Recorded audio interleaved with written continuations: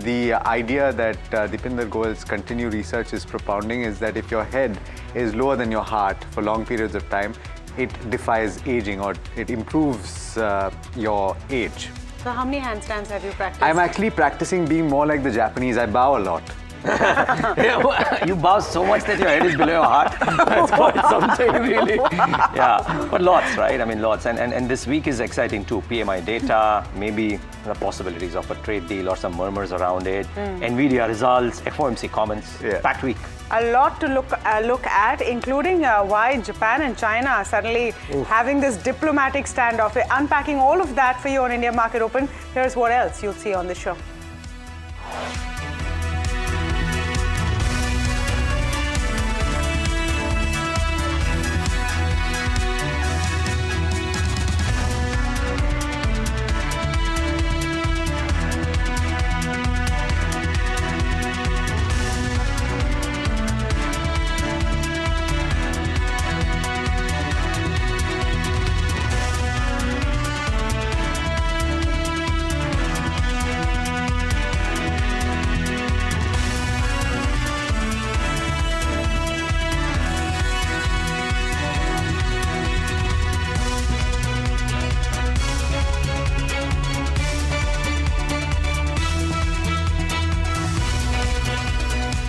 Let's start with the global setup. It was a mixed day of trade on Friday for US stocks, but largely a day of recovery, I would say. All three indices recovered from their lows, and more so for the NASDAQ.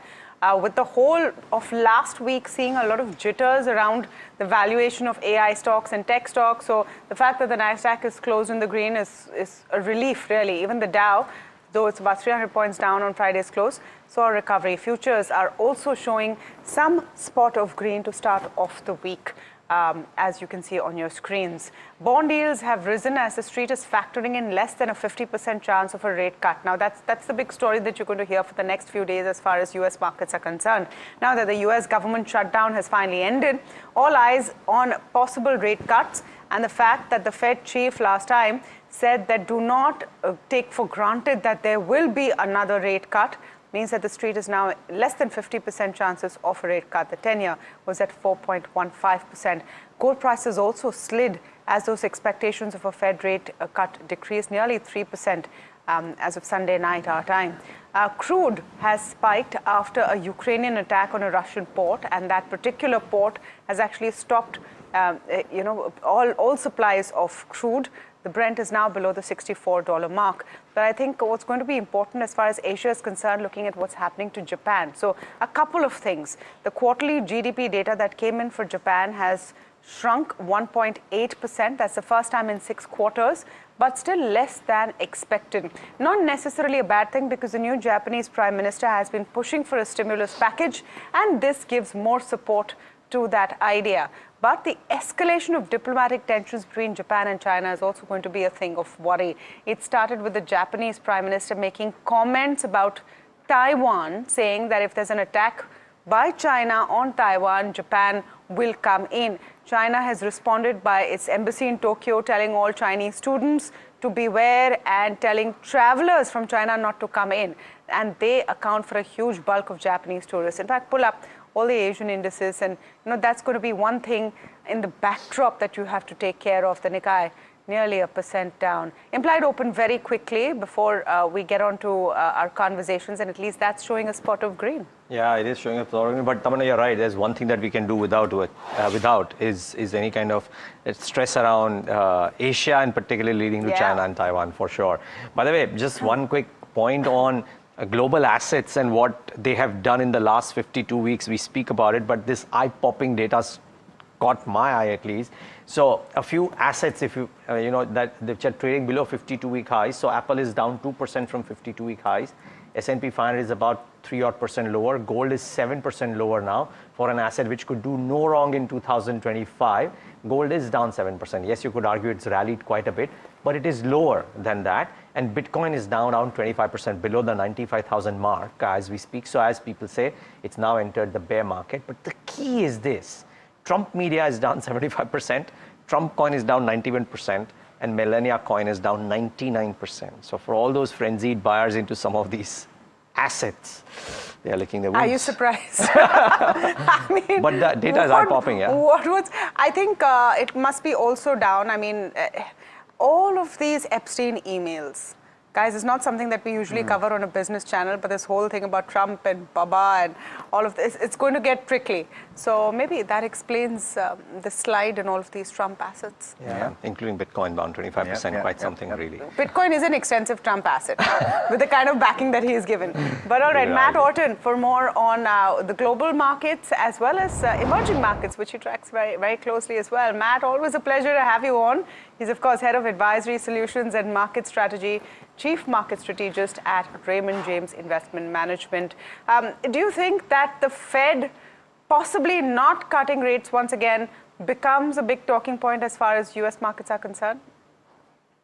Hi, good morning, Tamana. It's always great to join. And I do think the Fed and the moves related to the Fed are really the main culprit behind a lot of the, I'll say, pullback, softening investor sentiment that we've seen over the past couple of weeks as the market slowly moved down from its all-time highs.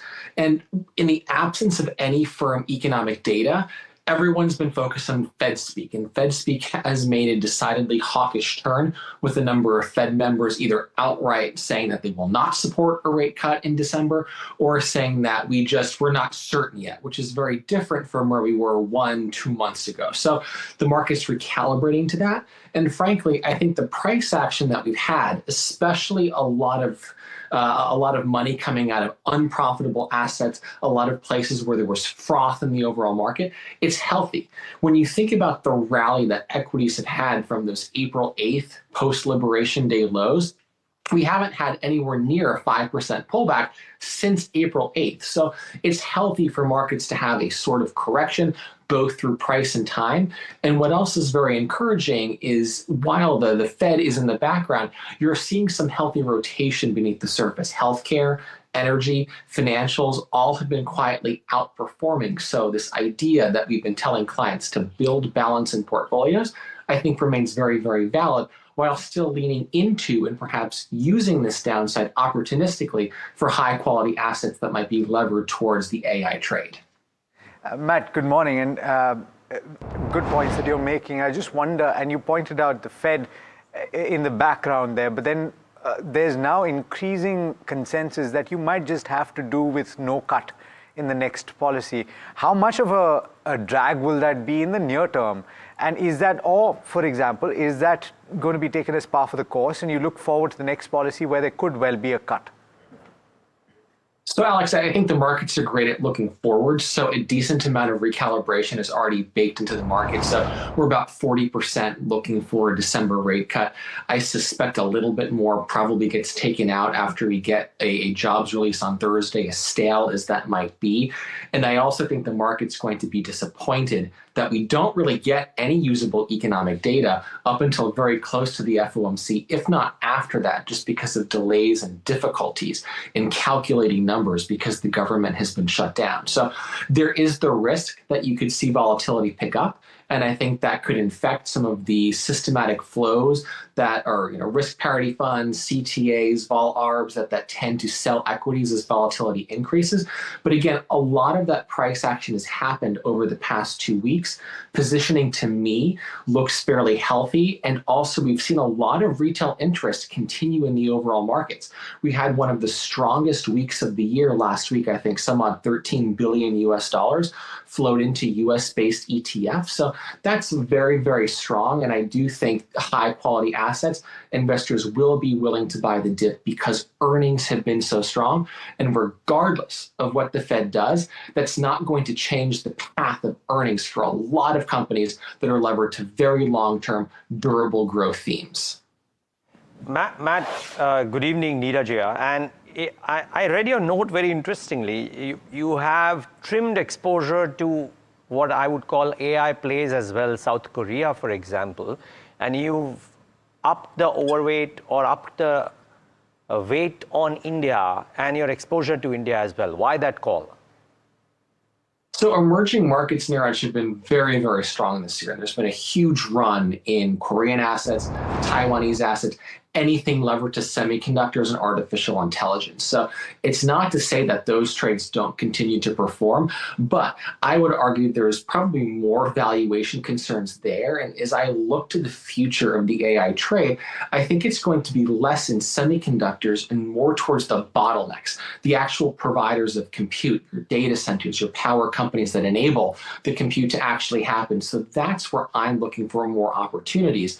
And when I look at the emerging market complex, a country like India has underperformed significantly the broader EM area, but you're seeing much better earnings. And that's been a huge reason for India's underperformance. And there's a lot of great companies in India that, despite the overall market's underperformance, have done well and have continued to post very, very strong earnings. So look at some of the auto names. M&M, one of my favorite names, that's continued to just provide great earning strength. Farm crushed the numbers. You saw really, really good strength across the automobile segments with a really, really healthy list of cars that are continuing to be launched. You look at even more industrial names like Adani Ports. You're seeing management really execute on building a better ecosystem for all of its clients. So there's a lot of areas of India that I think look fairly valued. And I want to be putting my money into work where I think I'll see outperformance next year and not chasing returns into the end of the year. Matt, I wonder if you're looking at Indian IT as an anti-AI play, and a little out of syllabus question, but are you looking at what's happening in the Indian primary markets at all? So unfortunately, I can't participate in any of the IPOs, but what I'll say, Tamana, is it's encouraging from a risk perspective. It's really encouraging to global investors to really see the dynamism of the Indian startup market and also companies wanting to go public. There's a lot of good companies that are coming public that are related to, I think, growing trends with respect to the overall consumer in India. So that, to me, I think is positive for risk assets. And they've been received fairly well, I would argue, especially relative to other IPOs in other areas of the world. When I look at the Indian IT ecosystem, I don't want to call it the anti-AI trade because they're still levered to, say, AI build-outs and developed financial companies in America and Europe. And I still am not constructive on the Indian IT market. I still think there's room for improvement. I'm not getting the best visibility from management teams when I look over where their growth is going to come from. But I do think we're getting closer to a bottom, and maybe in the next quarter or two, it could be time to start putting some money to work. All right, Matt, thanks so much for joining us this morning. Absolute pleasure as always. Thank you. All right, let's talk about what happened in trade last week. And you had 5 sessions of gains for the Nifty 50. It might not have felt like that, though, because the gains were actually narrow. Cumulatively, over the course of that week, you had the benchmark gain as much as 1.6% or thereabouts. And you had foreign institutions that remained net sellers through the entire week. They've net sold equity worth close to 5,000 crore rupees on Friday. But interestingly, domestic institutions have remained net buyers throughout. Of course, you know that.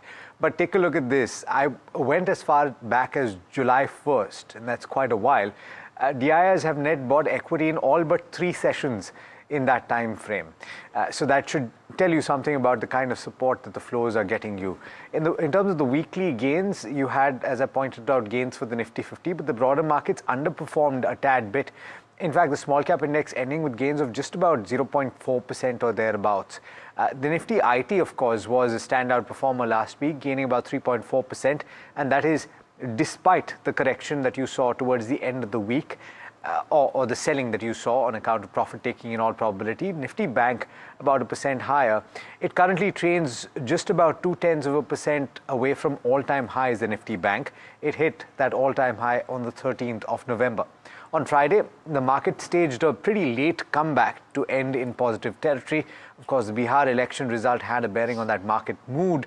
And the benchmark Nifty 50 traded in a pretty narrow range, 200 points. But you saw that spurt towards the end, not just for the benchmark Nifty 50, but also for the Bank Nifty as well. Most sectors ended positive, led by defense as well as PSU banks.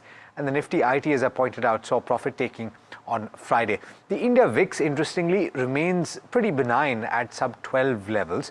Certainly something to watch out for. Most certainly, and you know, when you try and extend time periods, because we look at it on a close basis, but when you extend time periods, now this time correction and consolidation has lasted for over 14 months, right? I was just mapping it out. The level that we are at right now for the Nifty last was in September 2014. We were at the same level. So you kind of spent more than 14 months at the same level, if you will, gone everywhere and come back to that. So it's been a long period of consolidation, and which is one of the things that people pencil in when they say that maybe the next 12 months could be better. Who knows really? But if you just see Friday's move and attribute it to, you know, two of the key reasons, right? It could well be the weekend murmurs around the trade deal, not that too much has been heard there, or the market's giving cognizance to the extent of the NDA's victory in Bihar, because that was a surprise, the extent of the victory, right? So whatever the reason may have been, but if that momentum continues, then it actually pushes the RSI into the momentum zone, which is very positive for short-term traders. So you got to keep that in mind. Also, keep in mind when you look at sectors across last week, and Monday and Friday were good, Wednesday, Thursday, and Tuesday, Wednesday, Thursday were weak, but defense kind of scored well. So you're probably looking at defense likely to continue its mojo and outbeat other sectors. And for the last time this earnings season, at least, what we do every Monday is just bring a small snapshot, and we'll do a detailed chat, of course, with guests. I'm sure Alex and Tamanna have their thoughts too, but the small analysis of earnings and the dissection out there, the Nifty 500 EBITDA growth at 13.6% is the highest in the last 5 quarters. You may argue about sales, you may argue about profits, but EBITDA, a metric that everybody should look at, is the highest in the last 5 quarters. There's no doubt that this earnings season has turned out better than what was anticipated. Most people pencil in a revenue pickup in Q3, and that could be the key catalyst for earnings growth now, because companies have done the margin bit already. Now if revenue comes back, then the profit growth really comes up. So you got to argue for that. And from sectors that have done well in earnings at least, and not about price action, but real estate, top of the pile, healthcare, pharma, auto, to an extent metals, and consumption selectively have shown the best median earnings growth. So pencil those things in mind as well as you think back of earnings season and the commentary for the quarters ahead. You know, what also struck me is the number of companies that have gone from loss to profit in this quarter. This has also been an interesting quarter for a fair amount of turnaround stories which have been flailing. And in fact, Sharath is going to come in later on with a more detailed piece on that. But it's also seeming like something is changing, not just for one quarter. So we'll have to, of course, wait and see if that pans out for the rest of the year, etc. But, you know, especially in the consumption space, companies that have been struggling so far to turn around, I think we'll see a positive move. I mean, many theories going around on what happened on Friday. I don't know if it's the Bihar election, because that was clear by 10 a.m. Bihar was clear by 10 a.m. What happened at 2:55 or, you know, thereabouts is uncertain. Maybe it's down to what the United States also did over the weekend. They're realizing that they're struggling with high prices, which is impacting their citizens. So they've cut tariffs on a whole host of products which impact India beneficially, including spices, some masalas, etc., dry fruits, not too much from a listed perspective, because your shrimp, etc., are still hit, textiles are still hit, but they have started making these exemptions as the impact of tariffs are hitting home. So maybe that's giving hope that there's more to expect. Meanwhile, as far as the indices are concerned, I thought the CLSA note from Lawrence Belanco was interesting. He says, from a long-term perspective, the roadmap for the Nifty still supports an ultimate upside target of 37,375 to 37,400. Since the 2001 lows, the Nifty has traced out 2 completed bull market cycles, with a third unfolding off the 2020 lows. Expect that the cycle still has a few years in it, as well as over 59% upside. A close below the 50 DMA would put the Nifty back into the June-October trading range, 24,337 to 24,432 and 25,448 to 25,666. We have yet to see an impulsive breakout in the Nifty into 2026. We see a major breakout setup in the mid-cap. Since peaking in September 2024, the index has traced out a well-defined cup and handle that has taken shape below the 59,967. This is for the Bank Nifty, and the 16,925 resistance zone. This is a consolidation pattern similar to the one between 2021 and 23, and provided the platform for the sector's more than 70% upside. He goes on to give a breakdown for the Bank Nifty, 59,967 to 69,25. Resistance would support an ultimate upside target of 77,300 to 77,400. So some optimistic words coming in. Meanwhile, as far as the markets are concerned, Nifty's last minute rush is really the talking point. Last 30 minutes, you saw a 175-point surge. Q2 earnings were, of course, positive. You had the expectation of an India-US trade deal. All of that may be coming in. Resistance zone now at 26,200 to 26,300. Immediate support at 25,750. Friday's low becomes a buy on dip approach as long as support at 25,600 holds. For the Bank Nifty, the numbers on your screen: resistance at 58,990, 590, 58,720, 58,930, support at 58,180, 58,050, and 57,850. So those are some of the levels you need to look at. Meanwhile, let's go across to Puneet, who has the F&O setup. Well, thanks so much for that, and very good morning to all three of you. We have seen, as you rightly said, one of the key positive triggers in the last hour of trade. Because of that, there are three key points I just want to quickly highlight. There was a strong bullish candle that was formed on the charts, both for the Nifty as well as for the Bank Nifty. And because of that, a subsequent higher high and a higher low was formed. Now, if this will be maintained, will be one of the key ones that we'll be tracking. Those are the key 2 points. And in terms of sectors as well, largely seen that something like a defense, while it did maintain, and you guys spoke about it, IT was a disappointing factor. It started off the week with a lot of promise, but fizzled out very quickly based on, because we didn't have too much fundamentals. The AI rally has been sold off in the US as well. So largely lack of triggers in the IT space was one of the key ones. And while in the last month, it has seen decently well, you can see that it has seen a sell-off from the highs as well over the last week or so. So it'll be something to watch if this week could be a good one for the Nifty IT. When you look at the foreign invest positions very quickly, you have seen that in terms of what foreign investors have been maintaining, selling seen in Nifty futures. Because of that, the subsequent impact on the index long for foreign investors has been a key disappointing factor for the market. It's now down to just 11.1%.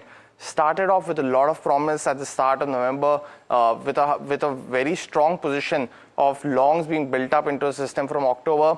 That rally has fizzled out very quickly. In terms of open interest distribution as well, it's clear that 26,000 remains as a key level for calls, and a lot of that has been carried forward from previous week's positions.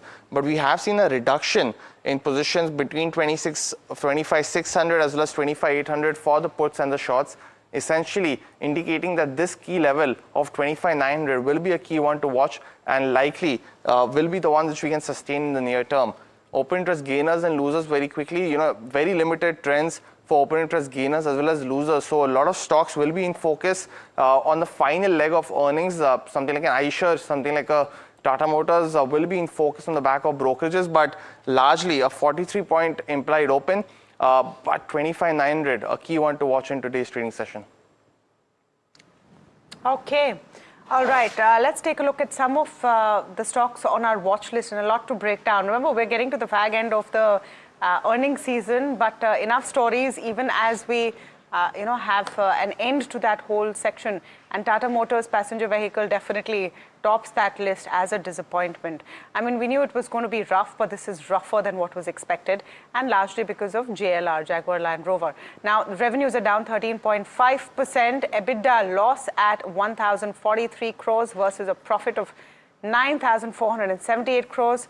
And you've seen net profit because of an exceptional gain. There's a net loss from continuing operations at 6,368 crores. Net profit from discontinued operations is also coming in. Now, what's the story here, and what is going to really hurt the prospects of the stock possibly today, which is why I thumbs down, is that the JLR guidance has dropped significantly from an upper end of some 5% to 0 to 2% as far as their EBIT is concerned for the next year. Their free cash flow outlook has also dropped to a negative. This is what Jefferies is saying on Tata Motors. They're saying it's an underperform with the target price of 300. Weak September quarter and bleak outlook for JLR. Cyber attack related disruptions continue in Q3 and should normalize by Q4. They see multiple headwinds for JLR, including increased competition and consumption tax in China, high discounts, and BEV transition.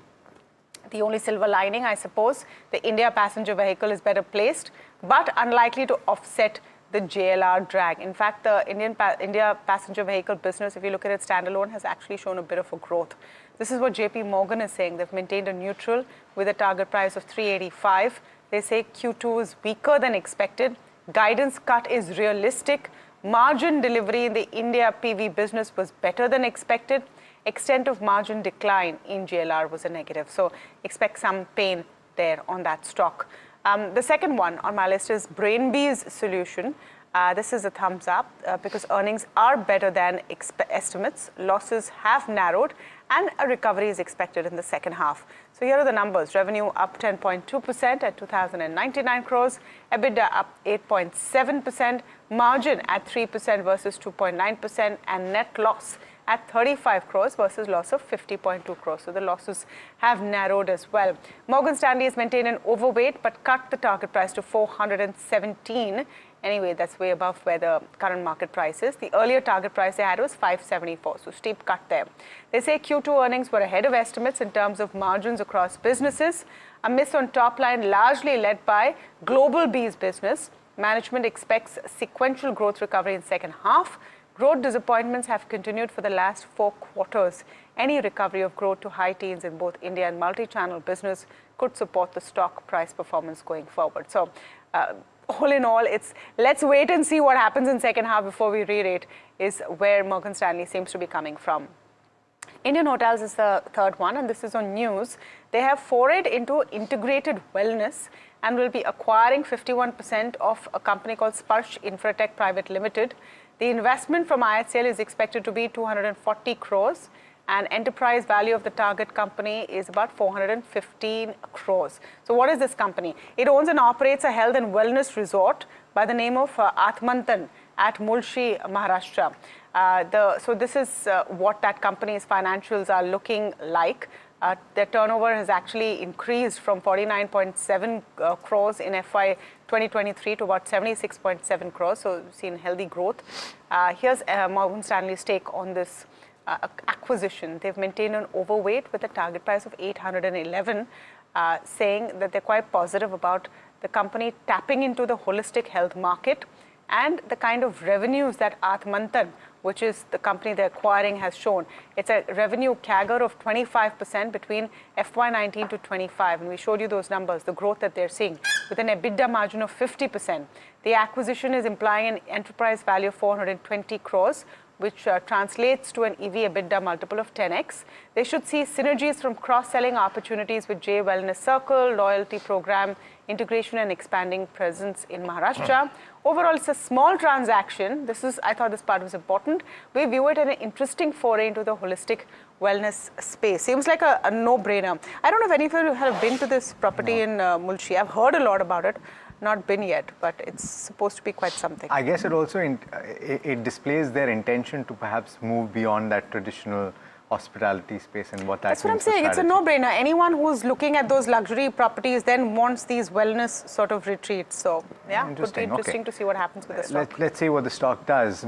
Max Health is on top of my list, and it's a thumbs down on account of a miss on both revenue and EBITDA. They've missed the consensus estimates. The PAT growth has been led also by a favorable tax impact. The average revenue per occupied bed has only increased by about 1% on a year-on-year basis, and the margins have come in slightly better than the previous year, about 30 basis points higher. The international patient revenue is up 25%, and this is something that I think a lot of the large hospitals are witnessing. Even though that contribution is only about 9% of the total turnover, this is something that you also saw for Apollo hospitals, and I think also Fortis. I'll have to check. But then these large hospitals witnessing that. Bed occupancy was at 77% compared with 79%, and if you actually look at what contributed to this, then you had Delhi as well as Haryana that contributed to most of the occupancy for them. They are expanding. There is an expansion project that has been commissioned at Mohali. It's a 160-bed new tower that has been commissioned, and 268-bed tower at Nanavati Max is set to go live next week, and beyond that they have a few more that head into commissioning in 2028. The earnings, as I pointed out, perhaps is going to see a bit of a negative reaction on the street. if at all, on account of a miss with consensus estimates. The second is also hospital stock. Narayana Healthcare, it's seen a strong operational quarter, 20% top line growth, margin expansion of nearly 200 basis points. The average revenue per operating bed at 1.49 lakh compared with 1.36 lakh, and so that's a healthy growth. The PAT growth of 30% on a year-on-year basis. So all the metrics, all the check boxes are getting checked in the quarter gone by. The stock, if you see an upside, you know why. And finally, V2 Retail, it's another thumbs up. Margins have improved significantly on a year-on-year basis. They have dropped sequentially, purely because the first quarter is incredibly strong for this company. Margin at 12.1% compared with 8.7%, 13.8% in the first quarter. They've opened 71 stores and closed one in Q2, ending with a tally of 259 stores. The sales per square foot is up as much as 3.8%. SSSG, which is same store sales growth at 23% compared with a very strong 34% in the year ago period. But they have turned a PAT versus a loss in the previous quarter, even though that PAT has shrunk on a sequential basis, stands at 17.2%.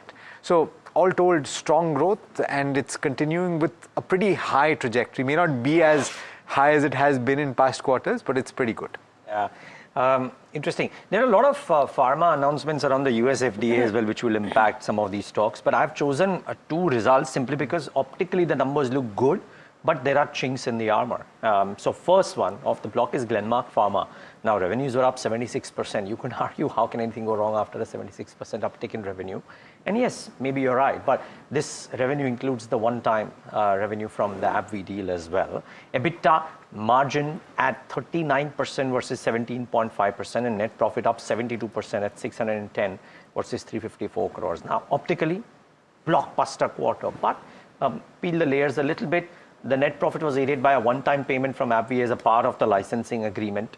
And while they expect more than 8,000 crores of revenues in H2 FY26, the estimated EBITDA margin for H2 is about 23% versus the 39% they've clocked in quarter two. So there are one-offs in this number, difficult to dissect entirely, but net-net, the quarter isn't as good as people would have wanted it to be. But remember, for Glenmark, what works, these agreements and the licensing deals that they've done in essentially open up a large market and large potential, and therefore, even if the stock were to cool off a little bit, if it does, I think the street will see through this, so keep that in mind. But not as clear as the reported numbers show. Similarly for Inox Wind, revenues were up 52%, EBITDA at 37%, margins came off a little bit at 20.4 versus 22.7, but the net profit was a whopping 91 crores versus 25 crores. So again, you could argue that what a blockbuster quarter would go wrong, but there were issues because while strong wind installation growth in India comes in because of the recent initiatives, brokerages are saying that execution will pick up in H2, EBITDA margins will cool, and target prices have just been maintained. After this quarter as well, there's no big upside in the target prices, 20-25% growth uptick from the current level. So no big dramatic upticks. And most brokerages are saying that their assessment of what Inox Wind will do at the end of FY26 and 27 in terms of execution is lower than what the company is guided towards. So therefore, frankly, if the company does very well in H2 in terms of execution, that could be a positive surprise. So watch out for this one. Now a brokerage note, Ajax Engineering. Citi has upgraded the stock to a buy from neutral. They've hiked the target price to 735 from 700. They say worse may be behind. They expect demand and margin trends to move higher. So keep an eye out. Maybe there's a reaction to this, though. It was already up 8% in the last session. So top three on my list. Okay, so we've been talking a lot about the Bihar elections and what it means, and of course it's a positive from the point of view of stability at the center, etc. But there are going to be possibly more ramifications coming in, and a couple of notes over this we can point out to it, Jeffries as well as MK. Or if I'm not mistaken, which talks about how this will be a bit of a pain. But Vishwanath Nair joining in to look at what the whole freebie culture means, and you could call it freebie, you could call it government intervention, you could call it whatever you want. But the fact that more and more states now are choosing to give out doles of one form or the other to a large number of citizens, what are its implications? Vishwanath Nair joining us for more. Right, Tamanna. So what we do know is what actually unfolded in Bihar, right? And what this means for the other states is something that we will answer over the course of the next couple of minutes. And the first thing is that the freebie economics have taken center stage as far as state elections are concerned. Now, during the current election, the National Democratic Alliance's 10,000 rupee grant to women across Bihar was a big contributor for that vote share that they gained. During their entire poll promise, they also mentioned about 2 lakh rupees of financial support for women entrepreneurs, which would also help the women in Bihar. Of course, all of this resulted in Bihar seeing its largest turnout of women voters in its history. This is not to say that NDA is the only party doing that. Even the opposition at that point in time, when the polls were being discussed, were also promising something similar. During NDA, as well as the others, poll pitch, they were also letting out free electricity, youth employment schemes. All of these things, of course, cost money. And that's when the question arises. Does Bihar have the ability to actually afford this? If you were to look at how much these things cost, about 40,000 crore is the outlay for such schemes. That is MK's assessment of this entire situation. They believe 4% of Bihar's GDP is about 40,000 crore, and that's where the cost is. Bihar is, of course, a fiscally weak state. Its fiscal deficit to GDP is 6%. That's very, very high because they were, of course, even if you were to look at that 6% number that they have guided for, April to August is already 27% higher than the FY26 target. So it may hit 6%, it may actually exceed that 6% target by the end of this financial year. And therefore, we are talking about the fiscal weakness, and these freebies are only going to worsen that situation. We were to look at the other states, it's not just Bihar, even in states like, say, Maharashtra, Odisha, Telangana, all of these elections, you saw similar schemes being rolled out, specifically targeted at women, targeted at young people. So this is now becoming more of a reality. Next year, you've got Tamil Nadu, Kerala, and West Bengal going into polls. The year after that, Uttar Pradesh going into polls. So all of these will play a major role in these upcoming elections. If you look at where the FRBM is, which was the Fiscal Responsibility and Budget Management Act that the government had passed, that recommends a 3% fiscal deficit for states. Clearly, they are not going to meet that. That's the expectation that most economists on the street have, that states are going to breach that 3% number and end up with a weak fiscal scenario. So this is going to play a lot of serious sort of activity when we're talking about state finances and elections that are coming up.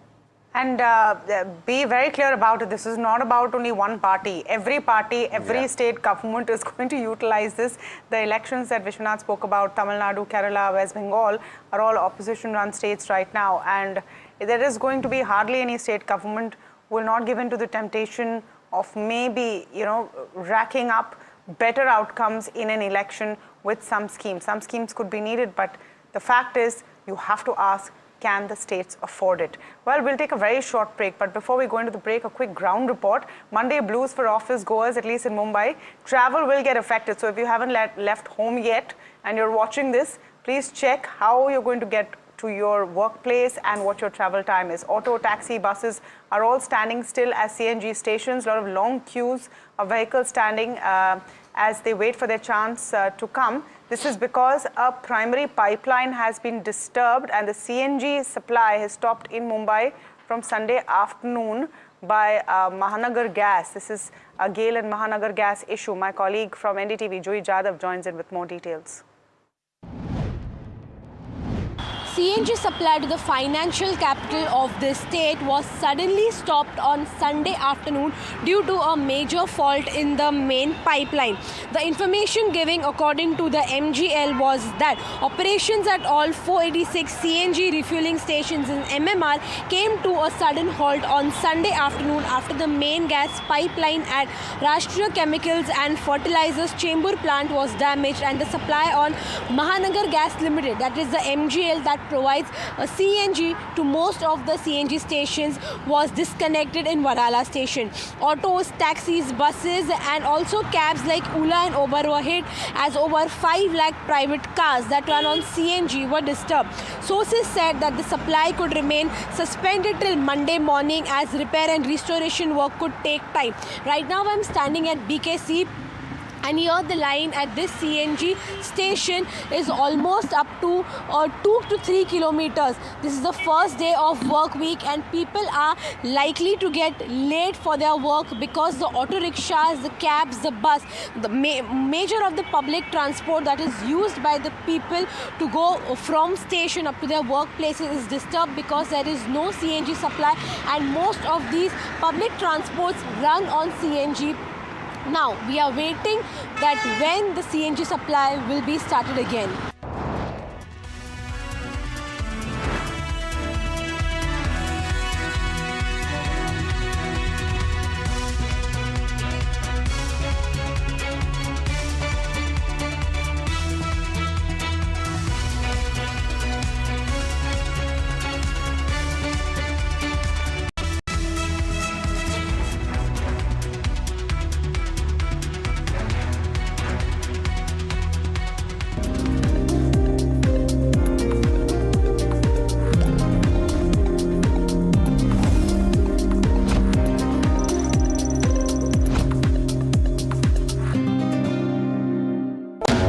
We unveil NDTV Golf Pro-Am, India's #1 golf Pro-Am, the course of champions, the conversation of leaders. What a stellar lineup we have here on the stage of the NDTV World Summit to announce the launch of the NDTV Pro-Am. Arguably India's greatest cricketer, one of India's most distinguished bureaucrats, a top international golfer and also a top Indian pro at the moment. One administrator who's doing more to lift the profile of Indian golf than anyone has in the recent years. All the top champions, the Tiger Woods, will all come from India in future. It's great to be here. Golf is growing across the globe and here in India as well. Whereas now the opportunities are increasing a lot. Thank you very much. You're starting golf. We want to thank you. That's very sweet of you. Thank you. I think that's very, very important.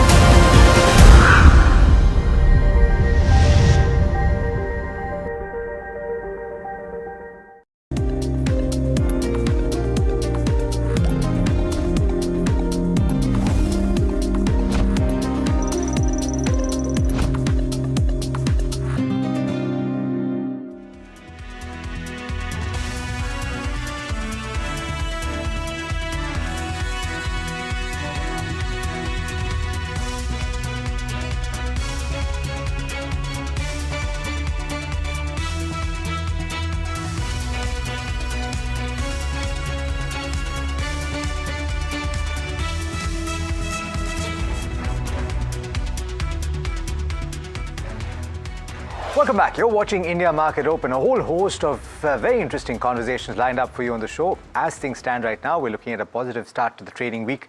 Just about 45 points or so is what Implied is telling you. We've got Kush Bora as well as Parag Thakkar in our studios as we normally do at the start of the week. Gentlemen, very good morning to you and thanks so much for taking the time. We've got a lot of questions for you, but let's start as we usually do with the setup on the technical side. We saw a pretty sharp up move in the last half hour of trade on Friday. Does that mean anything at the start of the week? Does that give you any sign that we could possibly start off and move upwards? To an extent it does, but before that I'm a little surprised that we aren't doing this show upside down. Upside down, hai ki nahi? The most common joke that you've got on the internet is the next time your food delivery guy comes, either bow or take your order upside down. Like I was telling these guys, I'm practicing bowing. Yeah, it works for the Japanese. Okay, on a very serious note, this is not surprising. Yoga tells you that, these headstands help you a lot, and pretty much all the actors and models, they practice inversions on a very regular basis. No, but did you note the real story in that whole post? Which is? Is that we are developing a device which will help you do this. He's also talking about that. So wait to see what is coming from continue. So underlying theme to both, hai na? No. Just to come back to the market, what's happening here is last last week we saw all 5 days of gains, which is obviously a very healthy sign from a near-term perspective. But if I have to give you an overview, it's cautiously optimistic, more towards optimism than caution. The reason for caution, let me lay that out first. 126,100 has been a near-term resistance. We've hit that and then retraced a couple of times. Also, FIIs are again piling shorts. I think their short ratio is about 89% or so. So that's the concern. But from a near-term perspective, as you rightly said, Friday also we saw a very sharp uptick. Whatever be the reason, at least on the price front, we've closed positive and we've seen a good recovery. So all in all, as long as the 20-day moving average is protected on the Nifty, which comes at 25,750 thereabouts, you stay long on the Nifty, perhaps even buy on dips with a stop loss just below that. Bank Nifty, more interesting setup. Third week of gains, but here to 58,500 is also a resistance from a technical standpoint. But options data also suggests that there is congestion. So this could be the pivotal level for the next week or so maybe. Again, similar view as the Nifty. As long as the 20-day moving average is protected, you stay long, you go long on the Bank Nifty for targets of 58,800 and 59,500. So all in all, the view is optimistic, mild caution because we're close to the resistance levels on both Nifty and the Bank Nifty. Last earnings reactions today, but any individual stocks that look attractive to you? Oh yeah, Monday weekly picks. So this week we've got Apar Industries. Very interesting setup, and the reason I say that is because the stock fell sharply at the start of this calendar year, and now it's retraced. And the resistance level for the retracement, that's 61.8%, that key retracement level, is at 89.35 after 16 weeks of consolidation. Apar Industries is closing above that, or rather closed above that on Friday. Volumes on the upside, very healthy. Near-term indicators also suggest 20-day and 50-day moving average conquered. So a positional bet on Apar Industries. Your targets are 94.80 and 9900. Stop loss at the 86.80 mark. And from a relatively shorter-term perspective, Varroc Engineering, very interesting setup. We discussed last week as well as a call. 665 and 685 are your targets. 635 is where you keep that stop loss. Okay. Keen to understand Parag Bhai's review of Q2, but before we get that, time for Heard on the Street. So Amit Sarkar joins in with all the chatter from the dealing rooms this Monday morning. So Amit, first of all, I want to understand if there's more clarity on what exactly happened in the last 30 minutes of trade on Friday. That was the big mystery. Well, it was a big move, around 175 odd points. There was a rumor in the market that the India-US trade deal might be signed over the weekend, and that could have led to this up move in the market. But so far, there is no exact reason why this move has happened. But given the fact that we have seen this move, now it remains crucial whether the index continues to hold on to this upward trend or not in today's trade. And given the fact that we have seen a sharp up move from 25,750 level, that remains as a strong support level for the Nifty benchmark at this moment. When it comes to stock-specific ideas, Eternal is one counter where there are buy flows that we are seeing on the FII desk. Dealers are indicating that Swiggy is finding it quite difficult to do the 10,000 crore fundraise that they have already approved, and that could lead to if Swiggy finds it difficult, then that would be beneficial for Eternal is what dealers are indicating. Hence, there are buy flows. When it comes to Fortis Healthcare, there are some sell flows that we are seeing on the FII desk. And one of the reasons that dealers have pointed out is that the stock has seen a strong up move of late. And now going forward, there are limited triggers for further upside. And hence, some profit booking in trade is what we are seeing when it comes to Fortis Healthcare. For Sun Pharma, multiple dealing rooms have given buy calls to their clients based on technical charts. So keep an eye out for Sun Pharma as well. For Voltas, the stock was gaining in trade despite the bad numbers. What dealers have indicated that there were too many shorts in the system, and that given the fact that we were seeing short covering, and that's the reason we had seen this up move in Voltas. Apart from that, one of the key positives that the street was taking from Voltas number was the fact that on a sequential basis, they were able to gain market share in a weak quarter. So that was the key positive that had come in from Voltas. And lastly, it was Zinka Logistics. There were some sell flows that we were seeing. Dealers are expecting a big block deal to happen around 250 to 300 crore block deal. That is around 2 to 2.5% of the total equity that could change hands. But on the positive side, dealers have also indicated that there is strong demand and the block deal might not happen at a big discount. So keep an eye out for Zinka Logistics as well. Okay, thanks for that, Somit. And we have to talk about one or two things which are from this list as well. And I think there is a commonality because the biggest talking point has been around Eternal over the weekend for completely different reasons. Actually, he made it a point to say Continue. Dipinder Goyal made it a point to say that Continue is not a part of Eternal. This is his own $25 million but since they are personal ubiquitous in some sense, right? Yeah, You could kind of merge them in all forms of conversations. By the way, I quite like what they have done, independent of the commercial reasons. But Parag, the reason I'm coming to you from the point of view what Somit pointed out as well, that if indeed one of those players is finding it potentially or possibly finding it difficult to raise the sum that they went out to raise at the valuations that they wanted, is that a negative for just that stock and positive for the others? Or is it negative for the space at large that it's only a 2 or 3 player market and one of them is finding it difficult to raise capital? Yeah, so basically, see, as we spoke last Monday, I think, my point of view is that if one company is building a war chest, just because one another company has raised money through private equity, that Zepto is of course not listed. So that's why, one company wants to create a war chest just to fight against that, so that they can also give to the customers for free, so this kind of fundraise, actually it doesn't. So I just thought by common sense that why should investors fund that? Why should equity investors give you money to create a war chest to fight against somebody? And so then this will continue. Everybody will give it for free. And so what is the economic sense in it? That is my entire point. But so negative I don't only have for anything Swiggy? against Swiggy, by the way. Negative only for Swiggy or negative for Eternal if as well? Swiggy is not able to raise, definitely it is more positive for Eternal and Zepto. Okay. More positive for Eternal, absolutely. because they are not able to raise that war chest. But I want to come to you, Parag Bhai, on what you think about Q2. And there's an interesting BOFA note also that we will bring about, because we're at that phase where we can, wrap up and look back. And usually, I must say, within the team, there's a bit of a relief when the quarter ends, because it's a very hectic time very for hectic. a business channel. Very hectic. But this time, it's also a very positive sentiment about the quarter. It's been good. Super. It's been nice to cover companies doing so well. Just your view on what the quarter so was basically, like. see, I'll start with banks again. SBI was a fantastic quarter. Banks reported much better margins than expected. It was a 100 bips repo rate cut quarter.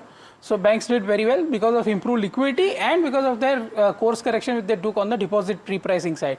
L&T record order inflow, 1,15,000 crore order inflow, and they are sitting on 6.67 lakh crore order book, which is the highest ever order book. So the third Mahindra and Escorts, both revising their tractor guidance upwards, which was a very big positive. I think they were at 5-6%, now they are 10-12%. So one of the component suppliers which is there in our portfolio disclaimer, which is Carraro India, they reported numbers, they reported 33% revenue growth and 44% PAT growth, right? So I would say the auto components, most of the auto component companies did very well. Tata Motors, I leave it aside, that is because of JLR issue and various other things. So I would say that it was a very good, of course cement was muted. Because of various reasons, because QOQ there was a margin price decline, plus there was a prolonged monsoon. But I would say that banking, L&T, Reliance retail growth, for example, Q2 16% retail growth, now Q3 is festive and GST cut led cheer. So I would say that all in all, if you read the signs, credit growth, the largest bank of India is revising credit growth upwards to 12 to 14%, and it is growing at a credit cost of just 39% on a 44 lakh crore loan book. That itself is a big thing, that itself is something which FII should understand now. Okay. And they should not remain 89% short. FIIs, I think, are in their own world of pain or because whatever it is AI it is. and all, and India does not have AI play. So But they're fed up of AI also right now. There's a question mark on AI. That's a good thing. I think if it doesn't correct too much, money can come to India. Okay. So and trade deal is also close, I think. Okay, so a lot on the horizon to look forward to. Just very quickly, what Bank of America is saying on Q2 earnings. They're saying earnings beat led by financials, healthcare and metals. Nifty earnings at a plus 7.1% year on year. Ex-financials and energy at 5.9% year on year. For the NSE 200, it has been an uptick of 8.3% in terms of year on year growth and a 3% beat. Earnings cuts to to moderate, growth to accelerate. They're overweight on rate sensitives, underweight on capex. They prefer large caps over small and mid caps as their earnings growth premium versus large caps has shrunk by 30% while valuation premium has expanded. So a positive view coming in there from BofA as well on the Q2 numbers. Very short break. We're right back with all the pre-open rates, the ideas that you need before we get into the opening session and so much more. Stay tuned.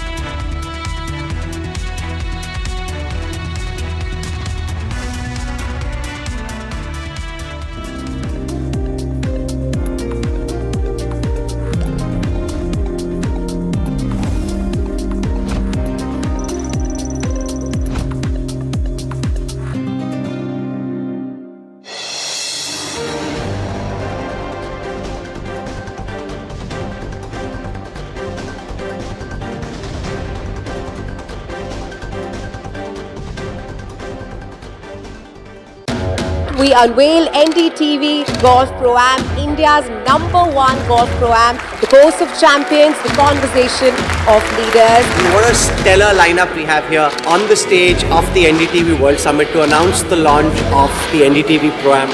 Arguably India's greatest cricketer, one of India's most distinguished bureaucrats, a top international golfer and also a top Indian pro at the moment. The one administrator who's doing more to lift the profile of Indian golf than anyone has in the recent years. All the top champions, the Tiger Woods, will all come from India in future. It's great to be here. Golf is growing across the globe and here in India as well. Whereas now the opportunities are increasing a lot. Thank you very much. You're starting golf. We want to thank you. That's very sweet of you. Thank you. I think that's very, very important.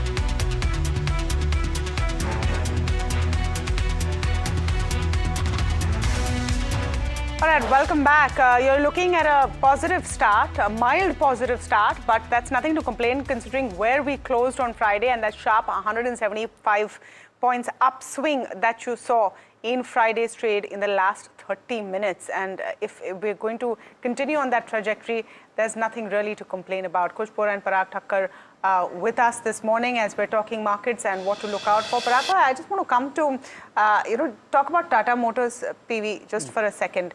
And the JLR disappointment was expected, but deeper maybe than what was penciled in. Do you think there's any silver lining considering that the domestic passenger vehicle business has not done that badly?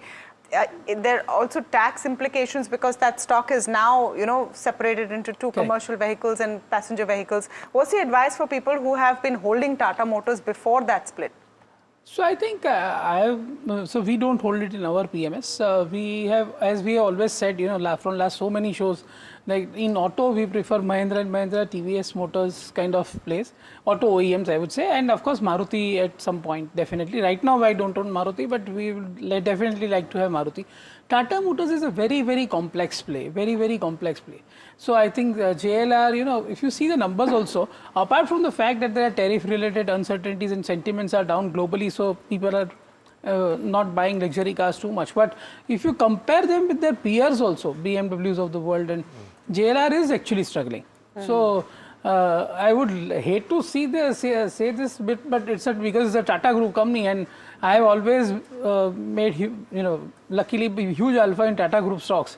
But there's one Tata Group company which I would like to avoid because there are too many moving parts. And it's a period of transition for them, is it not? They say JLR, but it's only Land Rover right now. Jaguar is going through that transition. And for this kind of complexities, the market cap is also 1,44,000 crore, which is not very cheap. So I would say that it has a downside for sure in my opinion. And it's so close to a lot of people's hearts because during COVID, people bought it sub 100 and it went to where it did. And so there is also this tendency to defend your choice and say, okay, let me hold for a little longer. People also, and everybody for that matter, not only retail guys, even we fund managers fall to this prey of seeing, being anchored by the prices, right? So for example, if you have seen 1100 at 600, you know, everybody, even I was, you know, compelled, you know, to buy because it was mouth-watering. But you have to see the realities, right? That the world is very difficult, and in this kind of world, to have, you know, such a large business of JLR which is underperforming, it is tough. So cut your weight. It's dead weight that you need to cut out right now if it's in your portfolio? So basically, see, again, as I tell you, I have a soft corner for Tata Group stocks. I cannot tell you that if you have, you book your loss.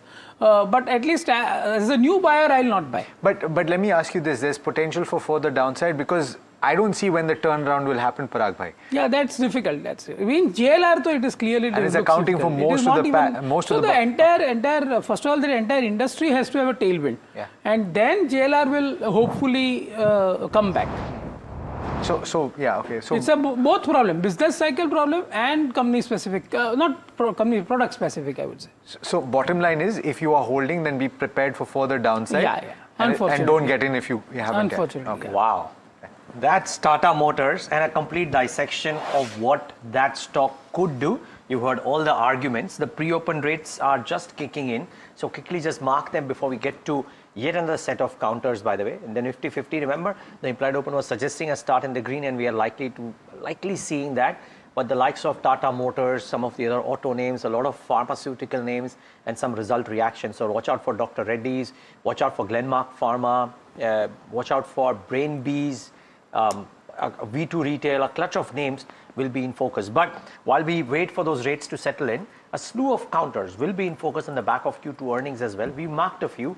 Anushri has a few more. She joins in. Anushri, good morning. Hi, morning Neeraj. I'll start off with Siemens Limited first. It's a mixed bag is what we are seeing for the second quarter, rather the fourth quarter for Siemens Limited as per their calendar year reporting. Now what we are looking at is about a growth of 16% in terms of revenue, which was led by the mobility as well as the smart infrastructure segments. Margins, we did see some bit of that impact, and this was on account of lower profitability in terms of the digital industries. In fact, if we look at the revenue also, that was on the more muted side that we've seen. The volumes were impacted due to lower orders as well as private capex being muted as well.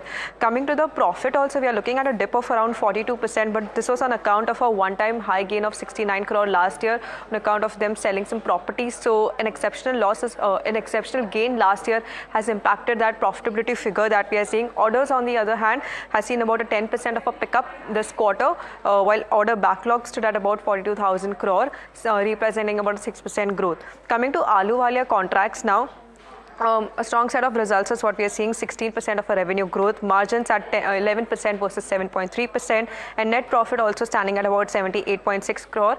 So lower construction expenses along with finance costs aided that profitability figure that we are seeing. Even if you look at the unexecuted order book, that stood at about 18,000 crore by the end of September quarter is what we are seeing. However, on the other hand, in a similar space, Ashoka Buildcon continues to report weak set of results.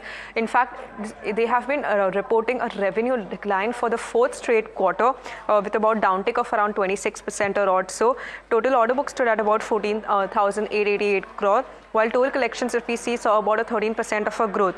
However, the company also reported that their 288 crore with MMRDA has been cancelled, so that could also play into that negative bit of an impact in terms of where the stock, how the stock price will do today.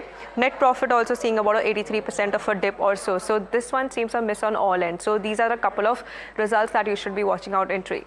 Okay, all right. Thanks so much for that, Anushi. And a few reactions that you should keep on your radar. Of course, it's still 9:03, so the rates are settling as we speak. Inox Wind, one of the big winners on the back of earnings. Very strong set of numbers. Neeraj pointed that out for you. It's at upper circuit right now. Transformers and rectifiers, another stock that we've spoken about extensively over the course of the last week. In case you missed it, there was a World Bank order that debarred them on account of certain allegations, and that was rolled back on Friday. Both times the company spoke to NDTV Profit. You can find those conversations on YouTube. Narana Healthcare reacting to numbers as well, up about 5%, one of the top gainers. IRB Infra, Jubilant Pharmova, Max Health, interestingly, despite a miss on consensus estimates, is up and about over 3% at this point and doing particularly well. There are a couple of stocks on the flip side also that are not doing particularly well, and some of them reacting to fundamental updates. But it's Exide, for example, that's moving on the downside about 3%. Any of these stocks that you would keep on your radar on the technical side? So, see, as far as Exide is concerned, this stock's been a shorting candidate for a while, continues to remain. So, 200-day moving average, it's dearly trying to hold on to that, but still trading below that. So, from a shorting perspective, I think Exide is still a good candidate. The 200-day moving average comes at 381, maybe close to 385 is where you can keep that stop loss and, continue to go short. Ahluwalia Contracts is showing a big spike. So after this spike, from a very near-term perspective, does it remain a buy? Not sure, but if it does sustain and close above, the 200-day moving average, which is the 900 mark, then I think from a risk-reward perspective, this becomes a very interesting buy. Also, Siemens was mentioned. While Siemens itself really not doing anything, consolidating with a very slow and a very gradual upward sloping move, I think Cummins and L&T from that space is something that you should have on your radar. Both stocks doing very well. Momentum also there, and I think they will perhaps get a fundamental stamp as well from Parag Bhai. At least L&T I know does. Okay, what else? A clutch of stocks, as we said, flying around, but a few stocks on which there are some negative news as well, and we'll get to all of those. But it's 9:05, that time of the show, we're going to get you the big brokerage call for the day. Remember, there are tons of them today, by the way. But Sharad has chosen the Jefferies note on Torrent Power, I believe. Sharad, good morning. Why this particular note? What does the note detail? Good morning, Neeraj. This is an initiating report, and there's a target price set at 1,485 rupees. Now, interestingly, they have stated that this company is a niche player when it comes to power distribution and generation play. Now, the company is having two businesses, and this is, of course, having a higher ROE than peers, and a steady growth numbers also company has reported. Relatively, the debt levels also for an asset-heavy business like this is on the lower side. 60% of the EBITDA is from the distribution business, and 8% CAGR growth is coming in with a 16% ROE. And even the generation, if you see, that's also up almost 1.6 times. The net debt ratio, that's also looking like below the 1% mark, and the 1.5 times EBITDA jump and ROE at a blended level at 12 to 13% augurs well for the numbers over the next 4 odd years. So this is an important report coming in for Torrent Power. Okay, the stock about 1.5% up as well in trade.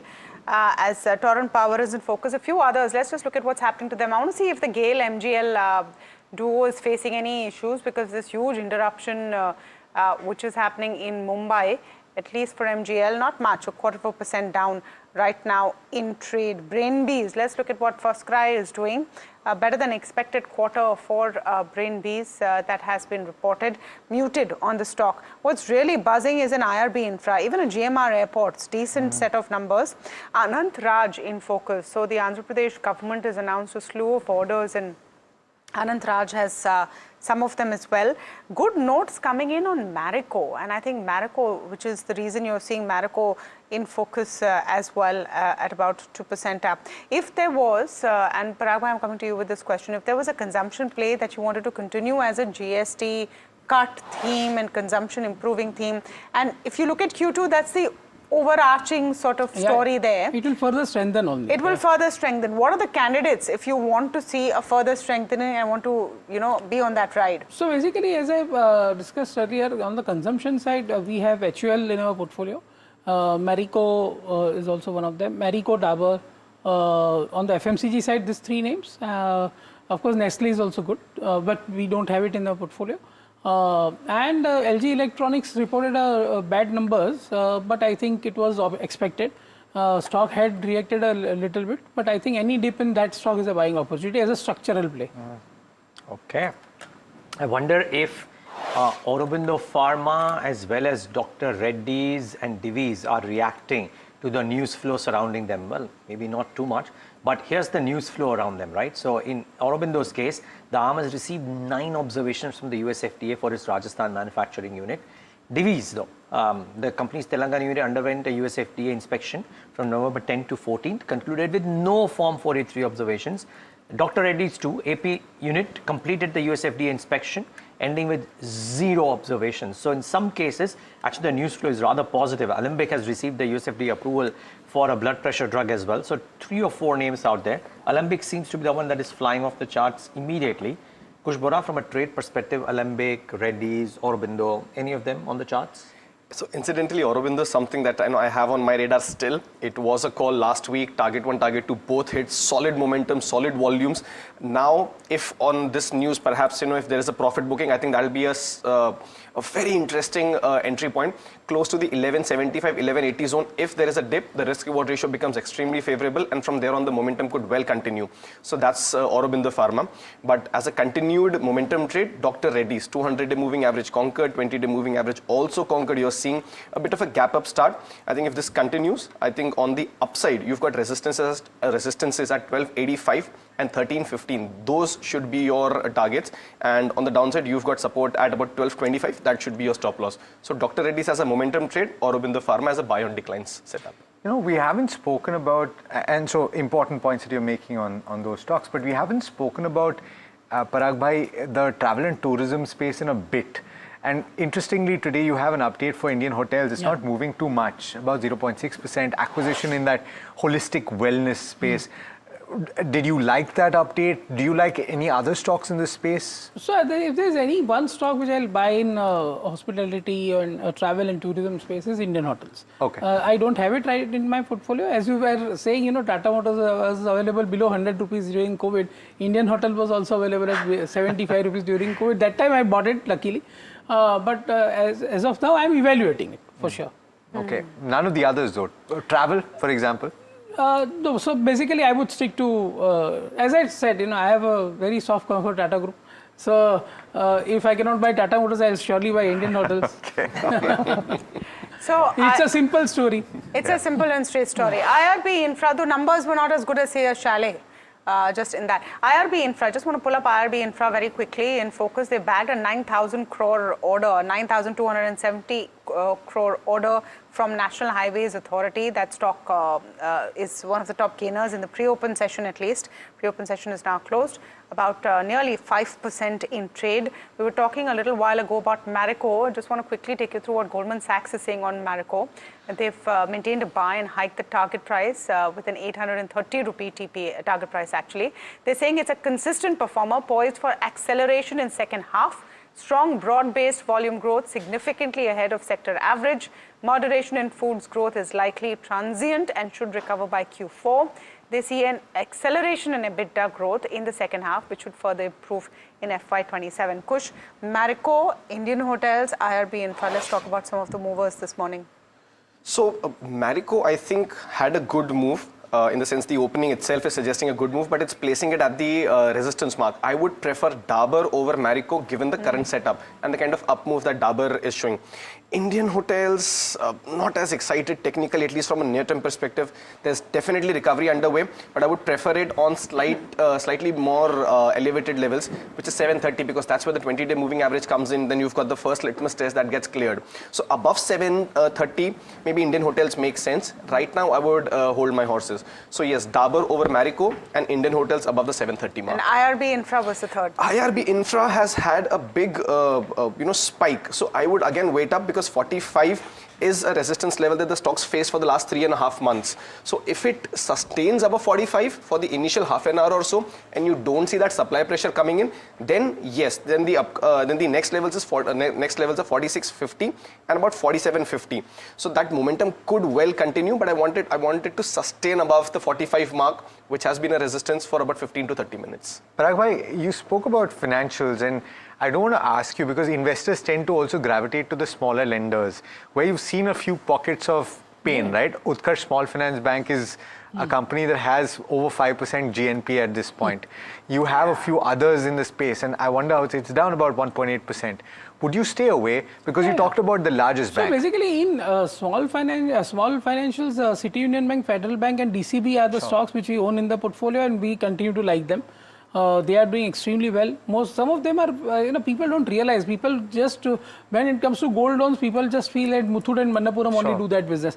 I'll tell you, City Union Bank, 29% of the loan book is gold loan. Federal Bank, 13% of the loan book is gold loan. CSB also. Yeah. So I'm saying that, and all these banks are very conservative banks. So they have not lended to microfinance or, in a big way.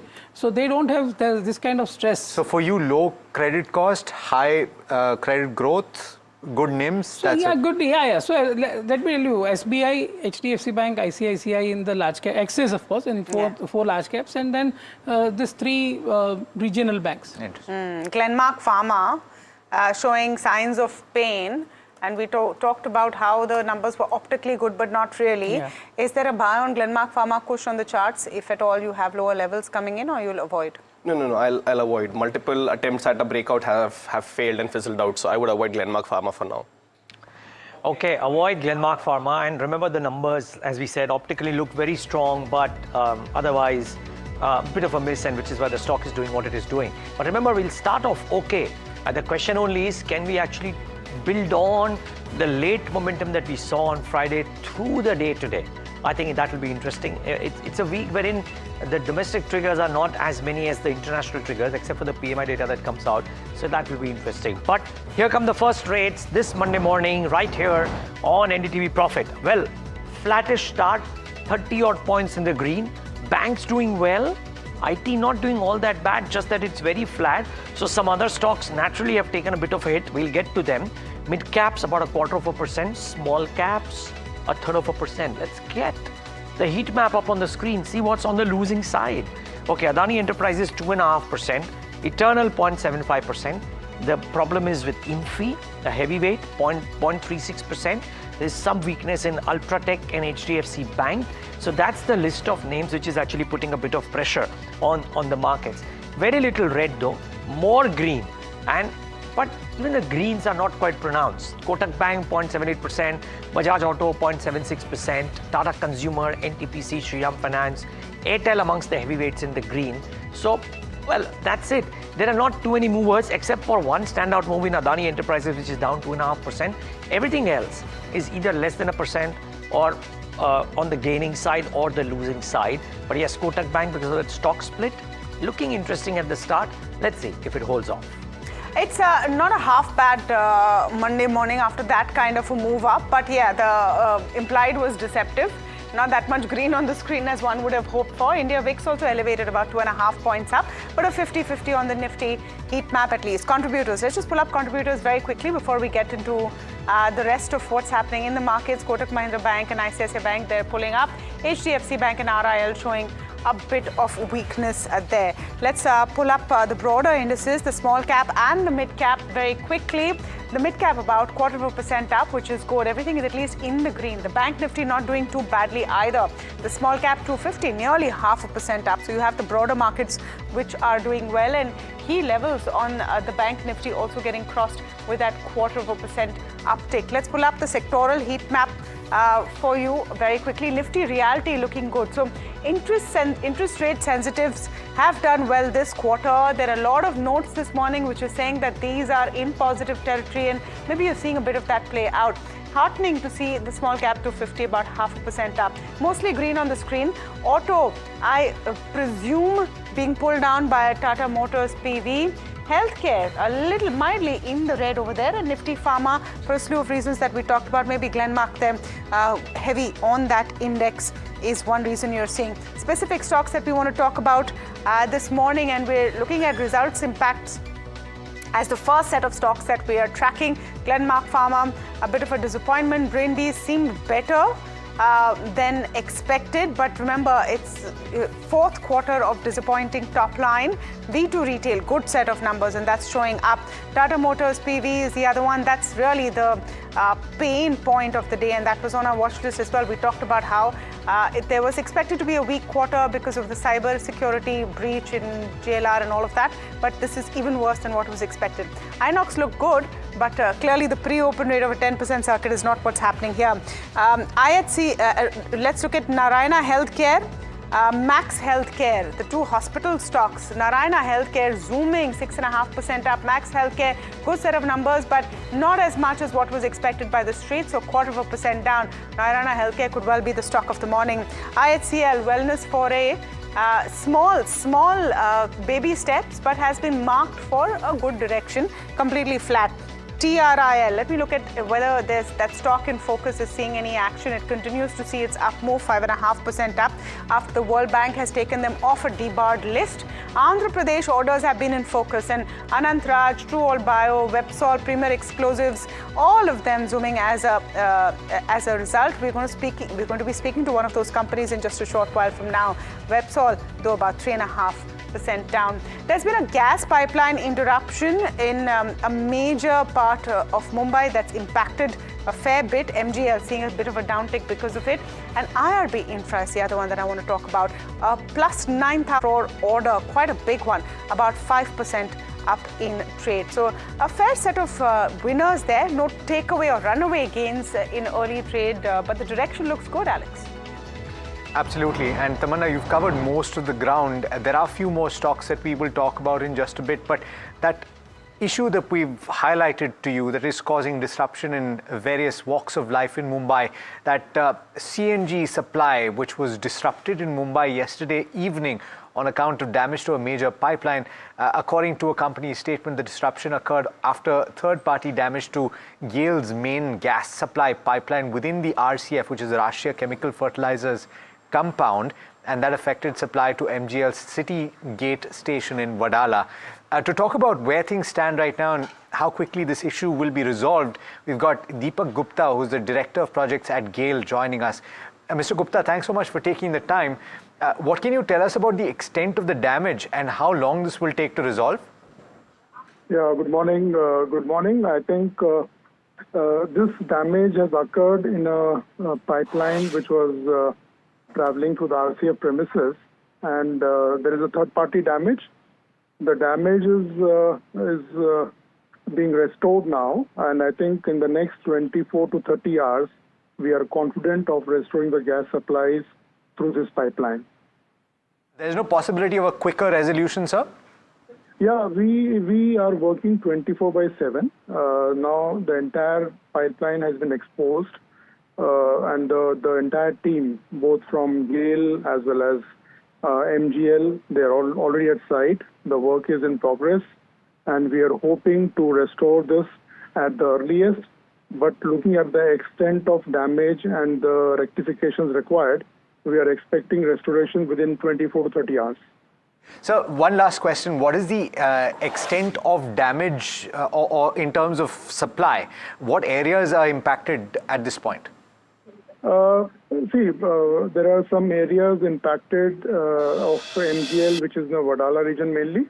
But then in terms of number of CNG stations, etc., I won't know the real number because that is for MGL to actually tell us what is the impact. But as far as we are concerned, the impact is about 1.5 to 2 MMSCMD gas supply to this region.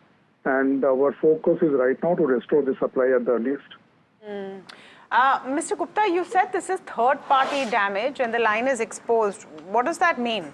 How has this actually taken place, and what is third-party damage? Trying to understand if this is something which was preventable. Ma'am, it is very much preventable. But then this line is going through a very secured RCF compound, and when these lines are all buried lines, we bury them underground. And it seems there was some boring or something happening over the line, which was not desirable, which should not happen, because we have markers on the lines, etc. And this is a very clear indication of a gas pipeline running through that area. So the third-party damage means there is a puncture in the line from which the leak has occurred. And this particular small section of pipeline has now to be replaced by a new section, for which the work is undergoing. And as I said, maximum 24 to 30 hours, we should be back supplying gas.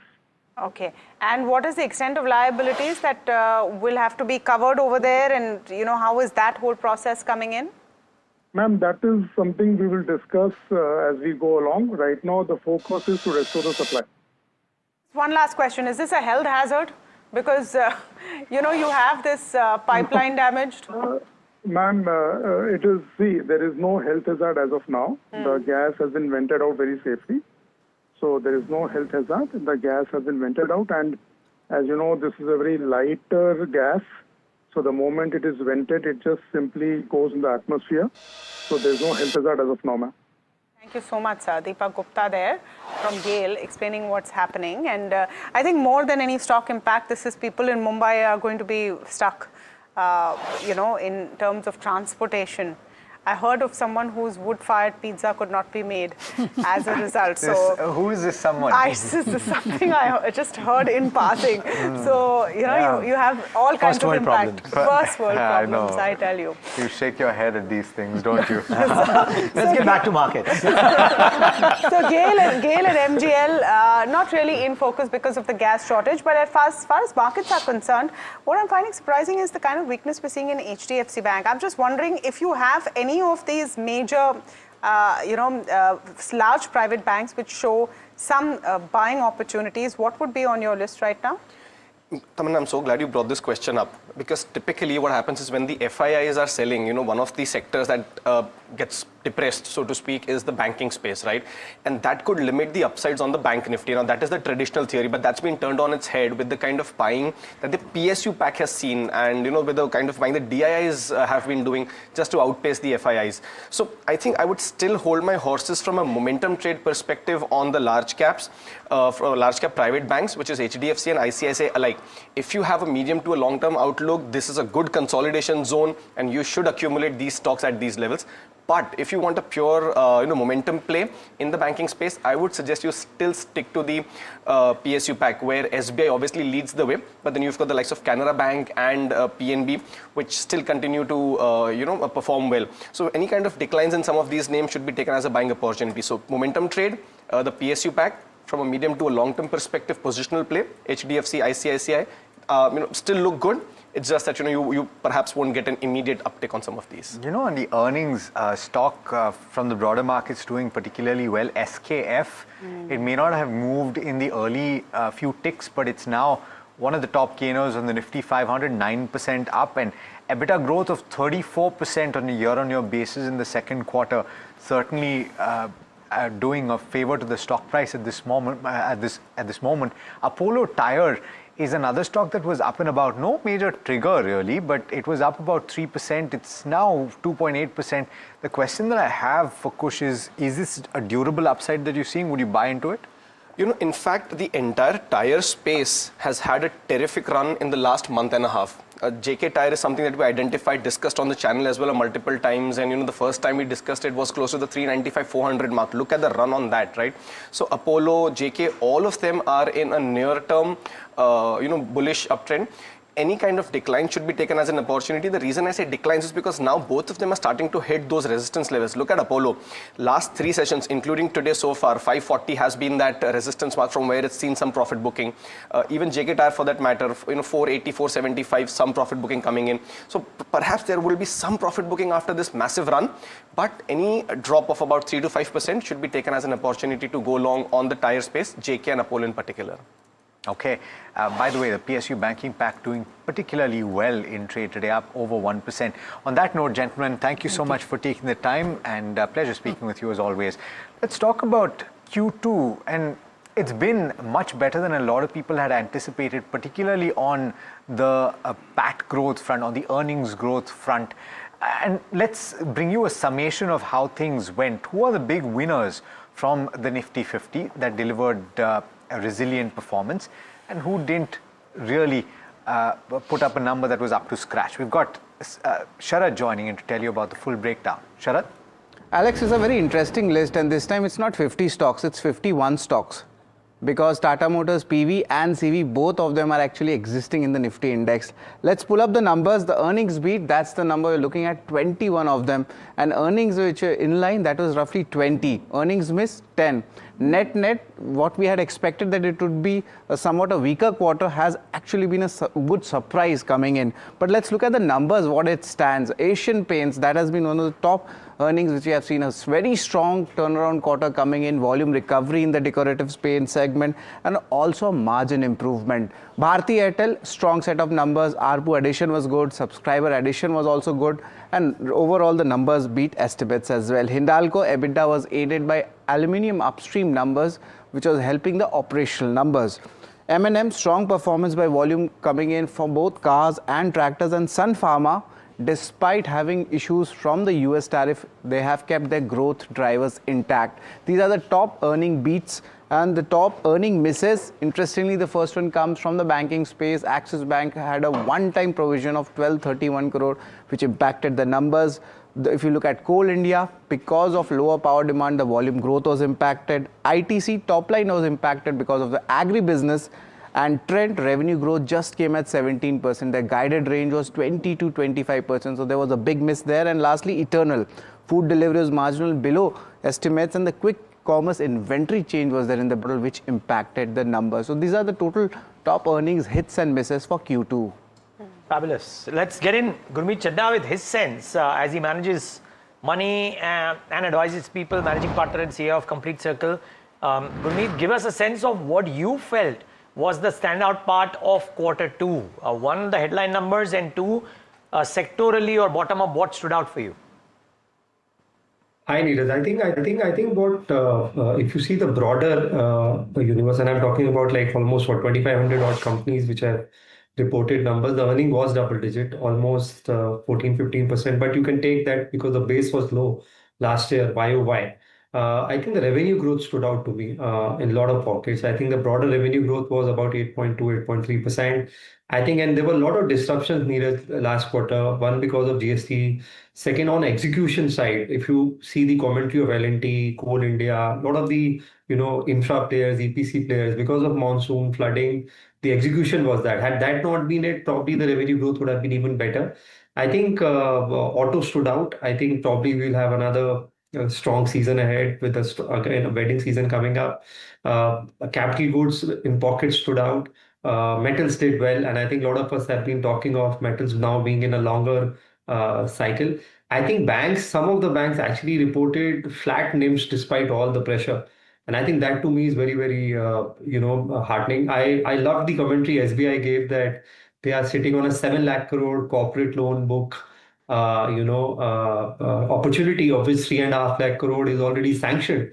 I think with RBI making changes on corporate loan, removing caps, allowing M&A financing, I think corporate loan one should watch out for, because last 5-6 years we are used to retail doing the heavy lifting. So I think that stood out to me. And little bit of commentary on capex, Neeraj, like for example, a lot of auto companies did capex.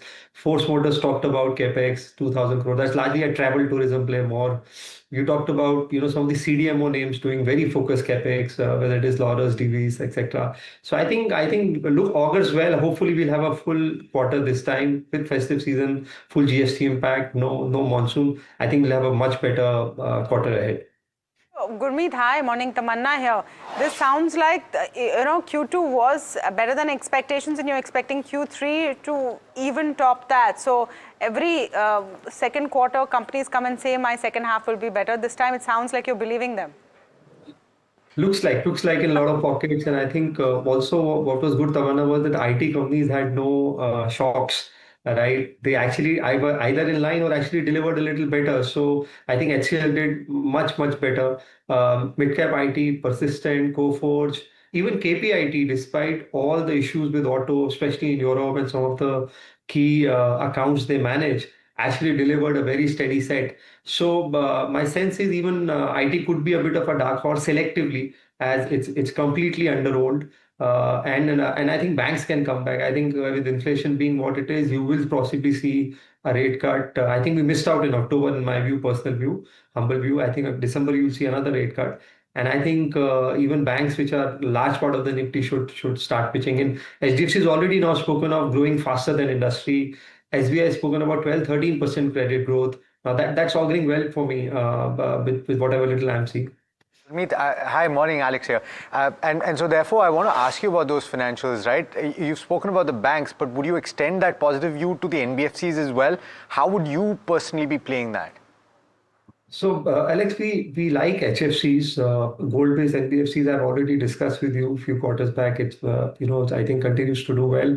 I think we saw a good move in some of the consumer-focused NBFCs. I think Bajaj Finance was a bit of a disappointment because they really reduced the guidance. Numbers weren't that bad, but the band was more 21, 22 from 22, 23, and the market reacted. But I think it's at a 3 lakh, 4 lakh crore balance sheet, you cannot grow 30%. I think it's prudent that they grow more at 20%, and that is how I think there is a bit of a derating which happened in Bajaj. So we like HFCs. It's a very difficult business. Once you it's very difficult to get it right, but once you do get it right, I think the people tend to stand out. So we like Home First, decent correction there. We like PNB Housing in that space. I also think some of the capital market plays will come back as market starts becoming better.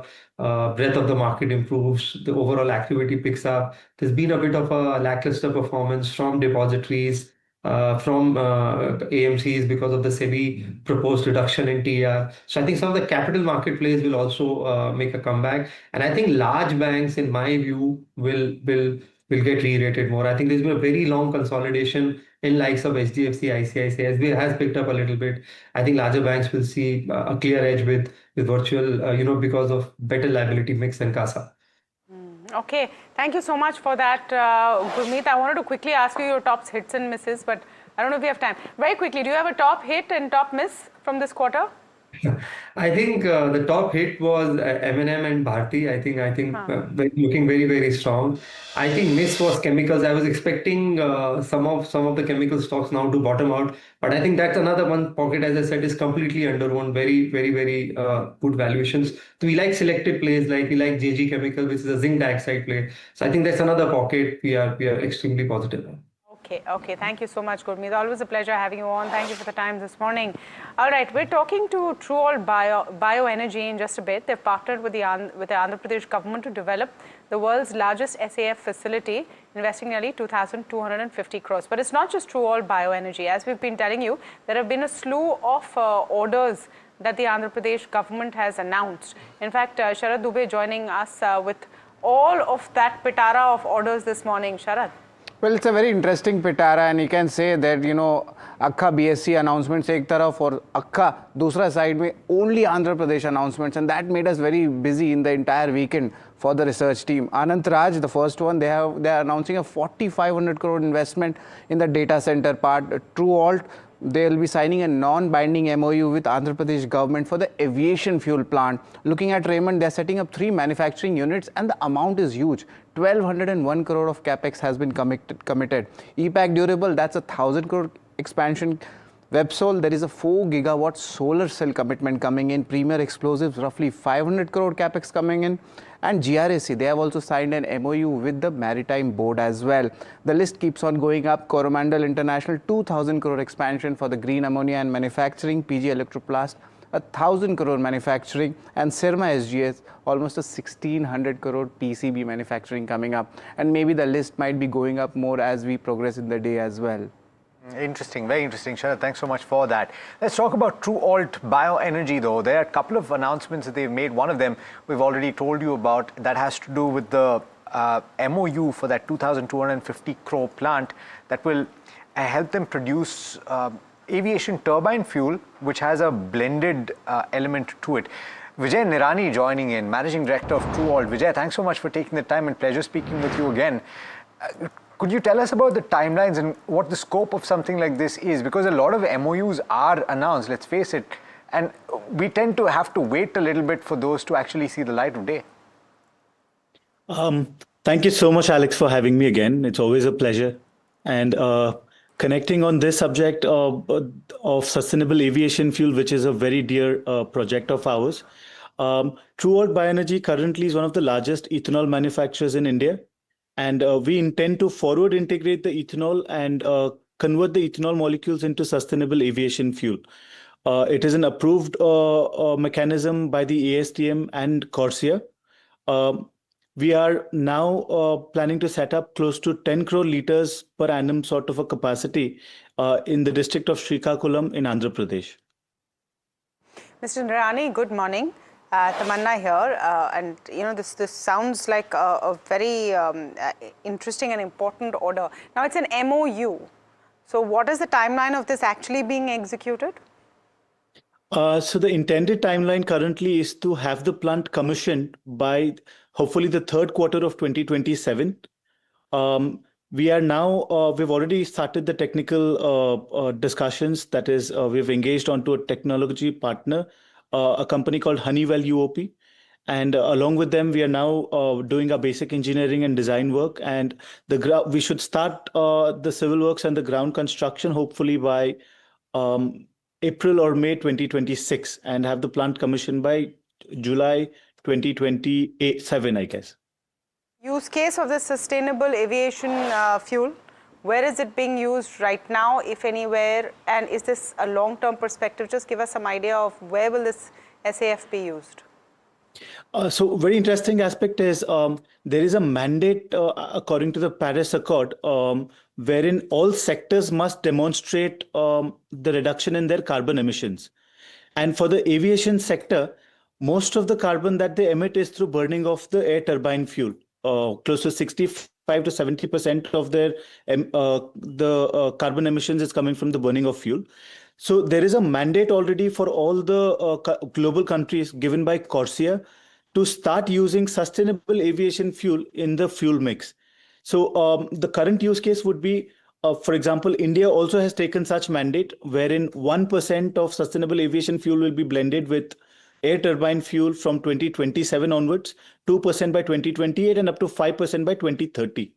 And similar such targets or mandates have been taken by most of the developed and developing countries in the world. So India, interestingly, has a lot of refining capacity and India exports a lot of refined air turbine fuel already. So there is demand going to pick up for blended air turbine fuel, which already also has sustainable aviation fuel element into it. So that's a big opportunity that India has, and we are trying to capitalize on this opportunity. Vijay, good morning. Neeraj here. A lot of MOUs for no faults don't quite see the light of the day. Are you pretty sure that this will go through, and are you sufficiently funded for setting up the capacities?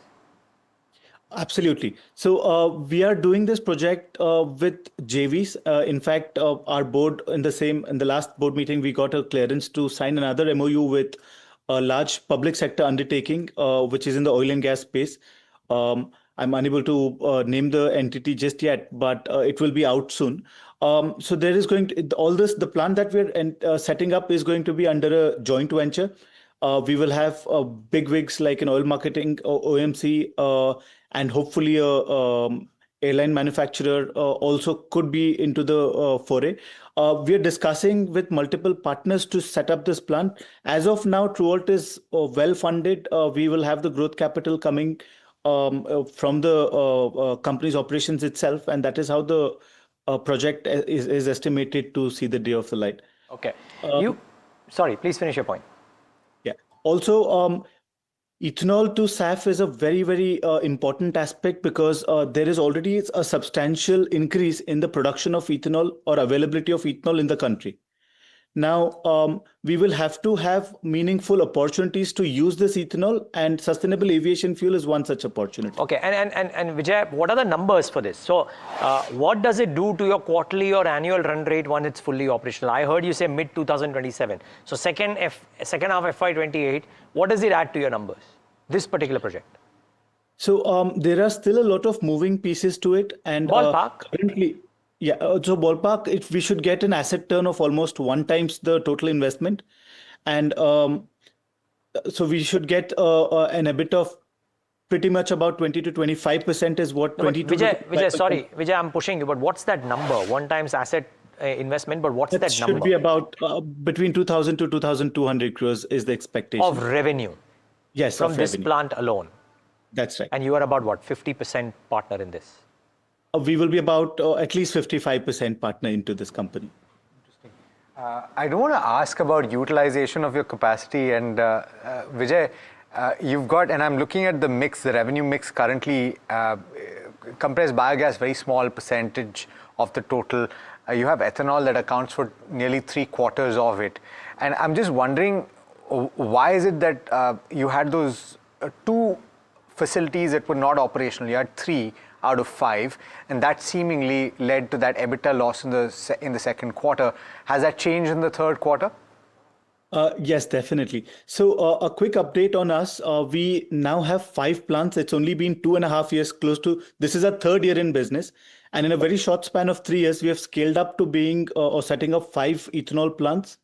And we now operate, out of the 5 plants, 4 plants have got the government clearances to operate. And the 5th unit very recently got the approval to start operation.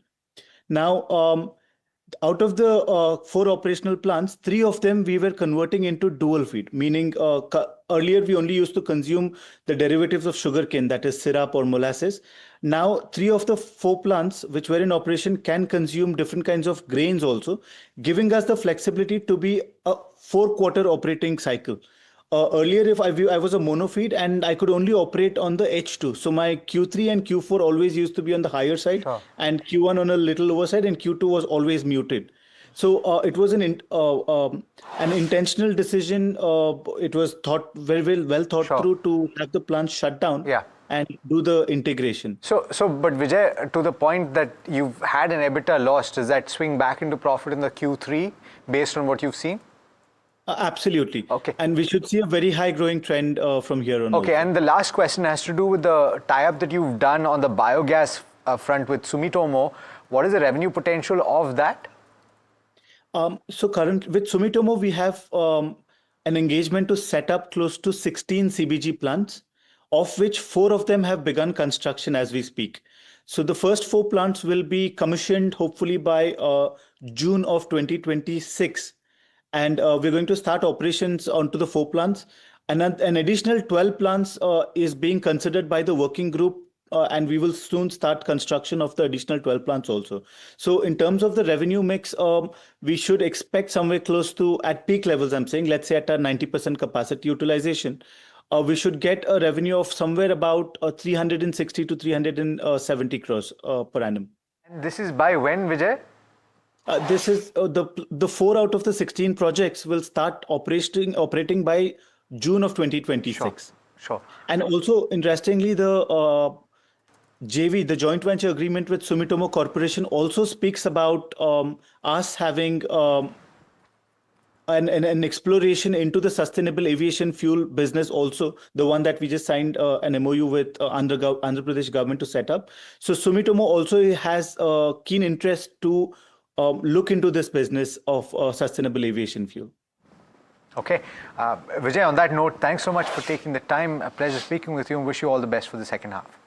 Thank you so much, Alex. Thank you. All right, let's talk about Dixon Tech. It's another stock in focus on account of a strong Q2 with revenue up more than 29%.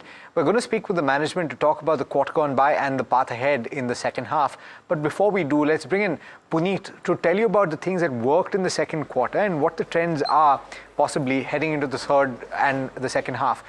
Puneet, over to you. Well, thank you for that. It's been a strong quarter, as you rightly said, but there are some key aspects and multiple in terms of Dixon to talk about. Revenue as well as EBITDA was up 29 and 31% respectively. Profit also showed a strong growth, but there have been some key aspects that multiple EMS companies have now gotten an approval under the new ECMS schemes for certain projects, while Dixon is still awaited on that. So that'll be the first key thing I'll be watching out from this conversation. The other one has been that the EMS players are facing increased competition from Chinese EMS players who have been working with companies like Vivo, Oppo, amongst others. So what has been the market share of Dixon in terms of the overall EMS production space will be the other couple of aspects I'll be watching out for, and what's the outlook going forward. And third, as well as the most important, is the JV with which Dixon has with multiple companies such as Vivo and Longcheer. What has been the approval process? Has the government approved them? Because that is something that we are still waiting on by. So while there has been in the industry a revigoring of under the new ECMS scheme, Dixon has largely been absent. These will be the three key aspects from this conversation amongst others, but Q2 was a strong performance by the company, but the future is something that we want to talk about, and these three things is what I'll be focusing on. All right. Thanks a lot for that, Puneet. And let's get in Saurabh Gupta, Director of Finance and Group CFO, Dixon Technologies. Johnson right now on the show. And Saurabh, you wear many hats at Dixon, so excuse me if I got one of those designations wrong. But thank you so much for joining in today. Yeah, good morning, Neeraj. No, thank you. You got it right. Absolutely. Perfect. Thank you so much. Yeah. Okay, great. So, Saurabh, two or three things, and maybe we can start off with, or maybe we can come to the Q2 results in a bit. But I think Puneet highlighted one or two key points, which I wanted to get your thoughts from. And because you are a giant, you're the biggest player out there in that space, would love to understand from you, how does this whole piece of rising competition in two ways, right? With multiple companies, multiple EMS companies getting approvals for key areas which you guys have been the leaders of, and the fact that Chinese competition in the EMS space is also picking up. There were a couple of notes which were saying that the aggregate Chinese market share in the EMS space in India has gone up over the last 12 to 24 months. How does this, or what does this mean for a large dominant player like you in terms of market share, in terms of margins, and in terms of future growth opportunities? Yeah, Neeraj, so my sense is competitive intensity has gone up, but we continue to be the leader across the various EMS players in India. We continue to have the largest share or the lion's share of all the large brands. And I think so over the last couple of years, we have been able to stitch some good partnerships, like partnership with Longcheer, which is a large ODM. So once that JV is operational in the next 4 to 5 months from April onwards next financial year, I think so we will be able to pull in more volumes in that JV. Also, we feel that our relationship with another anchor customer of ours is going strong. So our volumes have not come down with that particular anchor customer. It's just that anchor customer has diversified and has added one more EMS player. But we continue to gain the volumes, and we'll continue to gain a larger share of export volumes for that anchor customer. So we are pretty much confident about our order book of 60-65 million for next financial year.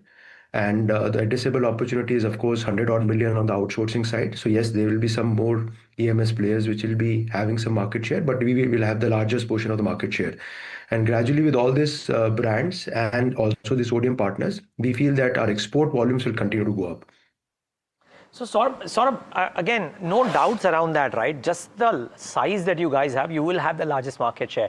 Is the incremental bagging of newer orders, in that would your dominance in terms of the percentages come off a little bit, if at all, part one?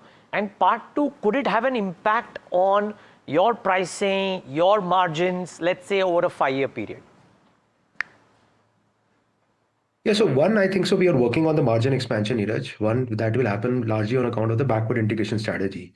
So our foray into displays, camera module acquisition that we just recently did, our foray into mechanicals, lithium-ion batteries, I think so will be all lead to a decent margin expansion. So that is what we are gunning for. And also we feel that across all the EMS players, we have the largest capacities. We have very deep relationships, and also there's huge focus on driving more efficiencies across the various plants that we have on account of more investment in team, in digitization, in training and development of our people.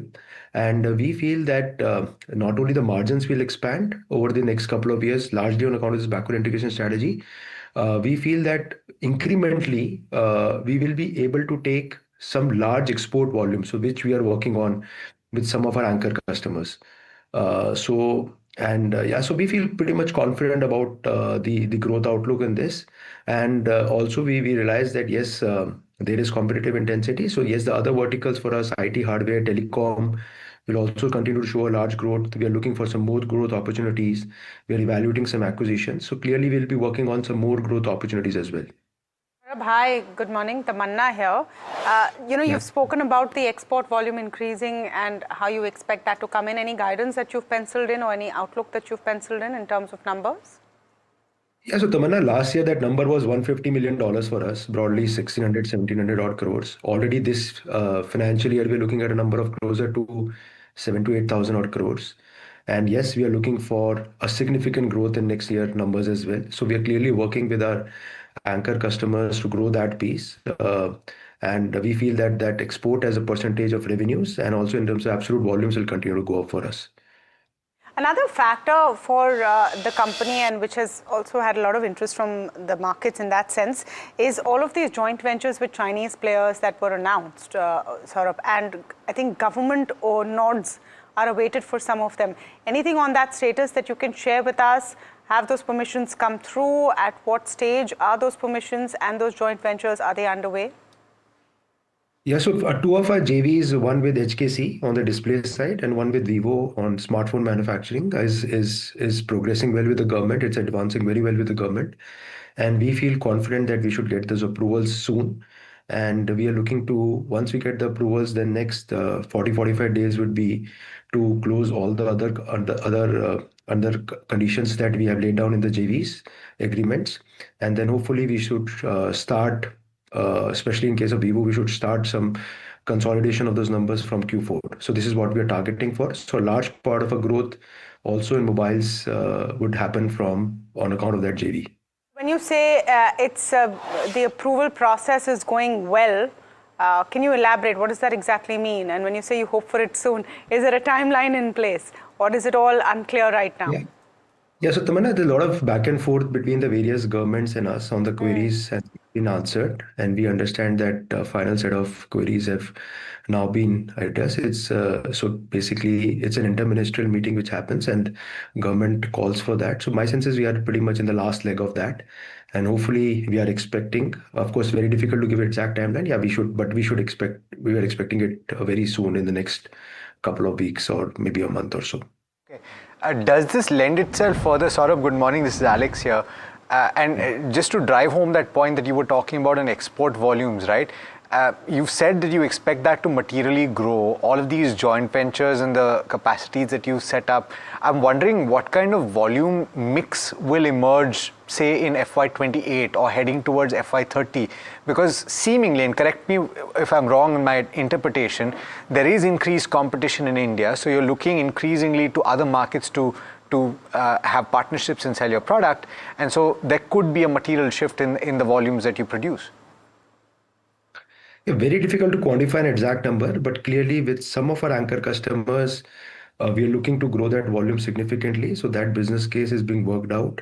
Yeah, we'll have a better visibility in the next, I think, so couple of quarters for that. But my sense is India will continue to grow. And I'm assuming that the Indian market will also continue to grow. There's still a large penetration of smartphones which need to happen. And we being the largest player would be the biggest beneficiary of that. Exports, yes, as a percentage and absolute number, it will continue to grow. Very difficult to quantify, but we feel confident that we have put all the building blocks as far as the smartphone manufacturing is concerned in terms of the backward integration, a team, the better infrastructure, partnerships, and a lot of work is going on the other aspects of industrial engineering and other parameters, which will make us more and more competitive in the export markets. Right to say that the margin profile for your export business is better than the domestic business? The reason I ask is that while you are by far and away the largest player, you're at 53% market share, correct me if I'm wrong, in the second quarter, and that's dropped from 64% year on year. So there is obviously that pressure. And so to defend your margins, one would think that a higher export share would be a boon. Yes, exports will definitely help it, because if you are manufacturing both export and domestic volumes in the same facility, it leads to operating leverage, so which will always have a positive impact on the margins, along with a backward integration play. So yes, I'll not say that exports would have a better realizations or margins. Pretty much yes, but definitely if you have more volumes in the same facility, that definitely helps on the operating leverage side, and that has an impact on the margins. Saurabh, because because we didn't get a chance to talk post your numbers, and I was looking at some of the con call commentary as well, right? That aspirational or the target 1 lakh crore revenue that you guys have spoken about, is that by FY28 or 29? Just for my clarity, because I think the growth rates CAGR number changes materially depending on the year target. Yeah, so that should be achievable in 27, 28. 26, 27, we are looking at a revenues closer to 80,000 odd crores. And from there onwards, we feel that growing at, of course, we are evaluating a lot more opportunities now.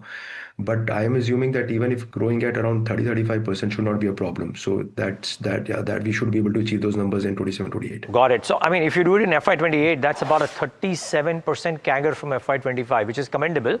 And at the same time, I believe you've said that you could reach from a current 3.8% margin to nearly 4.5% margin, and that at that scale, right? By FY28. Yeah, so we feel that all these activities of operating leverage, backward integration, there can be 100 bips margin expansion, slightly 100 bips more also. Margin expansion, but that will largely reflect in 27, 28 when all the backward integration play for us gets ramped up and stabilized. Yeah, Saurabh, I hear you. Sorry, but I'm coming in because the essence of my question was that if you do 1 lakh crores in FY28 and if you do 4.5% margin and the cash flows and the ROCs that you enjoy, would it be safe to assume that for all the things that you're trying to do, you may not need any material equity fundraise, even with the plans that you have? Yeah, so Neeraj, we feel that we are at that stage where all the capex can be completely funded from internal accruals. Our balance sheet is in good shape. There's hardly any debt on the books. Yes, we are evaluating more opportunities. We feel that if the larger opportunities come beyond my balance sheet maintenance of debt to equity or the internal accruals or the earnings visibility, then we might come. But otherwise, we feel confident that so far that it will be completely done from the internal accruals. Yeah. Well, the stock is trading at the high point of the day. The market seems to be digesting some of the things that Saurabh has just spoken about. Saurabh Gupta, thank you so much for joining in today and giving us your thoughts. Really appreciate your time this morning. Thank you, Neeraj. Thank you, everybody. Thank you. Well, that's Dixon Tech. Some strong numbers, strong guidance for the quarters ahead. Nearly 37 or 38% CAGR growth between FY25 to 28 with a 70 to 80. Actually, I asked him 70%, but he said 100 basis points margin expansion over those 2 years as well. Which is incredible considering the domestic pressure that they're facing. And considering that the base is 3.8%. 100 basis points on 3.8% is stellar if they manage to do it. And they also are expecting their clearances coming in. He's saying in a couple of weeks to a month. So maybe sooner than the stock is spiking as we're speaking. You have a last round of clearances or permissions or deliberations which are expecting. Okay, Dixon in focus this morning, big sharp rise even as the management was speaking with us right here on NDTV Profit. We'll take a very short break. We're telling you why Glenmark is back in action. We're telling you what's happening with SpiceJet, all the movers and shakers right here on NDTV Profit after this break.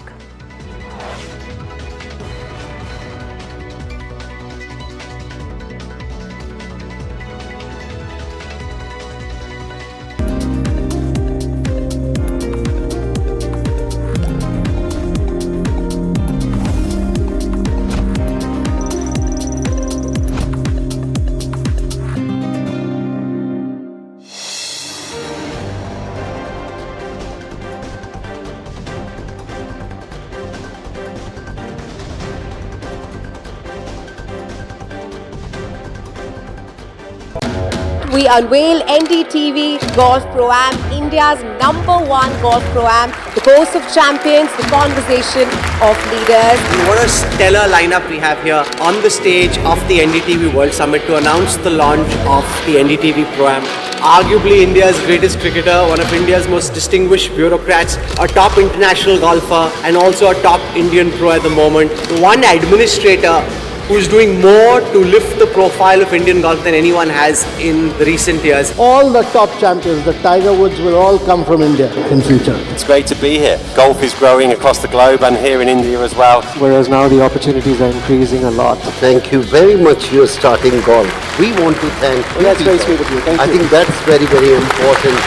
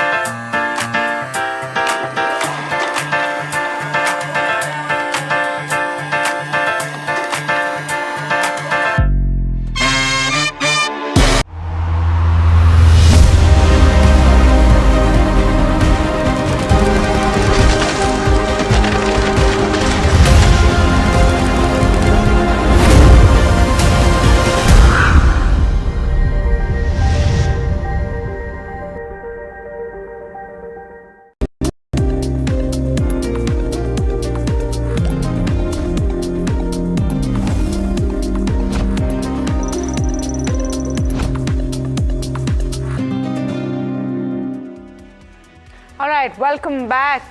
Markets are seeming pretty decent, about 0.2% up on the Nifty, not quite at the 26,000 mark, but holding on to key levels. Meanwhile, let's talk about stocks that are buzzing. We're talking about Hero MotoCorp. Morgan Stanley has turned even more bullish on the stock. The brokerage has upgraded the stock and raised its target price, citing stabilizing market share, improving traction in scooters and EVs. That's why you're seeing that 3% bounce on the company. Let me go across to Puneet, who's giving us more details. Well, thank you for that. It's definitely upgraded the stock to an overweight. Target price now over 6,400 rupees for this counter, compared to roughly 5,900 that Morgan Stanley had. Now, this is of course coming on the back of their quarterly earnings, where the commentary mentioned by the management is quite optimistic and positive. And one of the key aspects, both for Hero and for Bajaj Auto, was the market share decline seen over the last few quarters. That now seems to have been paused for at least Hero MotoCorp, is what Morgan Stanley's view is. Apart from that, both scooters in the electric vehicle as well as the ICE space is now starting to see a lot more traction, and here is the biggest differentiator between someone like a Hero versus Bajaj Auto, because Bajaj is not present in the ICE scooter segment, and that is a key positive for Hero MotoCorp. Finally, in terms of a better mix, of course, with scooters now gaining more traction in the industry versus motorcycle, is a key aspect, and stock trading at almost 16 times price to earnings with a 3% dividend yield is what Morgan Stanley feels is a key positive support for Hero MotoCorp, at least in the near term. And with multiple new initiatives announced, it could be a stock that you should have on your radar in the automotive space. Okay, stay with us, Puneet. We have more updates coming from you. Supreme Industries and Astral have slipped in trade after Reliance Industries cut PV prices by 3 rupees a kilogram. So, if you're wondering why stock movements and stocks are doing what they're doing, we're here to tell you right on NDTV Profit. So, this is what has happened since Reliance Industries has cut those rates. They've taken the rate down to 70 rupees per kg. Puneet, that's a clear negative for Astral and Supreme? Most certainly, and that has been an impact. Whenever there's volatility in the key raw material, which is PVC prices, what happens is that they have to pass this on to the customers, and hence the current inventory which they keep in the system has actually to be repriced on the lower side, which impacts their losses. It's essentially that if they bought something at 100 and now it's at 97, they will have that 3 rupee loss, and that is exactly what's happening now with the PVC prices. It's something that Astral had mentioned in their con call, that it's behind them now. The volatility in PVC prices doesn't seem to be for now, at least when they're sourcing it from players like Reliance Industries, which is India's biggest in the PVC space. The other aspect is the anti-dumping duty, which was expected to come in by 12th November. Actually, speaking to our channel, Mr. Savrani had himself mentioned that it's expected to come by 12th November. That date has come and gone by, and it doesn't seem to have moved an inch in terms of that notification, which essentially means that it could be some more time away from getting an approval, and something that the government is not in favor of. So these are some of the factors that are negatively impacting the piping players, and with Supreme and Astral being the biggest, two biggest players in that space, you're starting to see that impact and reaction on the negative side. Okay. Certainly seeing that, and both these stocks, both these counters significantly lower, so keep that in mind. There's a bit of a recovery in Puneet, thank you for that. There's a bit of a recovery in Glenmark. That's the next stock we're talking about, despite a weak quarter, but the management commentary on the con call, I believe, was very strong. Varsha joins in to talk about that. Varsha. Well, yes, absolutely. The numbers were operationally very weak, but it's the commentary, a very good commentary, a strong commentary coming from the management of Glenmark. Let's see what they're saying. So they're expecting to be back on a high growth phase. Talking about the revenue expectation, they're expecting more than 8,000 crores of revenue in H2 FY26 with 23% of EBITDA margin. Talking about FY27, they've also given the guidance, revenue guidance of around 17,000 to 18,000 crore when it comes to FY27, and they're expecting now almost 15 to 16% of revenue growth going forward. Talking about the EBITDA margin expectation, 23% for H2 FY26 and 25% of EBITDA margin in medium term. Onto the balance sheet growth, they're expecting a significant free cash when it comes to FY27 and beyond, and they're expecting company to be a gross net debt zero by the end of FY26. Onto the India business, which actually was impacted in Q2 because of the change in GST impact. So they are expecting to be back on 1200 crore of run rate when it comes to India business from Q3 onwards, and they're expecting almost 4,800 crores of sales when it comes to India business for FY27. They also had a provisioning of around 1,385 crore, which was an exceptional loss this quarter, which actually impacted their net profit as well. And now no further provisioning is expected as per the management. Onto the other highlights, so Lirafit, which is the liraglutide anti-obesity drug, continues to see strong market share, and they're on track when it comes to launch of the other GLP-1 product as well. They have launched 2 products in North America, and they're expected to launch 3 to 4 products every quarter going ahead. And the Asia Pacific region, if you see, recorded double-digit growth for the revenue, and a deal with AbbVie will make company net cash free and company to enter a strong growth rate beyond. So overall, yes, a weak set of numbers, but a very strong commentary coming from the management. No provisioning, 15 to 16% of growth, and an increase in EBITDA margin going forward. Okay, so it's not looking net, Varsha, if I have to put it in a very short way, it's not looking as bad as it was this morning. Yes, absolutely. After the conference call. Yes, absolutely. Okay, so which is why it's important to understand what the management is saying in their call as well. Nearly 1% up on the stock right now. All right, the other one that we're tracking this morning, IHCL is foraying into the integrated wellness segment. They've acquired a 51% stake in a company called Sparsh Infratech, about 0.25% down on the stock right now. Mahima joining in for more. Mahima, not too much action because it's a small acquisition, isn't it? But some brokerage, commentary on the direction that it's taking.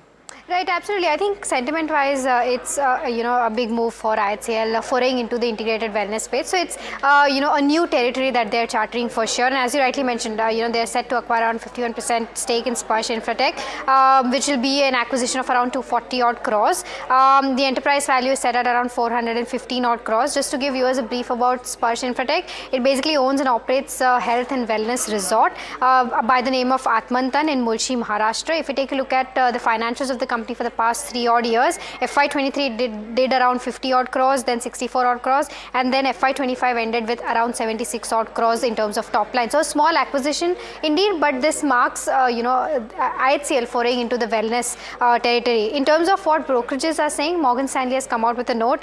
They've maintained overweight with a target price of 811 on IHCL. They said that this is tapping into holistic health market.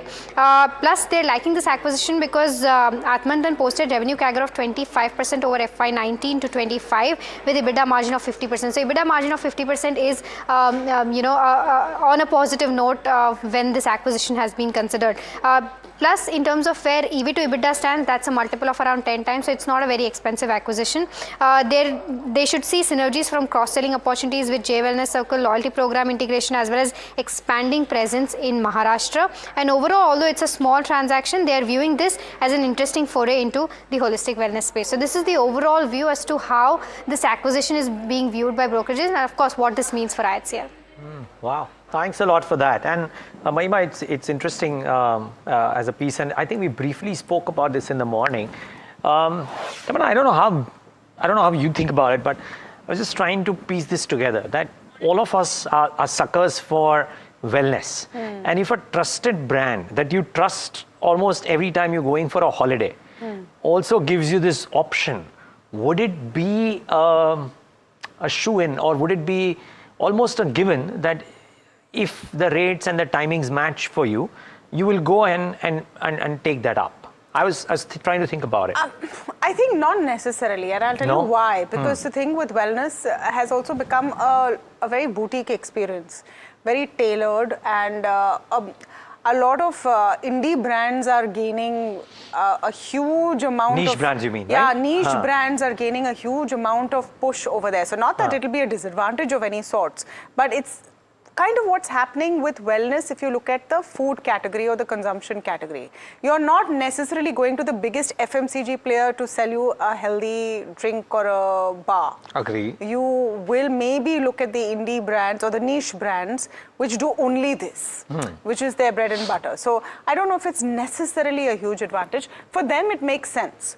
From an IHCL perspective, it's a no-brainer to get into this as an extension. But if you're asking from a consumer perspective, I don't know if it's necessarily an advantage over a niche brand which is also well established. No, not over somebody. But मैं जो बोल रहा हूँ कि अगर तुम्हारे पास ये option है कि तुम जा सकते हो, तो क्या तुम इंडियन होटल्स की वेलनेस रिसोर्ट में जाओगे?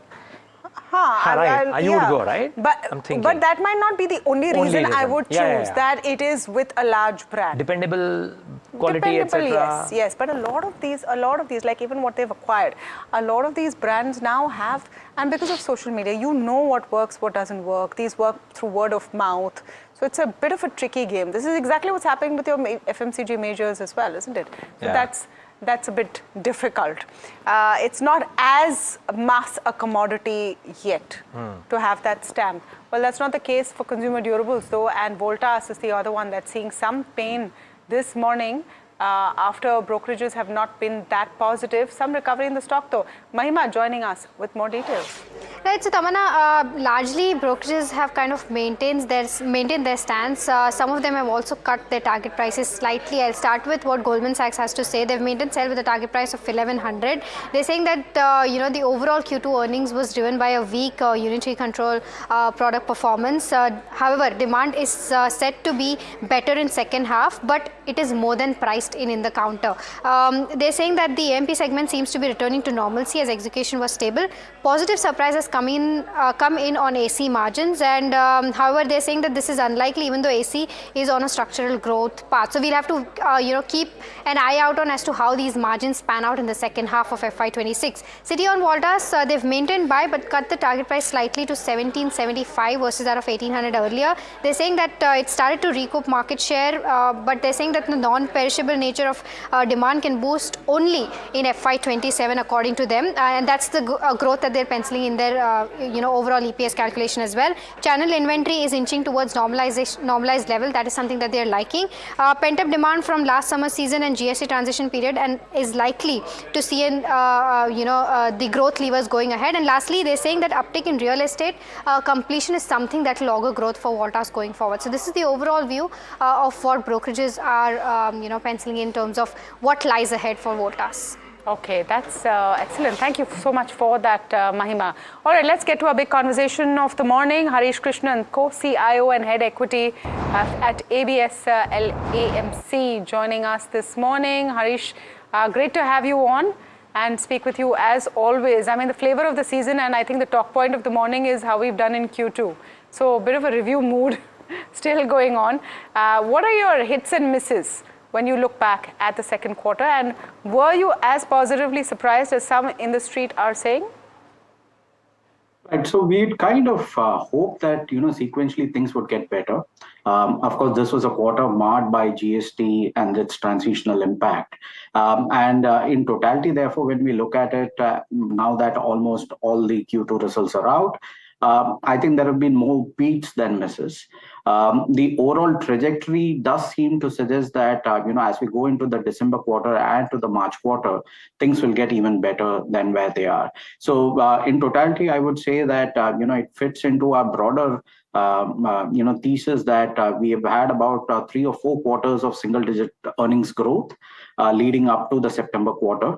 And going ahead, we should be looking at a double-digit earnings trajectory for aggregate earnings as we move into the next 4 to 6 quarters.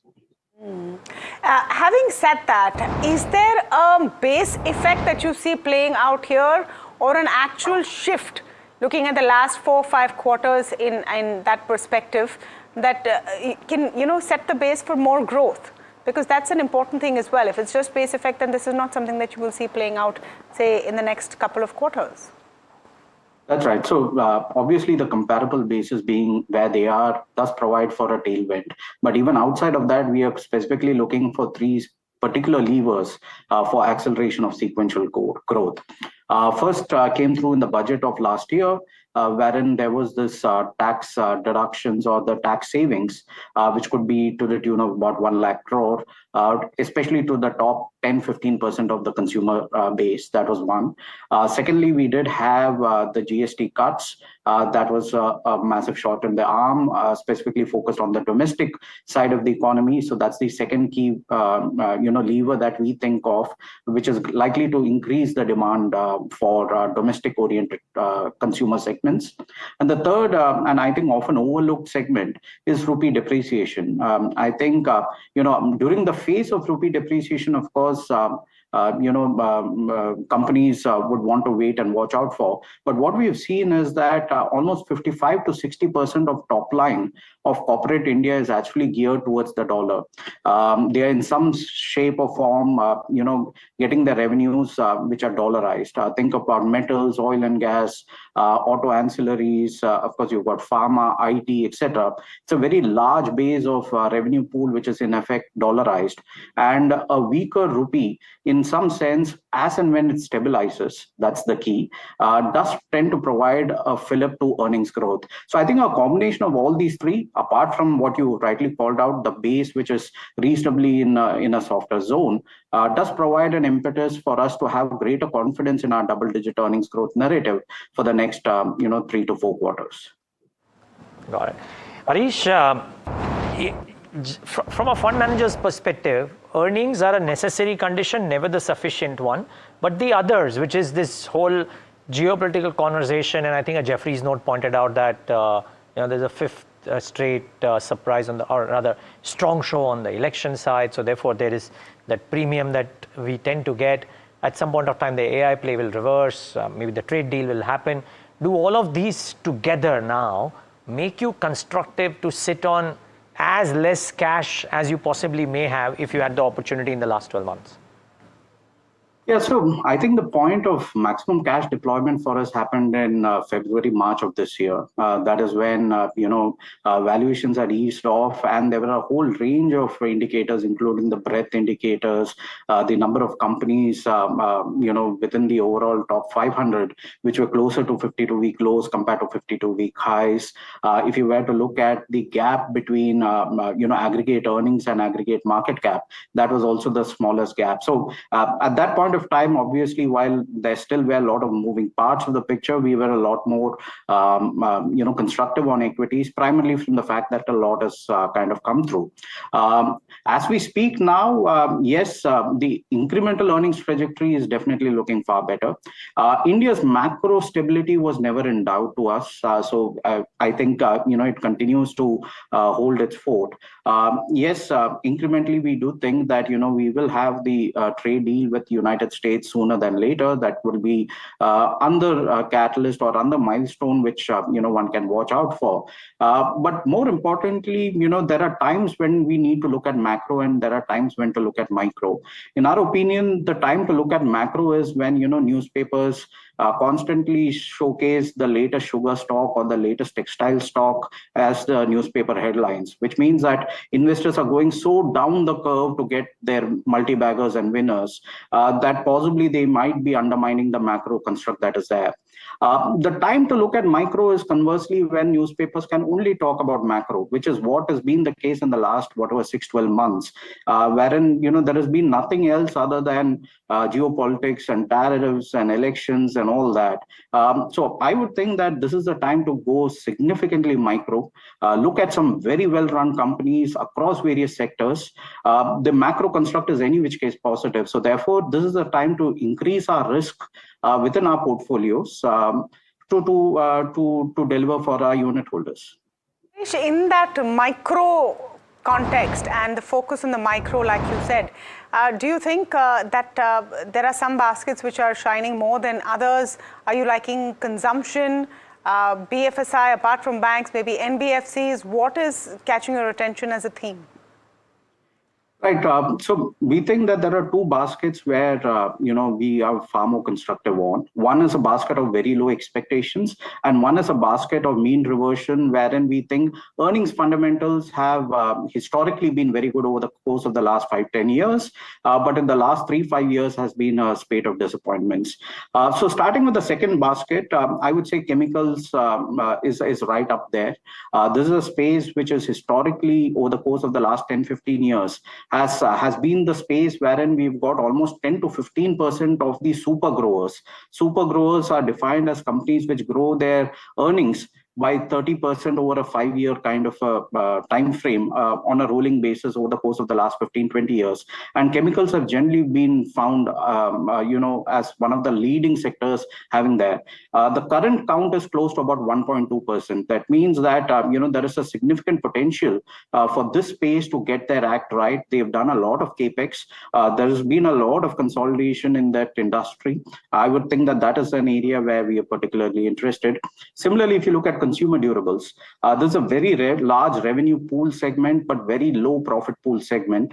The fact that we've got the largest players now getting listed, and listing generally does bring in a reasonable amount of discipline in terms of profit pool expansion. So that's again a space where in the last 3-5 years haven't been anything much to write home about, but I would think that provides a very good backdrop for entry out there. Similarly, if you take the case of say insurance companies, this has been a space 5 years back or 7 years back, every large corporate and a banking entity wanted to set up an insurance company and to get themselves listed. Circle back today, we've seen many fringe players getting out and the larger players actually getting much larger. Have they got rewarded by the stock markets? The answer is definitely no. And there we think is a potential where you can see that. So that's the basket wherein I would say there are some great companies who are doing the right things. And there is a scope for mean reversion over the course of the next 3-5 years. In the basket where expectations are very low and where things can surprise, I would say is IT services. This is a space wherein we have this framework wherein we look at profit pool share, market cap share, ownership share, and a quant variable. So these four things, if one were to look at from that prism, what we are seeing as IT services is actually at a point in time which has happened only 3 times in the last 25 years, which is that for the third time in the last 25 years, the profit pool share of IT services, which is the profits of the IT services divided by the top 1,000 companies, is lower than the market cap share of the IT services. Like I said, this has happened once in 2008 when the GFC crisis happened, then in 2016 and now in 2025. These have been great points, from a 2-3 year perspective to allocate capital in and to reap the rewards. Well, I know it's happened historically, but I'm just wondering if the reasons that it's happened now warrant the same treatment as what has happened in the past. I mean, this is, now we're talking about an AI threat and a whole other sense of, world-changing developments. So would that same theory hold? It's always appeared that the world is changing at every point in time, right? So if you look at 2008, the banks, which were the largest clients of the Indian IT services, they were going belly up. And there was this fear that if the banks themselves don't exist, where will the IT services even come through? So I think this construct that, this is a world-changing paradigm and Indian IT services will not be able to adopt, etc. I think it's a bit too naive. Yes, is it going to get rewarded in the next 3-6 months? The answer is absolutely possibly not. But the idea is that these are management teams which have actually kind of done through various adoptions in the past. And I would imagine that, this will further increase the overall addressable market.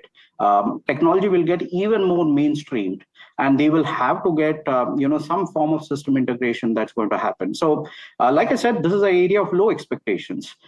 We don't expect, earnings to suddenly miraculously go back into, say, 14-15% earnings growth.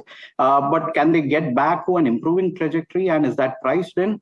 Possibly not. And that is where we think that there is a potential of a mispricing at this point of time.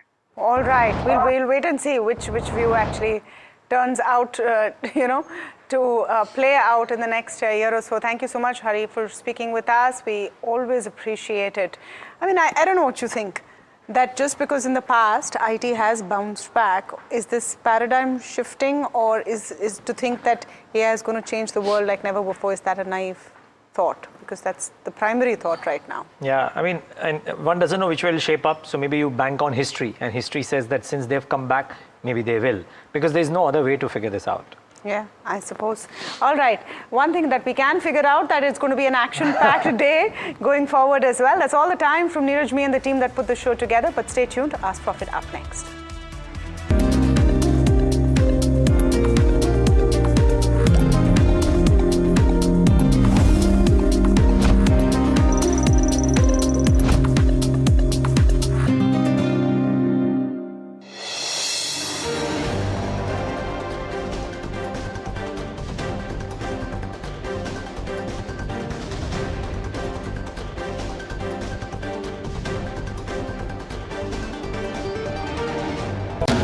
We unveil NDTV Golf Pro-Am, India's #1 Golf Pro-Am, the course of champions, the conversation of leaders. What a stellar lineup we have here on the stage of the NDTV World Summit to announce the launch of the NDTV Pro-Am. Arguably India's greatest cricketer, one of India's most distinguished bureaucrats, a top international golfer and also a top Indian pro at the moment. One administrator who's doing more to lift the profile of Indian golf than anyone has in the recent years. All the top champions, the Tiger Woods, will all come from India in future. It's great to be here. Golf is growing across the globe and here in India as well. Whereas now the opportunities are increasing a lot. Thank you very much. You're starting golf. We want to thank you. That's very sweet of you. Thank you. I think that's very, very important.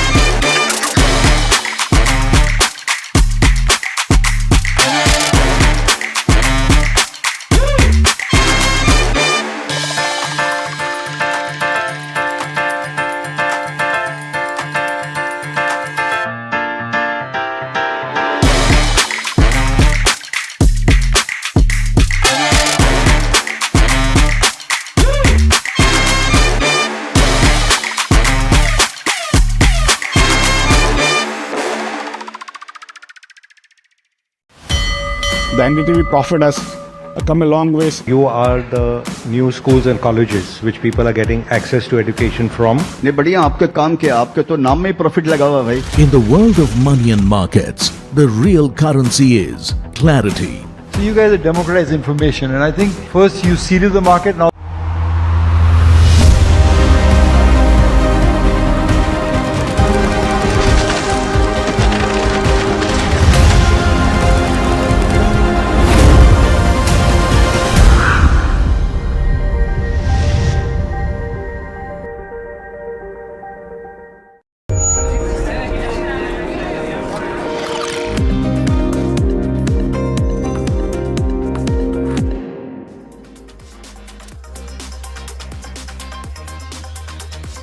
Welcome, you're watching NDTV Profit and this is Ask Profit. I'm Mahima Vachajani and with me is Puneet Zaveri. Let's take a quick look as to how the markets are doing before we get on to answering all the queries that you have on the show for us on the show today. The Nifty 50 is up about 0.12%, not doing much in trade.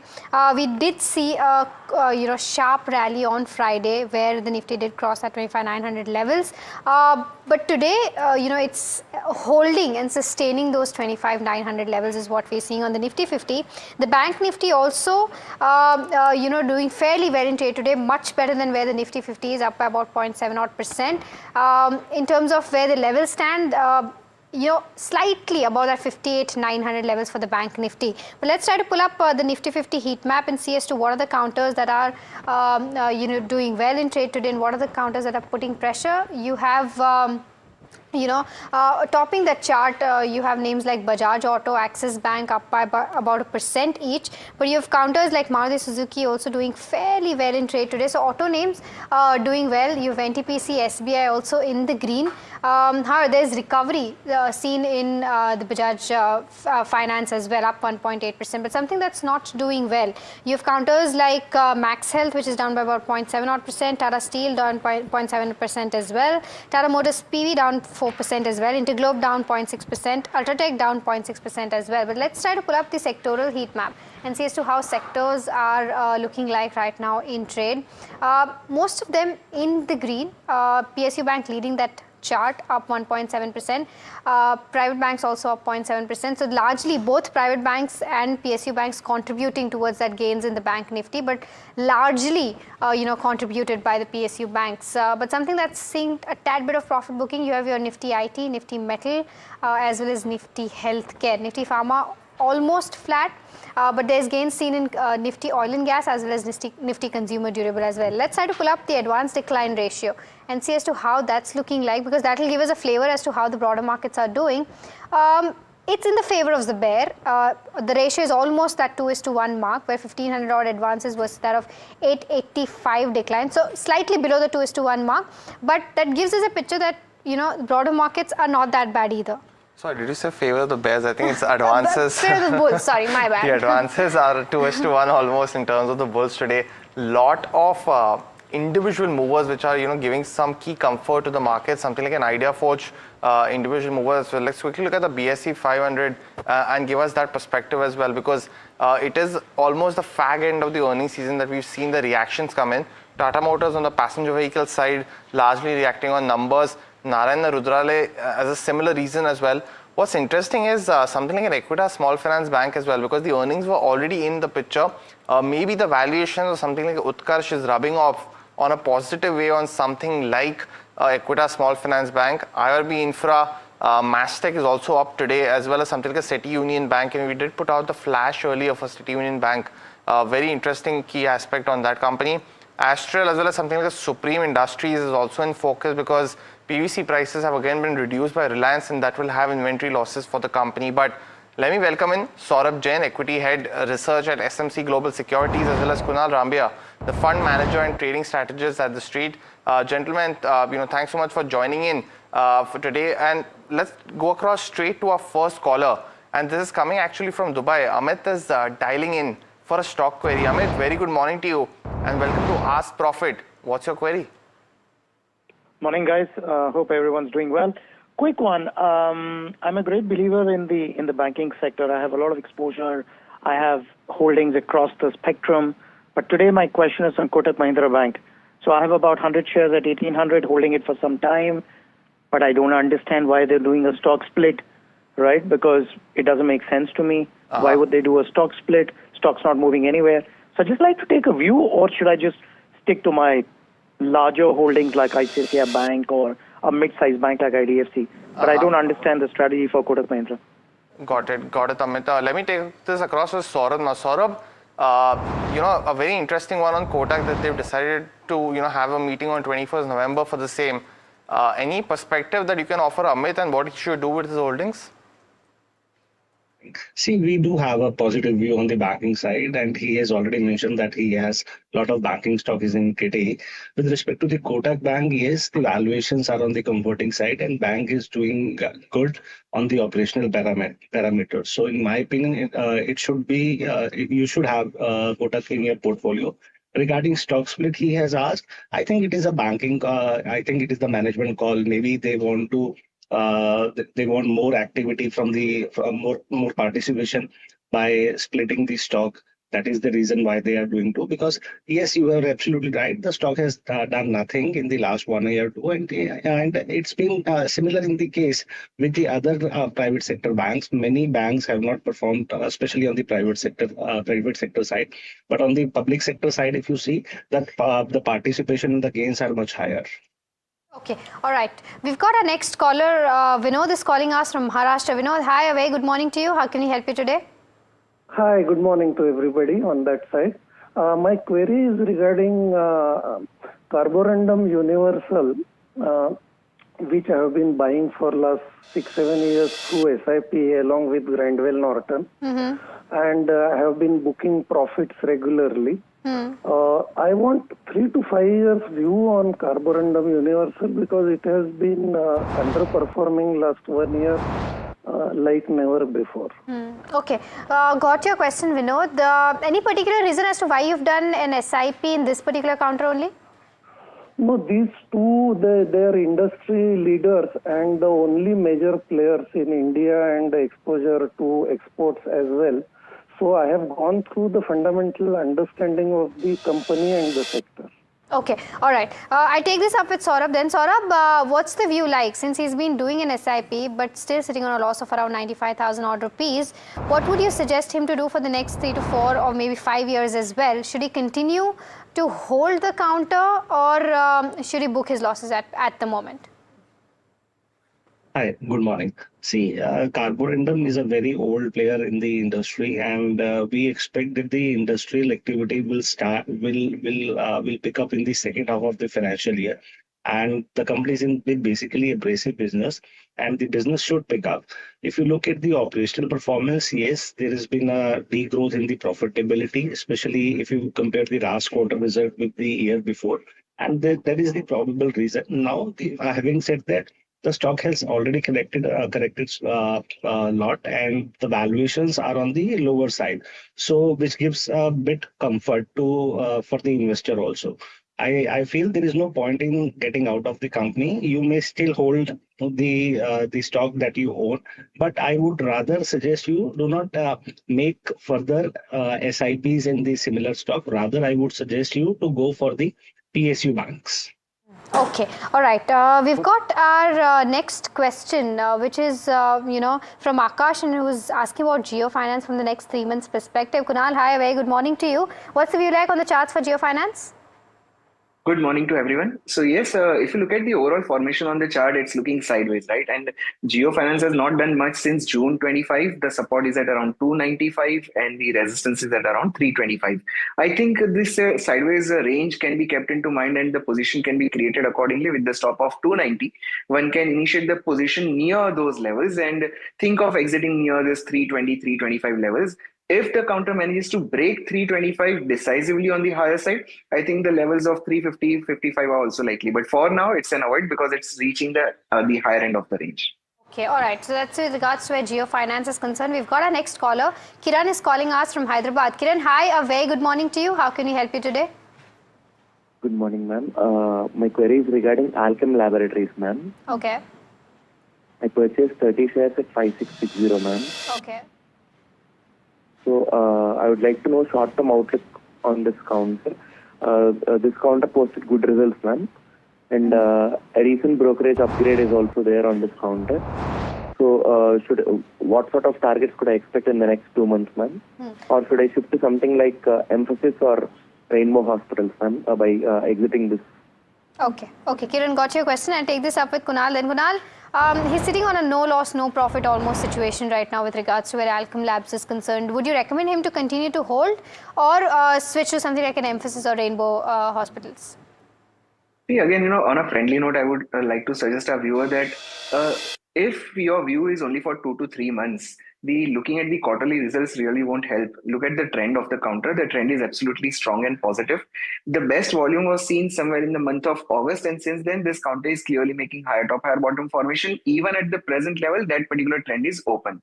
Unless the counter breaks 5,500 decisively on the lower side, I think one can comfortably stay invested with this counter. Upside, we can expect the levels of around 5,900 to 5,950.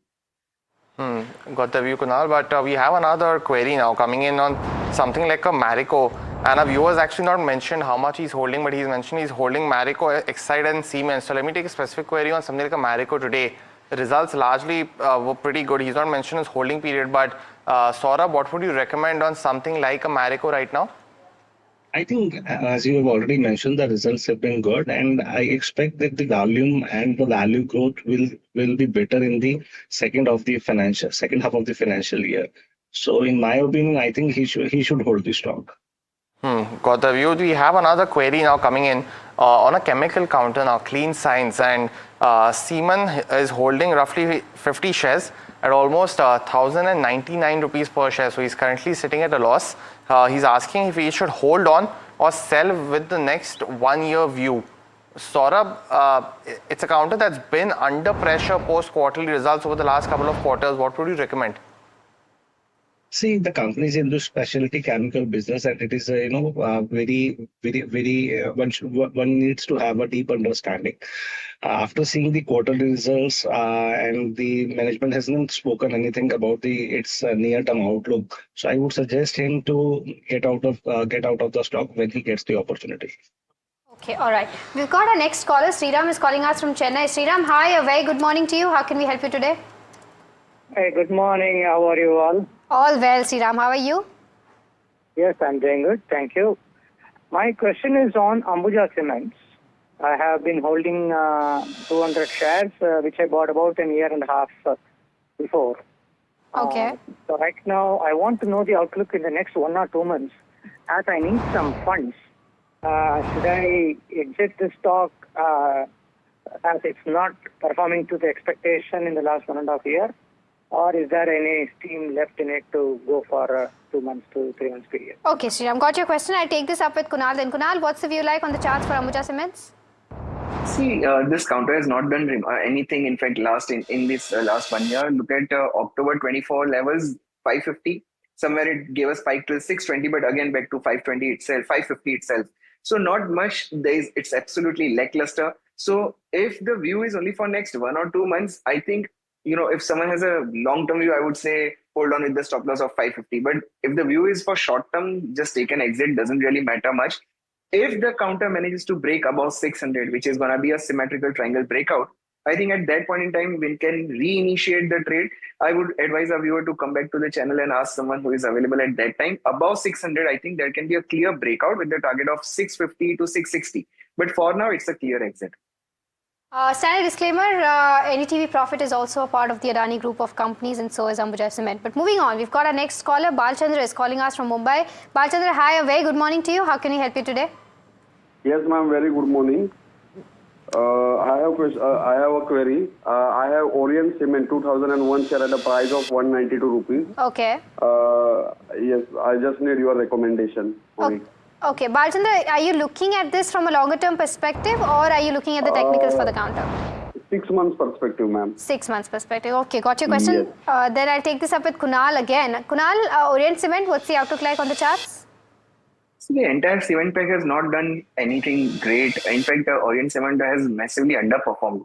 The only observation which I can see on the long-term chart is that somewhere in October 2022, this counter made a high of 180, which was the breakout for October 23. And now the counter has reached the same level, and that level is 180 to 185 zone. If the counter manages to hold these levels decisively, I think we can expect consolidation then with positive bias. But any closing below 180 over the weekend can be a clear exit. So for now, it's just 5 rupees away from that level. So I would advise a hold for now. If the counter slips below 180, it's a clean exit then. Well, that's Kunal's view on Orient Cement. But we have another query now coming in again from Dubai. And Khadak Chaudhary, and I'm hoping I'm pronouncing the name correctly, is holding something like a Sagility, bought at 40 rupees per share. Holding 2,000 shares, so he's sitting. He's done decently, very well for him actually, and he's asking if he should continue to hold, book some profits. Saurabh, what would you recommend for something like a Sagility? Won't be able to give a comment on this. Kunal, on the charts, does Sagility have more momentum on this, because the fundamental factors on the quarterly performance was quite strong. Management maintaining that they're seeing a lot of positives. Anything on the charts that suggests Sagility could continue to have an up move from here?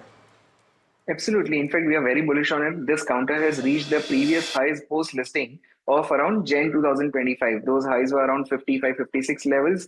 This high was achieved on the result day, which was 30th October. Post that, a bit of correction, and again, there is a recovery. I'm very bullish on it. The trend is absolutely strong with the stop loss of 50. I would advise our viewer to continue holding this. There is always common fear in the mind of most of the traders that if there is a profit, let's book out and take some profit home. Rather, I would advise trail the stop loss in such kind of counters. This can give us big surprise on the upside. So with the stop of 50, it's a clear hold for now. Got that view, Kunal. We have another query on WhatsApp now, and it's on a counter called Azad Engineering. P. Chinna from Andhra Pradesh has been holding 67 shares at 1,657 rupees, so very close to the current market price. Asking if he can, we can share a view for the next 5 years. Saurabh, do you track this counter by any chance? See, after the good amount of consolidation, the stock is still trading 7 times to book value. While the prospects are good, the order book is good. Since he has a horizon of 5 years, I would suggest keep on holding. Okay, all right. So that's with regards to where Azad Engineering is concerned. But as always, let's take a quick look as to how the derivative space is looking like right now. And we have Sharad joining us to give a snapshot of what trade today is looking like. Sharad? Well, Mahima, the medium-term levels are sounding pretty much good. Of course, the last trading session, we saw a significant uptick in the last 15 minutes of the trade. But overall, let's look at the Sensex heat map, how things are actually panning out in the initial hour of trade. We can see, of course, the banking names are doing well, but some selling coming in Tata Steel, Ultratech and Tata Motors PV as well. We're seeing a big sell-off there. Interestingly, let's pull up how Sensex has been forming. It's contracts, not so much of contracts are being made in the initial day of trade, and interestingly, it's below that 85,000 mark as well in the spot markets. Looking at the contracts, it's even Stevens. The congestion levels have been equally distributed in the current hour of trade, but of course, we'll be looking at these changes as the time progresses. BankX, we can see there is a kind of a divergence there, but HDFC Bank is holding up in the green. And apart from that, if you just pull out the PSU Bank's contribution, that has been doing really well. IndusInd Bank also, we see the longs developing. Overall, the contracts in the BankX also seem decent in the day's trade. But let's look at what stocks are actually moving forward. The key long build-up, Hero MotoCorp, RVNL, these are the stocks where the action is there. Looking at the short covering, AU Small Finance Bank and IDFC First Bank make it to the list.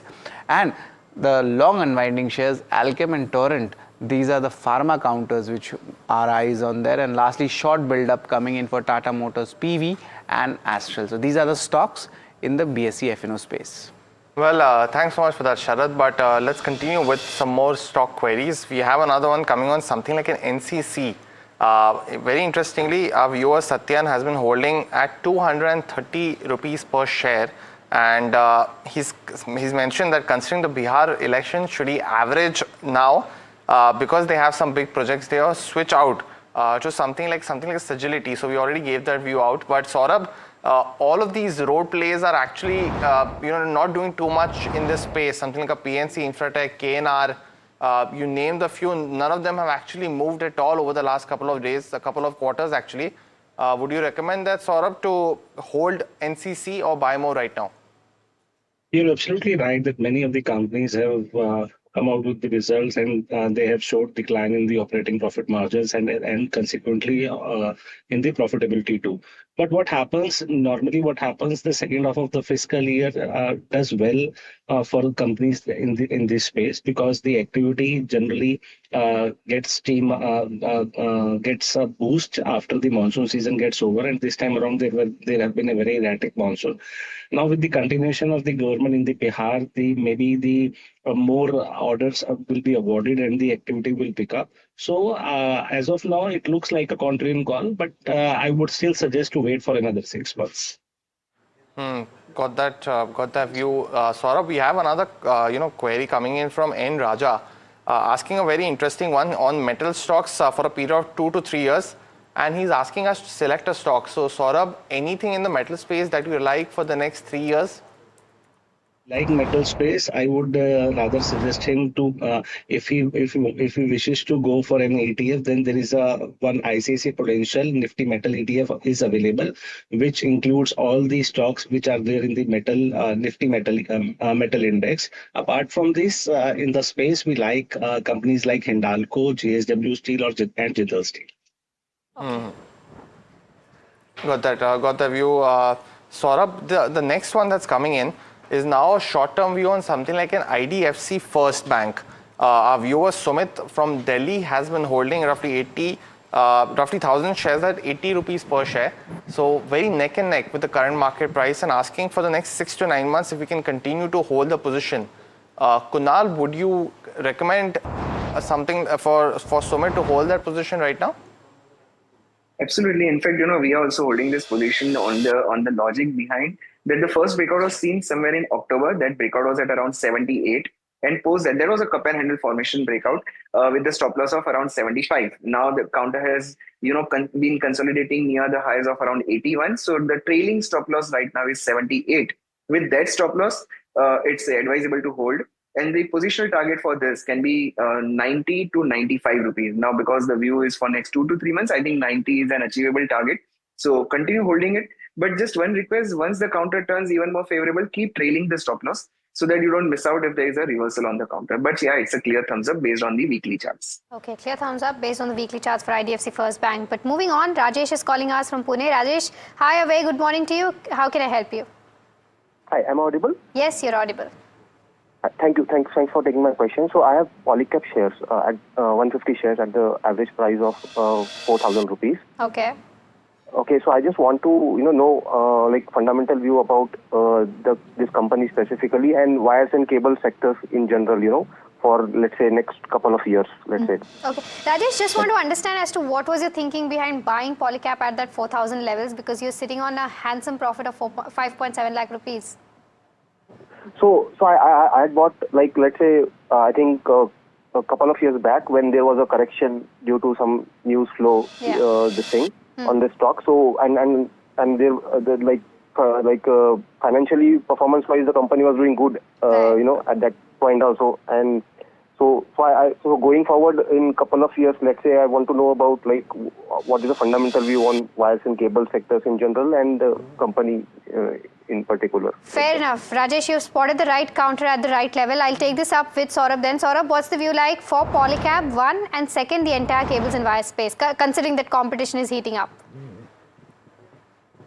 Is there, but yes, all the companies like KEI, Polycab are posting good set of numbers. If you look at the last 3-4 quarters, the companies are doing well. Our view is quite constructive on the sector, and from the next 2-3 years, companies like Polycab looks good to me. Okay, all right. So that's with regards to where Polycab is concerned. We've got our next caller. BS Iyer is calling us from Bengaluru. Mr. Iyer, hi. Thank you so much for calling in. How can we help you today? Yeah, I have 300 shares of Q investment bought at an average price of 1,200. I want to know what is the future. Okay, you want from... You guys have touched 5,000 and come back to 3,000. That's the reason. Okay, all right. And this is from a longer term perspective, right? Very long, exactly. Okay, Saurabh, what's the view like for Tube investment? He's still sitting on profits of over 5.6 lakh rupees, but what he's saying is that it's gone to 5,000 and now come back to the 3,000 levels. From a longer term perspective, can you continue to hold the counter? Can he continue to hold the counter? See, it is the last 2-3 quarters that the company is not performing. Maybe, possibly, it could have been the result of the two outcomes. Like there was a fall in the profitability quarter on quarter and the valuations also. And this company is coming. This is a company of the Murugappa Group, which has a lot of reputation, and this is a very old company. So if you want to take a contrarian call, you can still hold. But if you wish to book some partial profits, then you can go ahead. Got the view, Saurabh. And we have had a couple of queries, Mahima, where investors are booking over 5 lakh rupees of profits, still holding on. So definitely one that we need to spot a few as well, but it's that time of the show where we take rapid fire questions with our guest. Saurabh as well as Kunal, we request you to keep your answers as short as possible on buy, sell or hold, so we can take a lot more queries. The first one's coming on a Yes Bank, and Arun is asking if he should, what is the near-term expectation? He has 100 shares. Saurabh? Can't say. Kunal, any view? It's a hold with the stop of 22, but again, momentum is missing out, so I would say take an exit as early as possible. Okay, Pine Labs is the next one. Jeet from Kolkata wants to know if you can buy at the current level and 2 years the time horizon because he missed the IPO. Any view on this, Saurabh? Newly listed company did not find merit in investing. The other one's also another newly listed one, Kryzac Limited, and Sunil is asking if he should purchase as of now. Kunal, anything on the charts that suggests momentum? I know it's a very short term that we've had since the IPO. Not much actually available, but if you look at the trend, it's clearly downtrend itself. It's a clear avoid as of now. Okay, Vodafone Idea is the next one. Mosam from Assam wants to know from a 1 to 2 month perspective, what price target can she see on the chart? She's bought at the levels of 9.87. Your view on this, Kunal? So I would advise to keep the stop loss of the buying level itself. Targets can be 13 on Idea. Roopchand is asking a question if you should buy ITC hotels, Indian hotels or Hindalco. Saurabh? Indian hotels, first priority, second priority, ITC. Okay, Eternal is the next one. Varshist from Hyderabad wants to know from a 1 to 2 year perspective, can he continue to hold the 50 shares bought at the levels of 303? Continue to hold or not? Saurabh, your view? My view is exit. EMS Limited is the other counter. Our viewer has bought 182 shares at 712. Saurabh, any view? Better exit. GMR Airports is the next one. Soumya from Chennai wants to know she wants to know she's bought at the levels of 85. Can she continue to hold? Your view on the charts, Kunal? Absolutely, very strong counter. Trailing stop loss is 93. Targets can be 105. Bajaj Housing, a 5-year view is what Balaji is asking. Kunal, Saurabh, let me get your view. Good operational performance, continue to hold. Well, that's the first round of the rapid fire, and viewers will be back with a lot more queries on the other side. Time to slip into a very short break. Stay tuned to Ask Profit.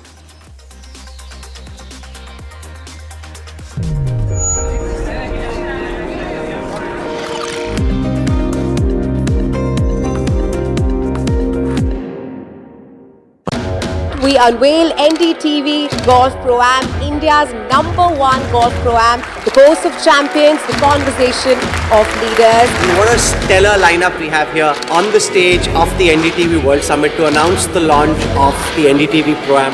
Arguably India's greatest cricketer, one of India's most distinguished bureaucrats, a top international golfer and also a top Indian pro at the moment. One administrator who's doing more to lift the profile of Indian golf than anyone has in the recent years. All the top champions, the Tiger Woods, will all come from India in future. It's great to be here. Golf is growing across the globe and here in India as well. Whereas now the opportunities are increasing a lot. Thank you very much. You're starting golf. We want to thank you. That's very sweet of you. Thank you. I think that's very, very important.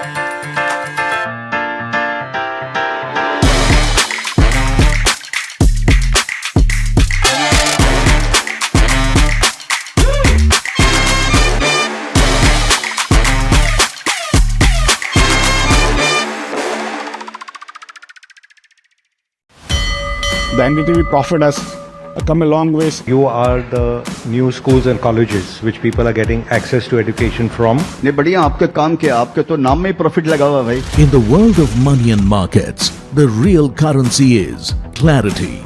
So you guys have democratized information, and I think first you seeded the market, now the market is seeding you back out there. Decisive, discerning, distinct. NDTV Profit isn't just business news. We are like visiting faculty occasionally who come and get a chance to share what we can, but I think it's a great service. It's the new language of markets and the voices that move.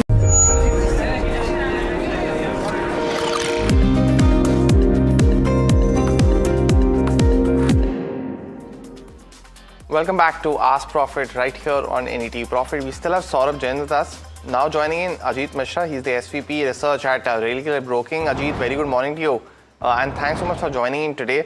Let me go across to the first query on WhatsApp now. Piyusha Kanodia has bought into Siemens at roughly about 3,270. Currently incurring a loss, and he's asking if he should hold on or exit the counter. Ajit, what would you recommend for Siemens? Yeah, good morning, Puneet. So, Puneet, it's been almost like 2-3 months now that the stock has been hovering in a very tight range. I guess on Friday they have announced numbers, and since morning we are seeing a positive uptick. 32.70, I guess that's her buying price, and for that level to come or surpass, we need a close above the long-term moving averages, which is placed around 3,200 mark. So as of now, it's a hold cause 3,000 to 3,300 broadly is the range. And the moment we see sustainability above 3,200 mark, possibility of a breakout seems high this time. So she should definitely stay put with 3090 as a stop loss and review her position around 3,300 mark. Okay. All right, so that's in regards to where Siemens stands. We've got our next caller. Ramesh is calling us from Hyderabad. Ramesh, hi, a very good morning to you. How can we help you today? Good morning. I have one query on the chemical space. I brought Aarti Industries 1,000 shares at 390. So I wanted to have a long-term view on this sector, how it will be look like. It is underperforming from last 3 years, but I wanted to know long-term view. Okay, got your question, Ramesh. I'll take this up with Saurabh then. Saurabh, what's the view like for Aarti Industries from a long-term perspective? See, from the it is a cyclical kind of a business. Being a chemical in the chemical space, it's a very old company, and the latest quarterly numbers were not that great, and that is why the stock is still the stock price is still languishing. From the next 2-3 years perspective, it is difficult to take call. But looking at the valuation side, I think it gives quite a comfort because the valuations have quite have come to the trough. So my take would be since it is a contrarian call, but I would still suggest to hold for another quarter or two, look for the management guidance. Got the view, Saurabh, and we have discussed the chemical space a couple of times today, so that's definitely one which a lot of investors are watching out for. The next query that's coming in is on something like a JSW Infra. Now, Sai Karthik was actually writing into us from Dallas, Texas, so thanks so much, Sai, for staying up and watching our show. He's bought it at 297. Currently incurring a loss, so he's asking a 3 to 6 month view on this one, and if there's a decent pullback that's actually expected on the counter. Ajit, would you recommend something like a JSW Infra to have some more upside from these levels? So Puneet, till September, everything was perfect. Means the stock was trading with a positive bias, trading closer to the record highs. But the breakout attempt that failed, and since then we are seeing gradual drift in the stock, and now it's languishing around its long-term averages on the weekly charts.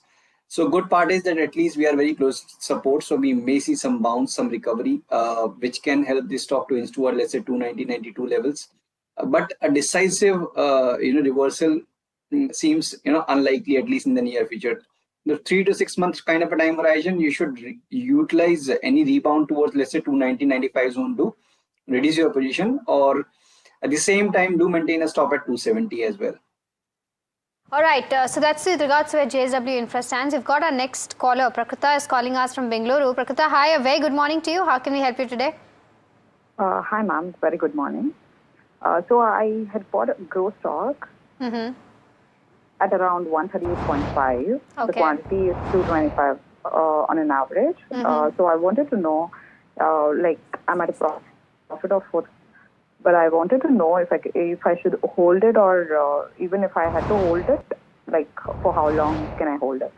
Okay, Prakrita, I got your question. And if you can try to pull the chart up since listing, what's the kind of returns that Grow has given? Saurabh, I'll come to you on this one. Everybody who's not gotten an allotment or did not even buy at the did not buy on the day of listing and missed the rally, what would your recommendation be? Up for 57% now. Now, for sure, valuations are not looking cheap for the counter. But what's the view like from a longer term perspective? You have rightly said that the valuations are not cheap on the book to price to book value or on the multiple side. Looks expensive to me. Yes, it is. The company is growing at a rapid pace, and that is why the market is willing to give the company such valuations. I think she can hold till the company manages to beat market's expectation on the profitability on the result side, and when such thing does not come, then only she can decide to exit. You Saurabh, but we have another query now coming in from Vijayawada. Ravi is asking us a query on Gabriel India. Now, he's not mentioned if he's holding the counter. So let me come back to you, Saurabh, on this one. It's a counter that's done very well for its investors this year. Since the unlisted companies got merged into the listed one. At the current juncture, would you recommend buying into this one, or someone who's already holding it? What should he do with this one if you track it? See, it is a very old company, and the space, automobile and auto ancillary is in good shape. And from the next year, 1 to 2 year perspective, the sector is expected to do well. Since it is a very old company and got re-rated after the merger of the unlisted company, I would suggest to buy the stock on declines in a staggered manner. Got the views. And that's Saurabh's view on something like a Gabriel India, staggered manner, but 150% returns for those who are holding it or bought into it. Very interesting one. Today, stocks down today, of course, on the back of results. It is very expensive now in that sense. But another caller now, dialing in from Bengaluru. Chandrasekhar has a stock query. Chandrasekhar, very good morning to you. Welcome to Ask Profit. What's your query? Good morning, sir. I am holding REC at the rate of 440. Okay. Next to you says 6-month view. Okay, you want a 6-month view. Exit or hold or average? Okay, got it, Chandrasekhar. Ajit, Chandrasekhar is currently sitting at a loss of almost 3.9 lakhs. What would you recommend for REC? He's bought at 440 at 5,000 shares. So, any view? Puneet, it's been almost 9 months now that the stock has been trading in a very tight band. There were multiple attempts of recovery and rebound where stock tried to surpass its major long-term averages around 380-85 levels. But on every attempt, we saw that the selling pressure re-emerges. Good part is, at least on the downside also, we are seeing that buying interest emerges the moment we test closer to around 350-45 levels. So it's a very tight range consolidation that we are currently seeing, and for any decisive trend, we need a close above 380-85. So as of now, he should not add to his loss-making position, but he can stay put with 345 as a stop loss. And the moment we, let's say, cross 375, then probably 420-25 is something that the stock might test. So around those levels, he can review his positions again. Okay, all right. So that's with regards to where REC is concerned. The next question is on Rain Industries. Shweta from Hyderabad is asking this question. She's bought at an average price of 145 and 10,000 shares is what she's holding. Wants to know as to what should be the next course of action for her. On the charts, Ajit, what is it recommending? She's sitting on a loss of, by the way, 2.5 lakh rupees. So Rain also, Mahima, it's multiple attempts of, rebound recovery after a very tight range consolidation. But now it seems more of like, distribution to me, because, the moment we started forming lower lows and lower highs, and now currently we are trading closer to 52-week lows. So all indications are in the favor that there could be further dent, let's say, or, decline towards 100 levels, in the coming days. So the ideal approach is to exit, take losses and exit from current levels, or in case if she wishes to wait and see, then her stop should be at 115. Okay, all right. So that's with regards to where Rain Industries is concerned. The next one is an interesting one. Ram is asking this question, and this is on Restaurants Brand Asia. He's bought 3250 shares at the levels of 78. He's saying that he did taste the burger last night and it tasted good, and that's why he's saying that he can remain invested into this counter from a longer term perspective. He's saying that he doesn't mind a near term turbulence, but from a longer term perspective, can he continue to hold this counter or not? Saurabh, what's the view like? I think the problem is with the operational on the losses on the net profit side. If you look at the latest quarter numbers, sequentially the losses have grown, which is not liked by the street. However, there was a view that maybe companies like Restaurant Brand Asia will surely do good because in India, a lot of culture is developing for going outside to the restaurants and having food. The brand is good, but yes, the company is not able to meet the investors' expectation. That is why the stock is not doing good. I think you should wait for one more quarter and look for the management guidance. Got the view, Saurabh. So definitely, I think keep eating the burger.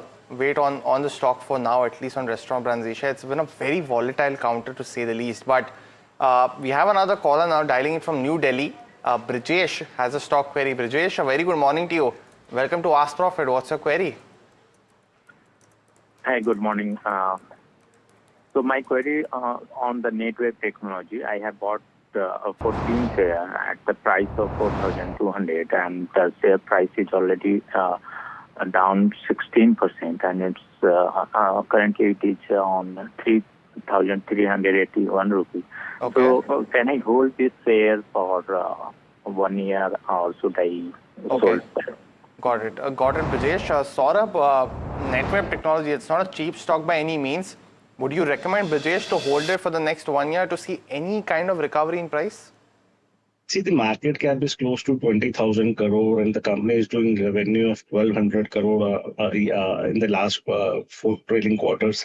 On the valuation side, the stock is trading around 140 times to trailing earnings, and on the book value side, it is too expensive. My take would be that it is better. It would be better if he can get out on any bounce. The next one is on IRB Infra. This is from Chandan Jain, who's writing us from Hubli, Karnataka. He's bought at the levels of 67 rupees, and 1,000 shares is what he has in his portfolio. Wants to know if he can continue to hold or exit right now. Ajit, what's the view like on the charts? So my recommendation is to hold because the damage has already been done, and after this, yeah. So now the base formation around 40-45 levels is something that the stock is currently continuing with. A decisive break above 47 might trigger some decisive recovery, let's say toward 52-54 levels. But for buying price to come, it might take several months. So in case if it's okay with, let's say, 6 months to 1 year kind of time horizon, you can continue to stay put. Okay, all right. So that's with regards to IRB Infra. In fact, viewers, we're going to do a Know Your Company on IRB Infra today at 11:30. So you can take a look at the company's fundamentals and a deep dive as to what the outlook of the company also looks like, and also, we'll also bring you a conversation with the management as well. But we've got our next caller. Venkat is calling us from Bengaluru. Venkat, hi. A very good morning to you. How can we help you today? Mahima, very good morning to you. See, I have got a query regarding RVNL, Okay. Vikas Nigam Limited, and I've been holding about 250 stock and at the rate of 452. Okay, and it went up to the level of 600, but now when it has been going down only, there is no movement at all on this stock. Got it. And I would like to have a view for about another 1 year or 2 years. I am a long-time holder. So I would like to have a view on one maximum 2 years. Okay, Venkat, got your What is question. the outlook? Sure. Got your question, Venkat. I'll take this up with Saurabh from a 1 to 2 year perspective. Saurabh, what he's saying is that he's kept a lot of patience with this counter, right? Still sitting on a loss of around 30,000 rupees. What should he do? Should he continue to hold for the next 2 years to see some, profits on that counter? See, the company is good, the business is good, but if you look at on the operation side, they have posted degrowth on the net profit side. Moreover, what happened during the PSU's rally, many of the stocks went ahead in terms of their, if you compare on the operation side and on the valuation side. Even after the correction, the stock is trading around 7 to 8 times to book value and above 60 times to its trailing earnings. Now, only one thing which I can say is that yes, the business is expected to pick up in the next 2-3 years, and probably it will take a while for the stock price to again see the highs it has made. So it would be a contrarian call, but still I feel the valuations are on the higher side, but you can vote. View, Saurabh, but we have another query now coming in from Vishal Gupta. He's asking if it's the right time to buy into Ather Energy shares. Saurabh, I'm not sure if you have a view, but it's a very interesting counter in that sense because it has seen some pullback from the highs and market share has been increasing for the company in the electric two-wheeler space. Do you track this counter? Not much, but in the two-wheeler space, I would recommend him to go with the traditional player like TVS Motor. Ajit, anything on the charts that suggests some more upside, because we have seen that pullback? Anything on the charts that can give Vishal some perspective on this one? So Puneet, you rightly mentioned that after this phenomenal surge, it's been almost 1.5 months now that the stock has been experiencing bit of a profit-taking correction. The good part is that again it's trying to reclaim its short-term averages. So there could be a rebound trade at least. So which can help this stock to inch toward, let's say, 710, 720 in the near future. So with stop at 620, if the view is very short term, you can definitely consider long positions. That's Ajit's view on Ather Energy. Definitely a counter that you need to have your focus on. But we have another caller now dialing in from Mumbai itself. Shankar has a stock query. Shankar, very good morning to you. Welcome to Ask Profit. What's your query? Good morning, sir. Actually, I bought a Ashok Leyland at the price of 144. Okay, and quantity is 500. Okay. I wanted to know about the next 2-3 months update because I took for a short term only, 2-3 months. Okay, short term view on Ashok Leyland. Got it. Ajit, let me come back to you very quickly. On the fundamentals, lot of positive momentum post quarter 2 earnings. They're increasing the bus building capacity. LCV is doing well. Growth for MHCV is well. On the charts, a 3-month view.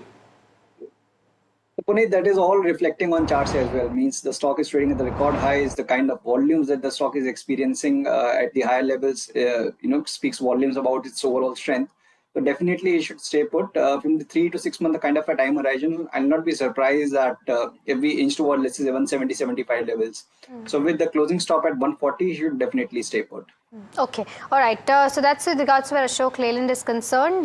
We've got our next question, which is from Mubina, who is writing us from Kerala and holding ABFRL. 3,500 is the quantity and the buy price is 82.5, sitting on a loss of around 13,500. But Saurabh, with regards to the two twins, right, ABFRL as well as ABLBL, there is the lifestyle brands which is doing better than ABFRL, but the growth targets that the management has given for ABFRL is also quite constructive. What's the view like? The management has always guided for the good for the ABFRL, but what I feel is that the company is always short on delivering upon the expectation. That is why the stock hasn't done well. My take would be it would be better if you can get out. Okay, all right. We've got our next caller. Then Parab is calling us from Pune. Parab, hi. A very good morning to you. How can we help you today? Well, my question is regarding IEX. I hold 1,000 shares at the rate of 240. Okay. My question to a fundamental analyst, whether is he think that IEX now is heading for a business change, like from the exchange to the broker, and because of it, is there any financial changes? Means their margins and their top line will get deteriorated because of this? Okay, Parab, got your concern, and it's valid as well, and I take this up with Saurabh. Saurabh is sitting on a loss of around 1 lakh rupees and is concerned, though it's not confirmed yet, but what's the view like? Would you recommend him to continue to hold IEX, or should he book his losses at the moment? I would suggest him to try to get out, because there are a lot many players have come up in this space, and the company is not showing the growth it should show at which the valuation because at the valuation it is trading close to 11 times to book value and 30 times to trailing earnings is not actually matching up with the growth the company is showing in. My take would be better to get out. Got the view, Saurabh. We have another interesting query from Roopchand. He's asking if his view on Infosys buyback, if he should tender his shares given the current view and the pressure that the stock is under, given that he's holding very limited low percentage of shares that will actually be bought back, as well as the procedural issues with taxation amongst others. So Saurabh, it is a different kind of query. Firstly, what would you recommend for Infosys, your quick view? And secondly, if he should get out right now, is it advisable to hold on for a little while or get out at the current market price? See, first of all, our view on the IT sector is positive for the next year, because we feel that maybe with the interest rates coming in, the discretionary spending will come back for the Indian IT companies, since Indian IT companies garner 60 to 70% revenue especially from the US markets. So for the big one companies like HCL, Infosys, TCS, we believe that 2026 would be a good year. With respect to the buyback, we expect that the retail shareholder it is not actually calculated, but the markets are suggesting that maybe the company will take in around 40% of the holding from the retail investor, and moreover, the promoters are also not participating. So my take is better to stick with your holding and do participate in the buyback. Got the view, Saurabh. So definitely, Roopchand, I hope that answers your query. Another one from Sumit from Ahmedabad. He is dialing in for a stock query. Sumit, very good morning to you. What's your query? Good morning, everyone. My query is with regards to HDFC Bank. 500 shares at 1,000 rupees, 1,000 rupees per share. And I have another RBL Bank, 500 shares at 326.53. So what should I do with this, and what sort of return should I expect in near short term or mid term? Got it. Sumit, unfortunately, we can only take one stock. So I'll take your query on HDFC Bank with Ajit. Ajit, he's bought it at 1,000 rupees per share. What would you recommend Sumit to do? So Sumit, you should definitely stay put, because the kind of buoyancy that we are seeing in the banking space means the sector is already at the record highs. We are seeing this momentum continuing with every passing day. No doubt the PSU pack is outperforming by big margins, but we are seeing a base formation in HDFC Bank also. So for the short-term view, the moment, let's say, we cross 1,020 mark, probably 1,080, 1,100 is something that the stock might test, in a month or two. So with stop at 960, you can definitely hold your long position in HDFC Bank. All right, we've got our next caller. Mohan is calling us from Bengaluru. Mohan, hi, a very good morning to you. How can we help you today? So I have just bought 225 shares, mostly in technologies, at 267. So Okay. I'm looking for a long term, whether I should hold this for, or I should sell it, or I can add some more quantities on it. Okay, got your question. I'll take this up with Saurabh. Then Saurabh, any view with regards to where Mostrip Technologies is concerned? It's a slightly small company, 4,000 odd crores market cap. Very small company. Basically, this company is into the chip business and marketing. Small investors do have expectation for these companies to do wonder. But simply looking on the valuation side, it looks very expensive with close to 4,400 crore market cap. My take is it is a very volatile stock in terms of stock price movement, both on the upside and on the downside. My take is better to get out. All right, so that's with regards to where Mostrip Technology is concerned. But moving on to the second rapid fire round of today's Ask Profit edition. Saurabh, as well as Ajit, you both know, try to keep your answers as short as possible. The next question is from Shubham, who's writing us from Pune and asking about Shriram Finance. He's bought 500 shares at the levels of 200. What should be the strategy? Should he partially sell and book profits? Your view on this, Ajit? Yeah, book partial profit and hold remaining with 780 as a stop. A 1 to 2 month view on Astral, Ajit. Today there is news from PVC price being reduced by a key customer. Your view? Seeing correction, 1400 immediate support, so that should be the stop. Use recovery to reduce position. Vari Energy is the next one. Arup wants to know if we can continue to hold this from a 2-year perspective. 15 shares at the levels of 3,600 is what he's holding. Your view on this, Saurabh? Hold. Tata Motors passenger vehicle, Ashwini from Chennai is holding at 411. Saurabh? Convert to Tata Motor commercial vehicle. Okay, Sun Pharma is the next one. Rajiv Jain is holding 200 shares at the levels of 1550. Long-term target on this, Saurabh? Expect 20 to 25% return in the next 1.5 years. Sign DLM is the other one. Our viewer P. Srinivas Rao has bought at 445. Ajit? Hold. Okay, Tata Elxsi is the next one. Suman from Hyderabad wants to know if she can average or continue to hold from a slightly long-term perspective. On the charts, Ajit? Avoid adding, continue to hold. Aarti Industries, we have actually answered Aarti Industries. BL, a long-term view for the next 2 to 3 years. Saurabh? Hold. Balrampur Chini Mills for the next 6 months. Is this the right time to make an entry? Neha from Bengaluru is asking this. Ajit, your view on the charts? Buy with 425 as a stop. JK Cement, a long-term view. Our viewer has bought it at 7,158. Hold or sell, Saurabh? Hold for next 2-3 years. Cochin Shipyard is the next one. From a 6 months perspective, can the person make an entry? We don't have the name. But Ajit, your view on the charts? 1620 stop with 1980 to 2000 as the immediate target zone. Varun Beverages, Ajit, a 2 to 3 month view. Our viewer has bought 100 shares at 465. Consolidation likely, wait for a breakout above 500 to re-enter. Well, that's the end of the second round of the rapid fire, Ajit, as well as Saurabh. We've answered 53 queries today, so it's been a phenomenal day here. Thanks so much to both of you for joining in.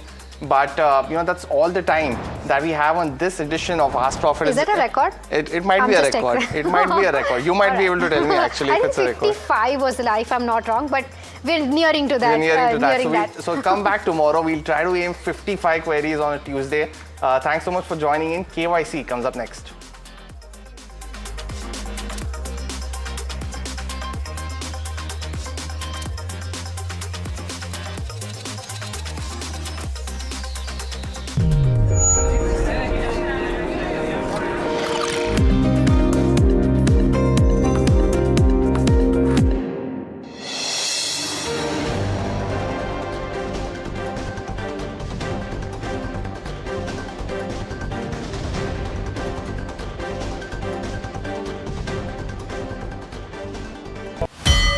The NDTV Profit has come a long way. You are the new schools and colleges which people are getting access to education from. ने बढ़िया आपके काम किया, आपके तो नाम में profit लगा हुआ भाई. In the world of money and markets, the real currency is clarity. So you guys have democratized information, and I think first you seeded the market, now the market is seeding you back out there. Decisive, discerning, distinct.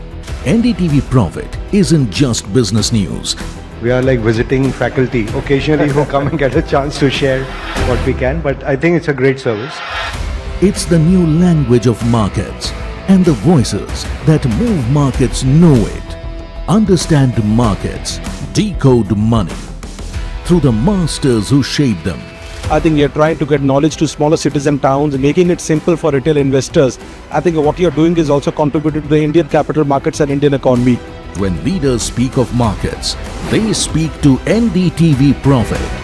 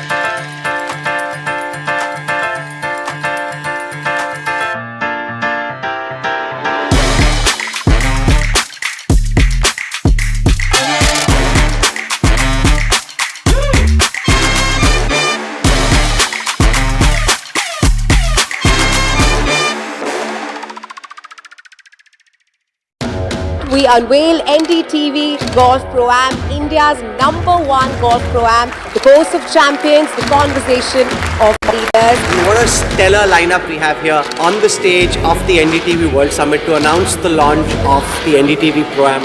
Arguably India's greatest cricketer, one of India's most distinguished bureaucrats, a top international golfer and also a top Indian pro at the moment. One administrator who's doing more to lift the profile of Indian golf than anyone has in the recent years. All the top champions, the Tiger Woods, will all come from India in future. It's great to be here. Golf is growing.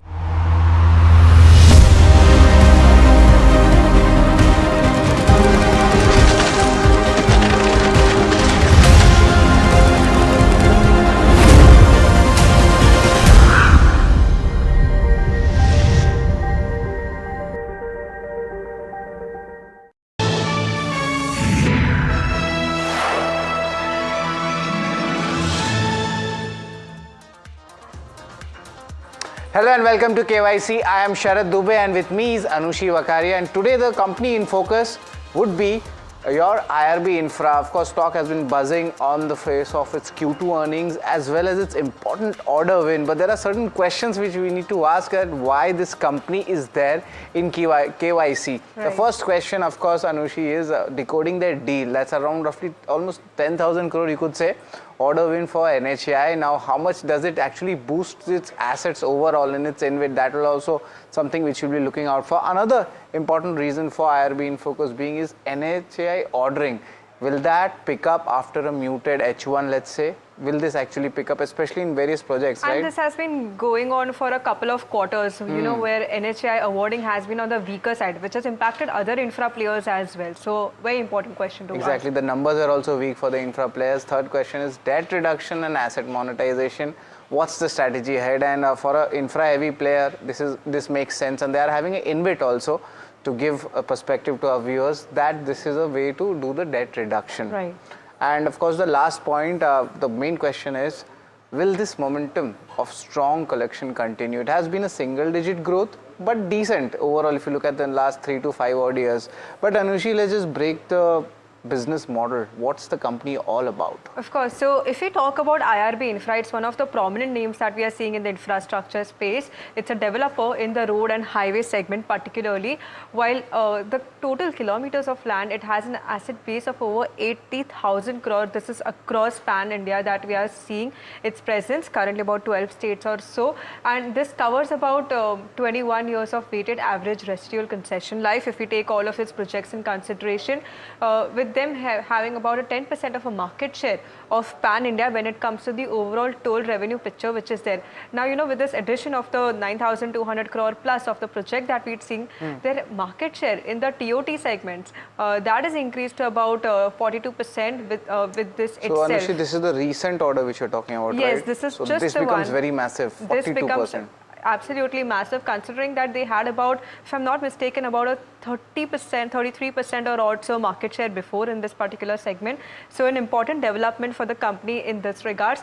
But other than that also, if we just look at its operations, it's into construction, tolling, operating, maintaining 19,000 lane kilometers span India. Now this includes about 18 BOT projects. Along with that, this includes 5 TOT projects. BOT is build, operate and transfer. TOT is toll, operate and transfer, and 4 HAM projects. That's hybrid annuity model. Yes. Exactly. So its presence is across these 3 that we are looking at. Of course, BOT and TOT would take precedence now with a huge pipeline of opportunity which is there, roughly at the size of 55,000 crore or so, which is expected to start from this December itself.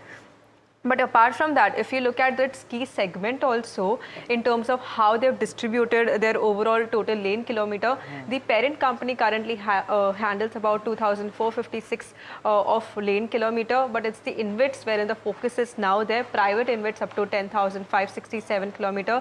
A majority of chunk is what we are seeing in this particular regard, and public InvIT about 2,400 crore. Yes, and it's pretty interesting for our viewers that if you are wondering why this number is so high.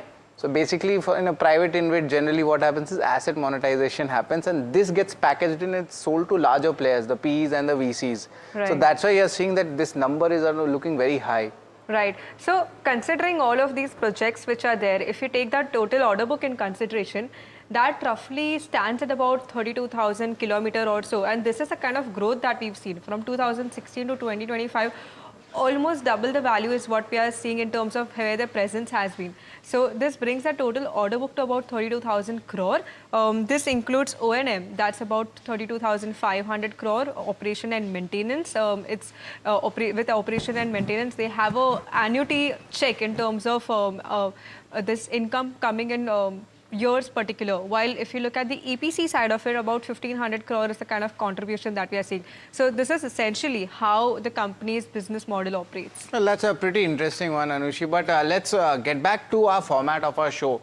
How do we give the ratings? What are the parameters for KYC? And first and foremost is we take in the income statement, balance sheet, cash flow. These are the 3 holy grail for financial statements. Of course, return ratios are very important. If you're an investor, why should you invest in this stock? Includes shareholding, street cred, which is nothing but the stock movement for short-term, medium-term and long-term investors, and valuation. That's very important when we compare them with peers. And last but not the least is the outlook going ahead. Based on that, we give the numbers. But Anushi, let's start with income statement. What are you gathering? So in terms of income statement, if you are seeing, considering how the stock has done over the last 3 fiscals, we are looking at an average growth of about 9%. This is the compounded annual growth that we are seeing. So this is with regards to about 3% growth in FY25, which had been more on the muted side, considering the order book, which is also in picture. But in terms of margins and net profit, a higher growth trajectory is what we are looking at. About about 23% plus of our profit CAGR. And with this addition of new asset coming in place now, that was going to aid their O&M income as well as we speak forward. So in the Q2 also, if you look at the numbers, they reported about a 10% of a revenue growth, while margins inched upwards to 53%, while net profits saw about a 41%. So overall, considering the 3-year trajectory and how the first half has panned out, we've given this a thumbs up. Well, that's pretty interesting, but balance sheet numbers also, Anushi, we checked the numbers and we added the H1 FY26 numbers as well. There is a lot of strength coming in. Look at the borrowing, that has come down for H1 FY26, and that's a very major positive thing when you look at an infra company. Also, overall, look at the cash and bank balance, that has actually come down from 3,446 crore to almost 1,366 crore rupees, but the H1 numbers overall has been strong. If you judge a balance sheet, and overall it's a thumbs up from my side. Right. If you are looking at the cash flow now, cash flow from operations, we are looking at a fluctuation in terms of your 24-25 figures with regards to operating cash flows which are there. And this is on account of receivables that we are seeing while there's this fluctuation figure that we are seeing. Of course, with a lot of these infrastructure companies with higher government contribution as well, there had been issues regarding to their payments and about their payments which were made which impacted their receivables. But the trajectory forward is something that we'll see. But considering the overall net cash flow of FY25, that was on the positive side compared to FY24. So considering this, we've given it a neutral rating. That's pretty interesting on that, but return ratios is what matters, Anushi. When an investor comes in, what's the ROC, what's the ROE? These are ratios called return on capital employed, return on equity, not much to offer. If we don't get something between 15 to 20% then of course there are concerns about it. And you see single digit numbers coming in for both ROC and ROE, nothing much to look at here. So it would be a thumbs down from my side. Now, if you look at the shareholding pattern of the company, it's interesting how we are seeing that over the course of these last few years, it has majorly remained on the stable side. Promoters holding about 30% of stake in this last few quarters or so. This is a trend that we've been seeing from June 24 to September 25, while there was some dilution which happened between March 24 to June 24, but overall promoter holding has remained stable, while FIIs and DIIs mix also. DIIs have seen a pickup of around 2% from the last 2 quarters or so, while FIIs majorly in the range of 42 to 44% is what we are looking at. So consistent pattern is what we are looking at, given that we've given it a neutral rating for now. Well, that's pretty interesting on that, but let's see the street trade, how the stock has actually performed. 1 month it's been flat, 6 months it's been on the negative side, it's down 16% year to date it's down 25%. You see the NHI orderings have actually come down, and of course execution also matters if you're coming from a monsoon related season as well. See, the 5-year earning has been strong for 279% gains, but if it's a short term or even a positional investor who has come in, we see there is nothing in for that investor. From that basis, I would be, kind of giving this entire rating right now currently. You could say a thumbs down coming in from here. Sharad, if you look at the valuation picture now, so if you just take firstly the PE in consideration, so for a big company we take both, right? PE as well as EV. Yeah, what we've done basically is that since they also have InvITs, they have a huge asset base as well. Along with that, even in terms of the monetization strategies which go on, we've also considered there's a lot of fluctuation in terms of debt structure which is there. We've considered both the price multiple as well as where the EV to EBITDA stands for both of these. So IRB, if you take it in account with the other 3 peers which are there, it's majorly in line as what we are seeing, about 18 times forward multiple over there. So nothing much to talk about it with that regards. Even if you look at the EV to EBITDA multiple, while we are looking at something like Ashok and Dilip Bilcon at relatively cheaper valuations, do note that their growth has also been on the muted side since these last couple of quarters.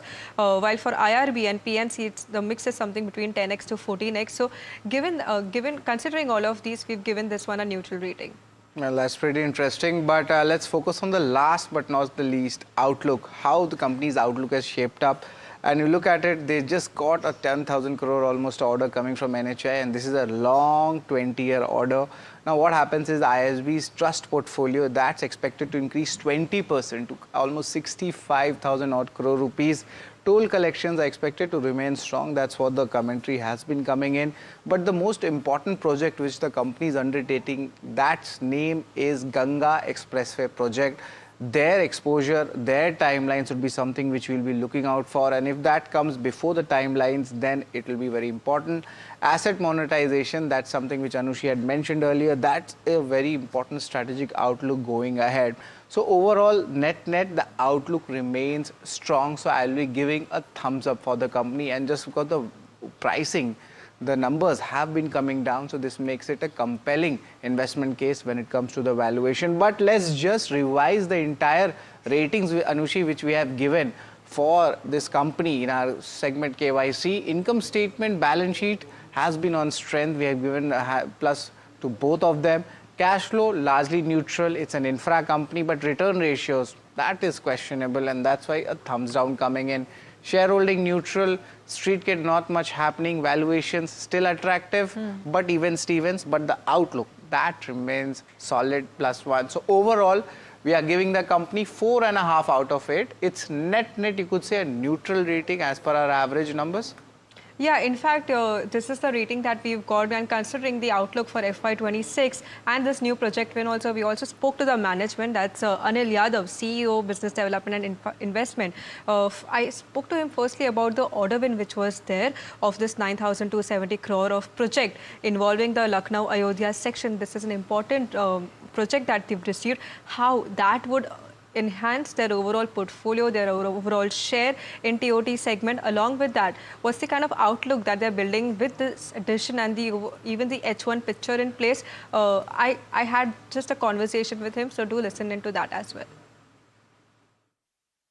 With respect to this is the TOT project which we have bagged.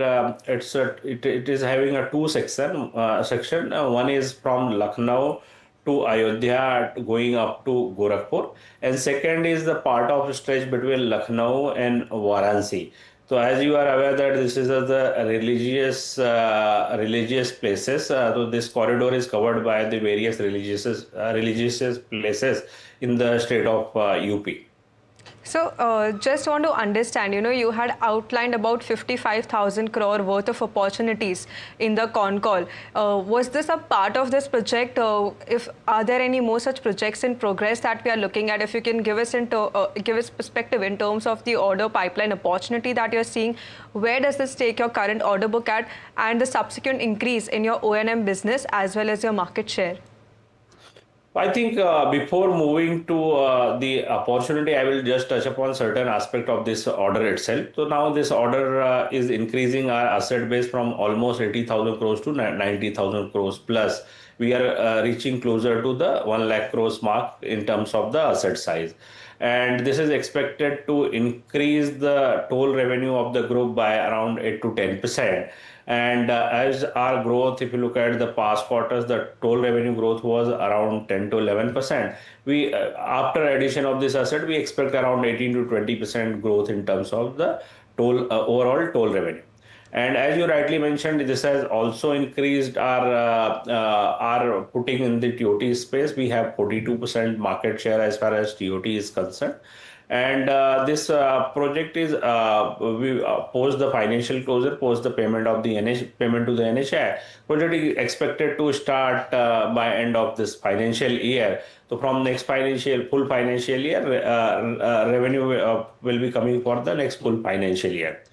Now, in terms of the strategic location and the importance, because this covers the prominent tourist places in the UP, this has the strategic importance as well.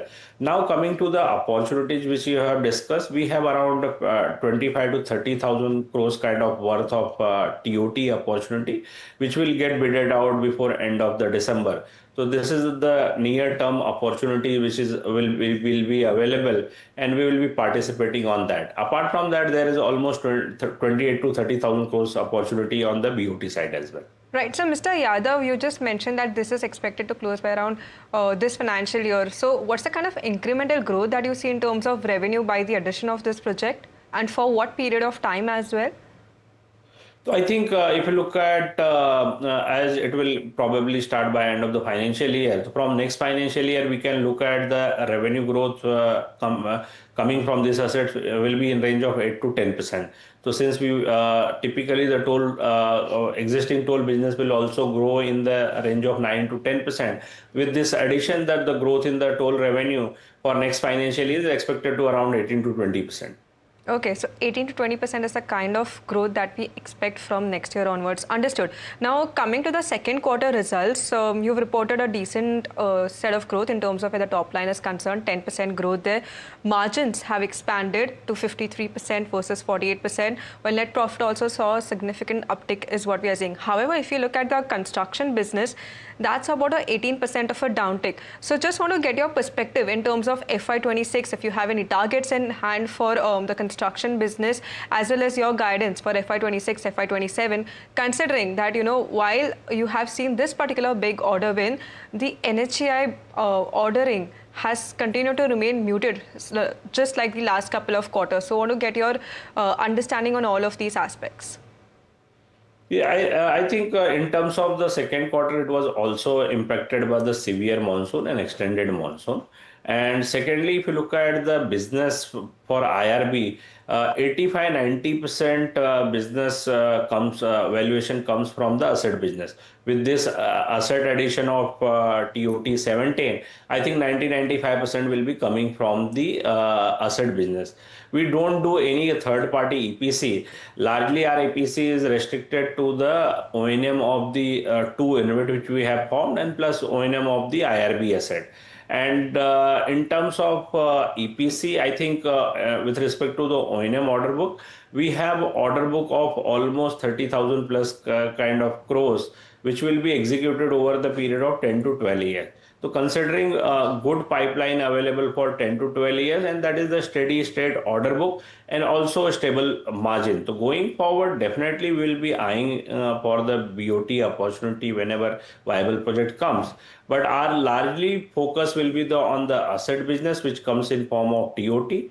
And in terms of the EPC, it will be gradually shift more towards the O&M side than the actual execution of the EPC job. So just considering all of these aspects, what's the kind of number that you have in mind in terms of the top line growth, in terms of margins? Where would that stand at? So I think the asset business, since this quarter the EPC business was on a lower side, if you have seen a significant increase in the EBITDA margin by 500 to 600 basis point compared to the corresponding quarter of the last year. So asset business has 85-88% EBITDA margin. So as we will be shifting more revenue will be coming from the asset side, automatically there will be improvement in the EBITDA margin of the company. And as we will move closer to the year end for FY27, we can provide towards the end of towards the end of this financial year. Having said that, for toll business, that I have already discussed that with the current asset and the asset which we have bagged, the toll growth expected around 18 to 20%. Okay, got it. So 18 to 20% is the number that we should be looking forward to. Now, coming to the order book, you've given us an outlook in terms of the breakup between the kind of pipeline opportunity that is there between BOT and the TOT segments. Just want to also understand how execution of this 32,000 crore of existing order book is going to pan out for FY26 as well as FY27 as well. And along with that, what's the kind of outlook that you're building in terms of new orders which are there? If you can help with the timelines or so. So I think in terms of the existing order book, roughly 4,500 crores is the executable order book for next 2 years. That it largely includes the O&M order book. And as we will back the new project, whether it's a TOT or BOT, there will be an order inflow which will be coming in. So I think that will be additionally contributing to this EPC order book. And as I was discussing that we have roughly 5 to 6 TOT project which is up for bidding till December. We will be eyeing for those TOT project as well. And there is around 28 to 30,000 crores of BOT opportunity. We will be looking at on the basis of the viability. We will be bidding for those projects as well. Also, looking at, you've talked about O&M, there's been a lot of emphasis from this segment as well. You're eyeing for 50% of a mix as well versus the current 25% to 30%, if I'm not wrong, if that's the correct number, which is there currently. So just want to understand between the O&M business and the EPC, which is there, how do margins differ across both of these? So I think that is the very good question. In terms of the O&M, gradually we are from 8 to 10% kind of O&M execution, we have moved to around 25 to 30% kind of O&M execution. And we have aim in next couple of years, we'll be reaching almost 50-60% as a O&M execution. Good thing about O&M, apart from the healthy margin, O&M order book have a consistent visibility because typically the life of the project is around 20-25 years. So automatically you will have a visibility for 25-30 years in terms of the O&M order book. As against the EPC order book where you have only visibility for the 2 years. And if there is lower awarding in next 2 years, then automatically your EPC order book will vanish. So comparatively, O&M book has a healthy margin and also good visibility. Okay, Mr. Yadav, let me also talk about the InvITs which are there. Just a quarter ago, we had discussed about the sale of the 3 SPVs which are there. This was from private InvIT to public InvIT that we'd seen, which released some capital as well. You also had a QIP launch of around 3,000 crore, which was later upsized as well. These are all, towards these BOT and TOT opportunities that we are seeing along with the debt picture as well. So just want to get an outlook in terms of the InvITs as well. What's the kind of asset monetization strategy that we are looking at, and how would that aid in financials in terms of where your debt structure is currently? So I think if you look at IRB will be today lowest debt to equity ratio. We have net debt to equity 0.6:1. And the group always aims for that, not increasing the leverage position. And as you rightly mentioned, we have monetized 3 of the asset and we have got an equity release of close to 5,000 crores. Now that equity release will be used for the upcoming opportunity. We have formulated one strategy, that is the bid, execute, stabilize and transfer. That is best strategy for the IRB. And on that basis, we will be bidding for the project, executing those, stabilizing. Once the revenue is stabilized, we will sell it to the public InvIT. And by that count, we will be freeing up the liquidity, and that liquidity will be used for the bid, will be used for as a growth capital for upcoming opportunity. So I think going forward, the focus will remain on that line itself, and we will be consistently monetizing the asset and growing our portfolio. Okay, well, thank you so much, Mr. Yadav. Yeah, please go ahead. One thing to add, if you look at the 3 assets which we have transferred, was around 8,500 crores kind of EV. And the asset which we are adding is close to 10,000 crores kind of EV. And the 5,000 crores of equity which is released, that can take with a 70-30 debt equity, that can take more than 15,000 crores worth of project in terms of the future opportunity available. That's pretty interesting. The management are speaking about their key order wins and also their asset monetization plans. But during the entire show, Anushi, the KYC segment, let's just pick up all the 3 main takeaways which we have taken during our conversation. First one is, of course, the new order win. That's expected to increase the asset base size to 90,000 odd crore. And eventually moving to 1 lakh crore as well, right? Wow, that's a very big number coming in. Might be one of the largest players actually coming in. Also, they're expecting 18 to 20% growth in toll revenue with the new project addition. So that's a significant up move, right, for the toll collections, what we are seeing. Now, if this also comes in, that's a significant top line addition coming in. Yeah, and lastly, it's a big project that we are seeing, about 9,200 crore size. And this is going to add revenues from next year onwards. About 8 to 10% is the kind of growth that they're seeing from just this one project itself. So even that is a big opportunity that they are getting from this that means it's going to be a waterfall year, FY27. That's pretty interesting for IRB Infra, and that's why we had given The outlook also won an overall KYC rating at 4.5 out of 8. This is it. Thank you very much for tuning on to KYC. Stay tuned to NDTV Profit.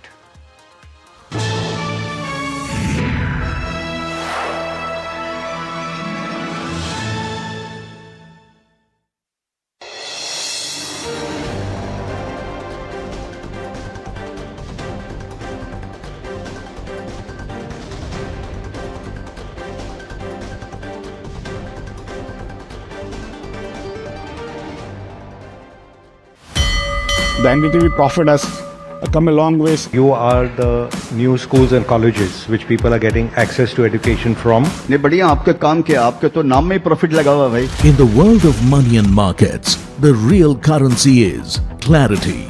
So you guys have democratized information, and I think first you seeded the market, now the market is seeding you back out there. Decisive, discerning, distinct. NDTV Profit isn't just business news. We are like visiting faculty occasionally who come and get a chance to share what we can, but I think it's a great service. It's the new language of markets, and the voices that move markets know it. Understand markets, decode money through the masters who shape them. I think you're trying to get knowledge to smaller cities and towns, making it simple for retail investors. I think what you're doing is also contributing to the Indian capital markets and Indian economy. When leaders speak of markets, they speak to NDTV Profit.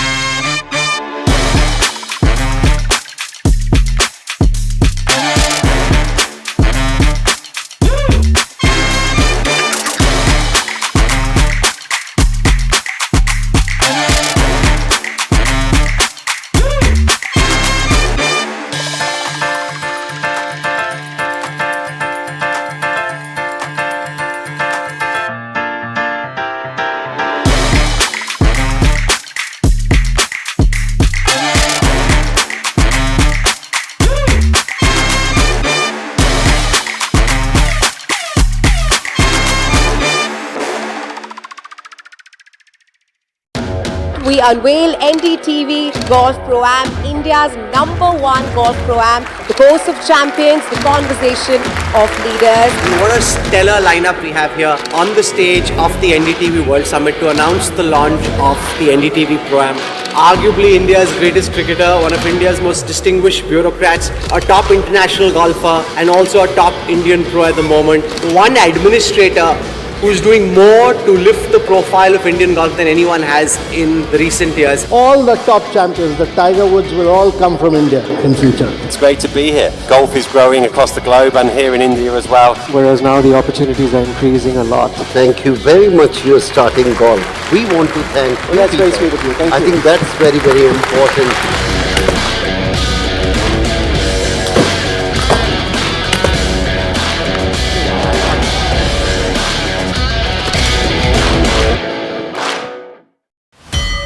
The NDTV Profit has come a long ways. You are the new schools and colleges which people are getting access to education from. ने बढ़िया आपके काम किया, आपके तो नाम में profit लगा हुआ भाई. In the world of money and markets, the real currency is clarity.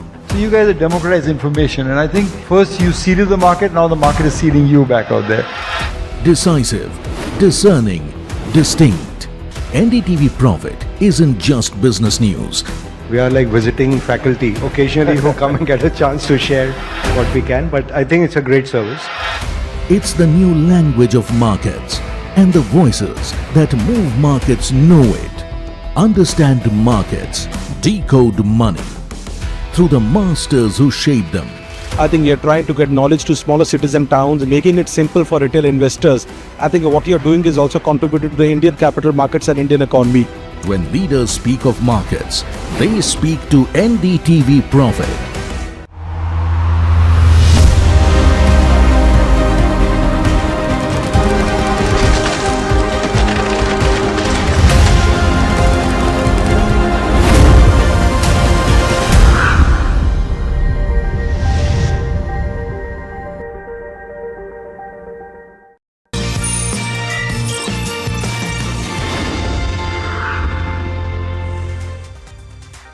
Hello and welcome. You've joined us on Markets at 12. I'm Nisha Podar. Straight look at the market. Well, Nifty 50 movement today has been muted. It's a very tight range in a very small band that the Nifty has moved today. But there are heavy hitters when we talk about the contributors and the components of Nifty 50. And let's take a look at some of the ones which are really performing well in trade. The types of Kotak Mahindra Bank, Bharti Airtel, ICICI Bank, M&M, all of them are doing well and contributing well. In fact, take a look at Bank Nifty. That is clearly showing an outperformance to the market. So let's take a look at that. And otherwise, there have been many aspects that the market has been reacting to. When I look at some of the components, Adani shares, which had shown great momentum in the week gone past, today are seeing some bit of profit taking. Adani Enterprises is down 3% in trade. Asian Paints had come out with its results. It's showing a muted growth in muted kind of a trading session. Axis Bank over 1%. So it's a day of the banks. In fact, whatever contribution is coming in for Nifty 50, a large part of it can be owed to Bharti Airtel and the financial space at the current moment. When we take a look at some of the other components as well in the market, it's Grow. Take a look at that. It's a new kid on the block and new company that has been listed. And let's take a stock check of all those components which have been coming to the market, especially from the new age space. So that growth seen in Billionaire's Garage is also something to watch out for.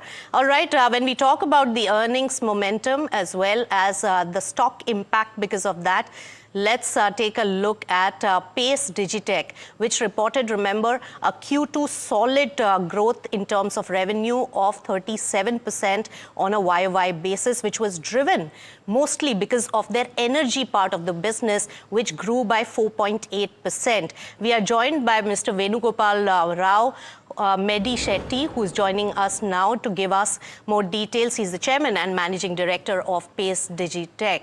Hi, sir. Good to have you on NDTV Profit. My first question to you, there is a huge divergence between your two businesses when we talk about the telecom business and the other is the energy business. You are improving your energy component in your overall revenue while the telecom space has been degrowing. Can you give us a snapshot of what really transpired in this particular quarter and how is it looking in the present quarter?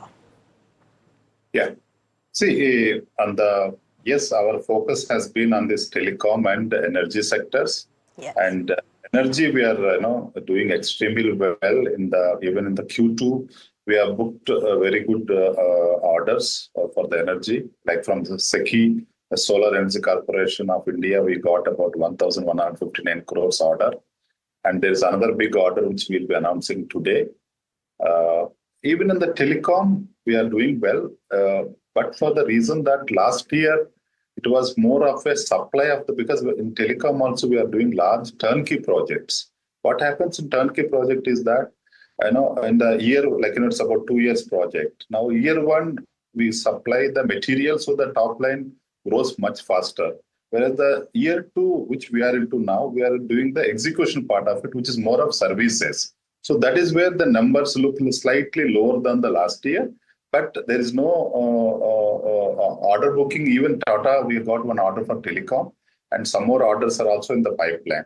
So our focus, as I said, energy, we are growing much faster. At the same time, telecom, the way markets are growing, we are also trying to book the orders in telecom as well.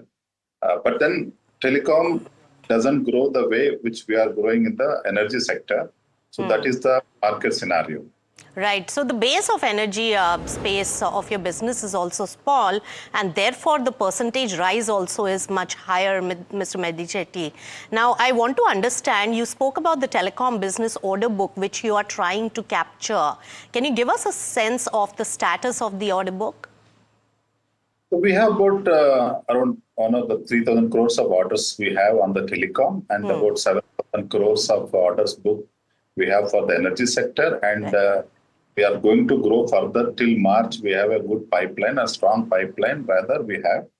And on the energy sector, to just give you the inputs that this is the first year of energy business for us. Now this year, more of like, we have set up the factory, we got the order book. Now the execution is underway. So the results will be seen on the balance sheet majorly for the next financial year. This year it will be slightly, a very small portion will be added to the balance sheet, that too in the Q4 only. But whereas the strong numbers will be seen or it will be reflecting on the balance sheet of FY27, all these orders that we have booked will be converted into the billing in the next year for sure on the energy side. Right. On a YOY basis, you have seen a degrowth of 58% when it comes to the telecom space. I want to understand a little bit on, you said that we have booked the order and it will show results in the next financial year. I wanted to understand for this particular financial year, how much more decline is to be estimated when we talk about the telecom business and your order book at the current moment, giving a comparison on a YOY basis. Yeah, so no, we are not reducing our for the Q3, Q4 is going to be better. And the overall year on year, if you see for the FY26 to FY27, we are going to grow as per our commitments given to our investors, and we are well on the target. And also you should see the strong, our PAT is strong, like, the 11 to 12%, we are still maintaining the PAT, and that percentage remains same for the Q3, Q4 also. All right. So the guidance that is given, you're on track for that. But when we shift focus to your energy business now, and that has grown at a tremendous pace, 4.8 times. How much of this growth is really recurring versus the tender-driven versus the one-time execution? This is a large business and it is just booming in India, and we are in the front run. We are the front runners, I must say. And our factory was inaugurated about 4 months back, and there are a lot of tenders that have been published. So our pipeline is quite strong. We are going to see much more orders coming in, and these are all about 15 months to 18 months execution timelines. So we are well on the target, and for executing this energy business, as I mentioned to you, it will be seen in a full-blown way on the FY27. All right, FY27 will show you much better, performance when it comes to the energy business which we are building. But how about the competition at this particular point?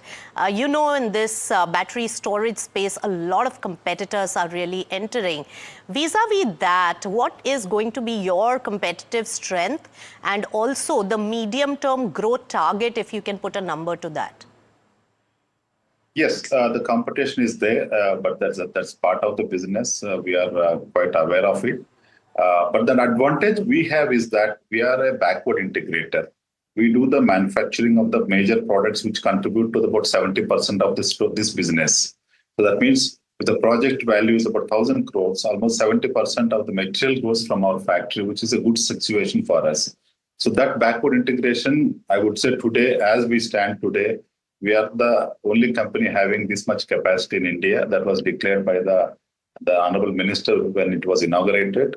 And people are building the factories, but that will certainly take about 2 more years.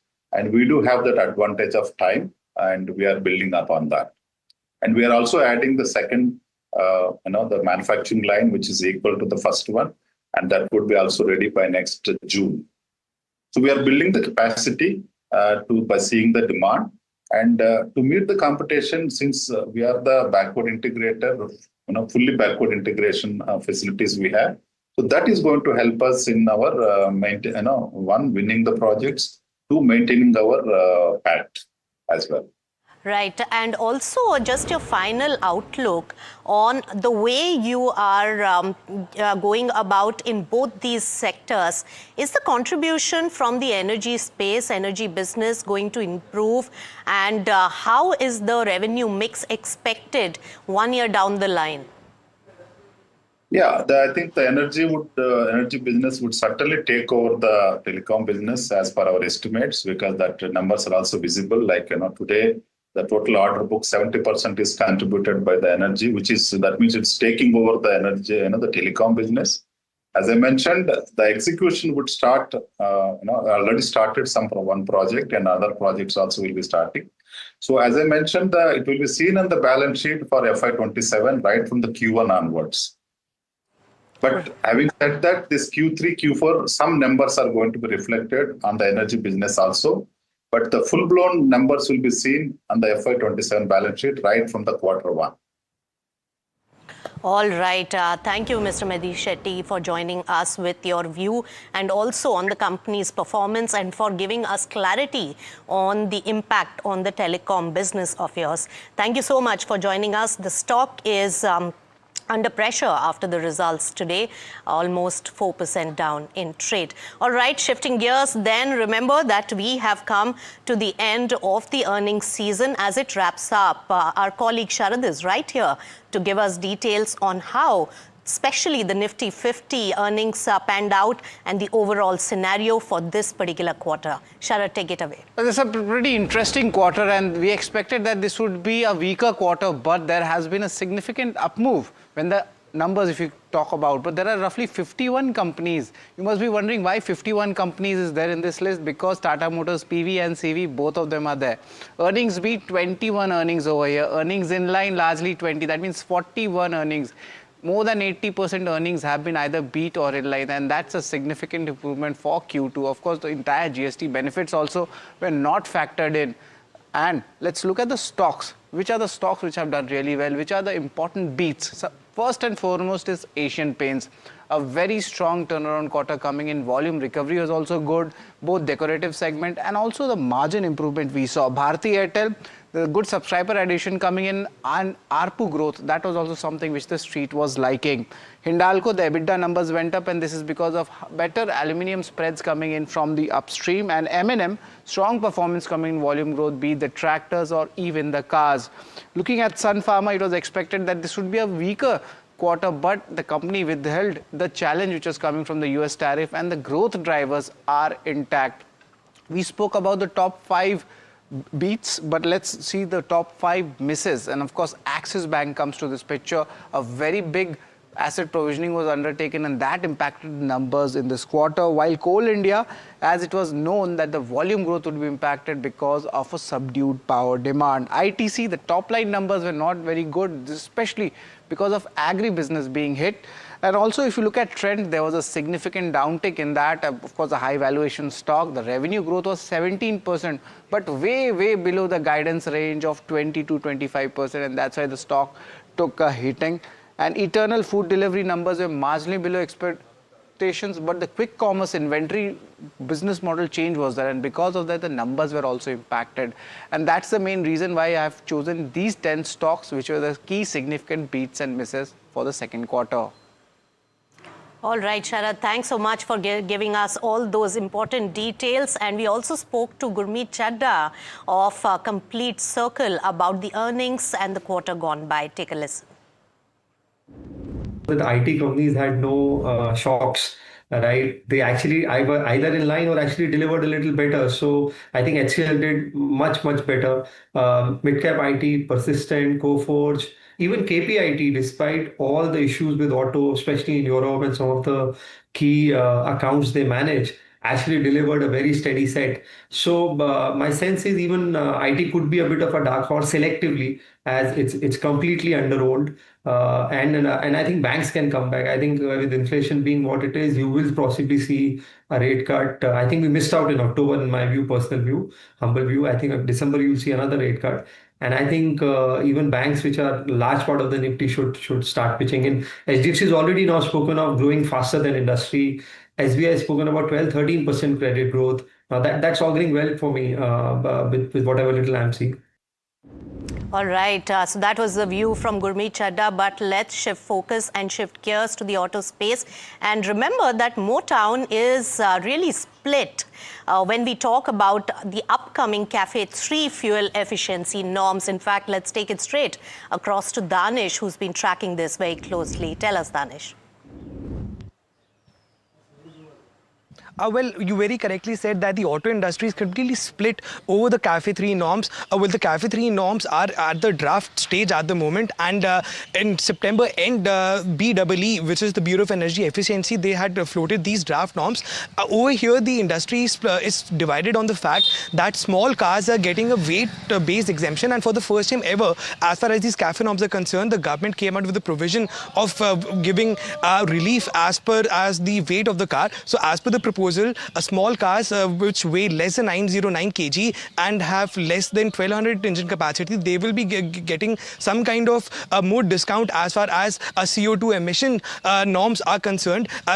Because of this, the auto industry is completely unhappy, and a few days back we saw Mr. R.C. Bhargava, who is the chairman of Maruti Suzuki. He said that the current CAFE norms are not good for the small cars, and hence the CAFE norms should not be there at all, and it is favoring the bigger cars. But on the other hand, Mr. Shailesh Chandra, who is the MD and CEO of Tata Motors passenger vehicles, he is clearly of the view that no concession should be given on any type of the vehicle, and he feels that if the government goes ahead with the weight-based exemption, then the cars in India will not be that safe, as then this might force automakers to probably reduce the weight of the car, and hence we are seeing that the industry is completely split over this. Besides this, there is another concession for hybrid as well as flex fuel engine cars, so because of which the EV industry is completely unhappy with the overall CAFE norm. So all in all, if we see SIAM, which is the Association for India's Auto Manufacturing Industry, they have already given their viewpoints to BEE, and they have clearly informed them that the auto industry is split right now, and it looks like that the government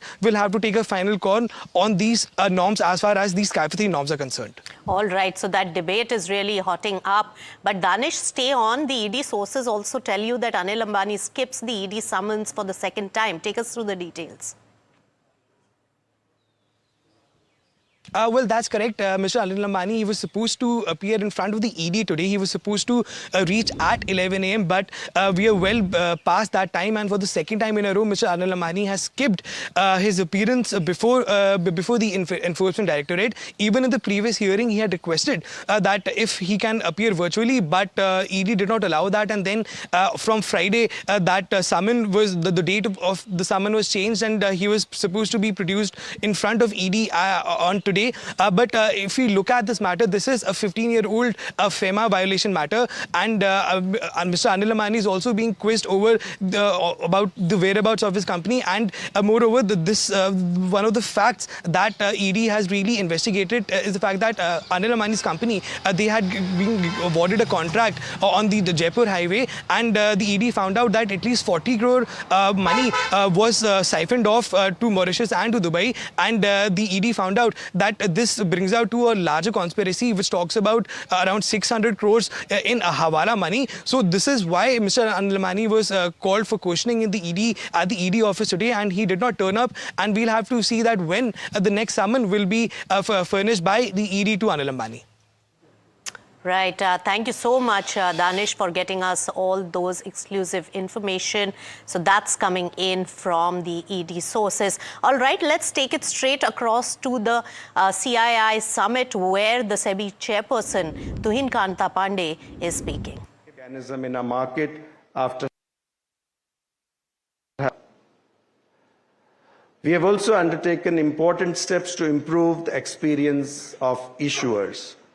The rationalization of minimum public offer scale-based thresholds that allows companies with substantial market value to achieve public float requirements through a gradual, orderly process instead of rushing to dilute ownership.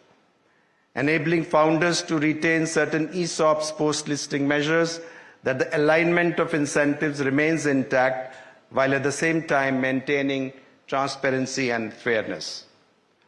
Similarly, expanding the scope of electronic book provider platforms to include REITs and InvITs, discovery in these fast-growing market segments, which are now playing a central role in financing India's. By lowering the threshold for mandatory electronic, we have improved transparency in price formation in the corporate debt market.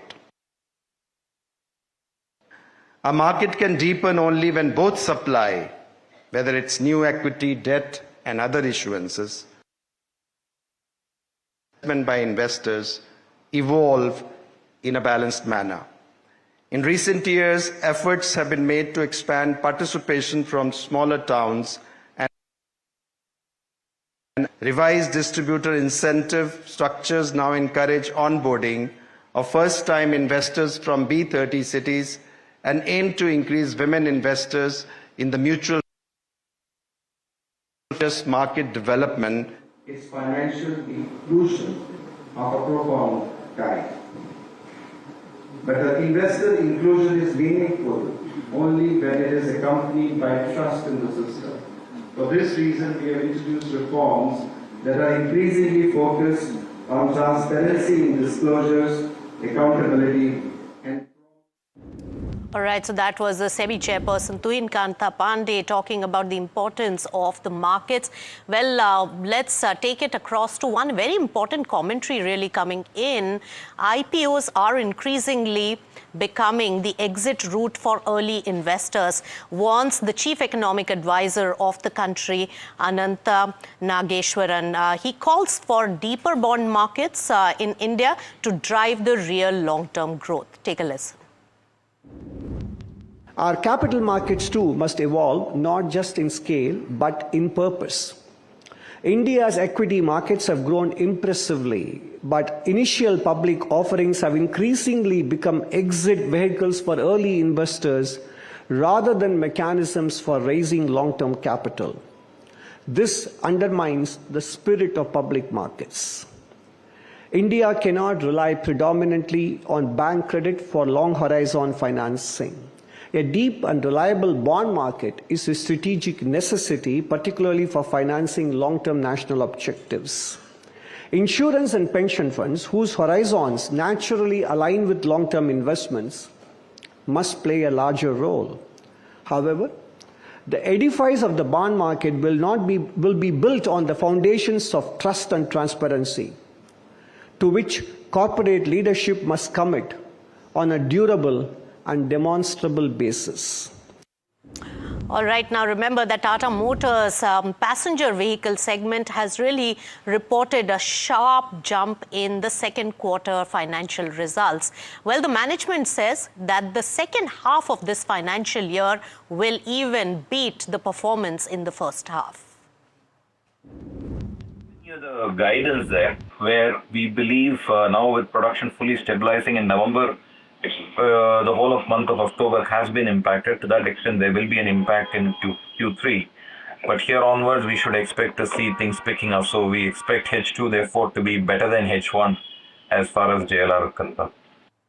All right, so there were very positive commentary coming in from Tata Motors management. Let me take it across to my colleague Puneet, who tracks this sector very, very closely. Puneet, what are brokerages saying about Tata Motors and how are they assessing the growth path? Well, it's definitely something that was much worse than expected in terms of JLR and its performance. In this quarter, they've actually come out and cut its guidance for the EBIT range to just be 0 to 2% versus 5 to 7%, and that's what something like a JP Morgan has also said. They've highlighted that they have a target price of 385 with a neutral rating, but the guidance seems, the guidance cut essentially seems realistic. They've also highlighted that the margin delivery in the India car business, while was good, the JLR performance was much worse than they had expected. Essentially, something like a Jefferies also highlighted that view. They have actually a steeper cut in target price to 300 rupees per share. And they highlighted one key point that, they're seeing multiple headwinds for the Jaguar and Land Rover business going forward, including the increased competition as well as the consumption tax in China, amongst other key factors that are having a negative impact on earnings as well as the demand momentum going forward. So these are the two key views. Stocks down almost 4.5% on the back of the cut from JLR as well as a weaker operational performance in quarter two. All right, thanks so much, Puneet, for getting us all those important details. Let's shift focus on Dixon Technologies.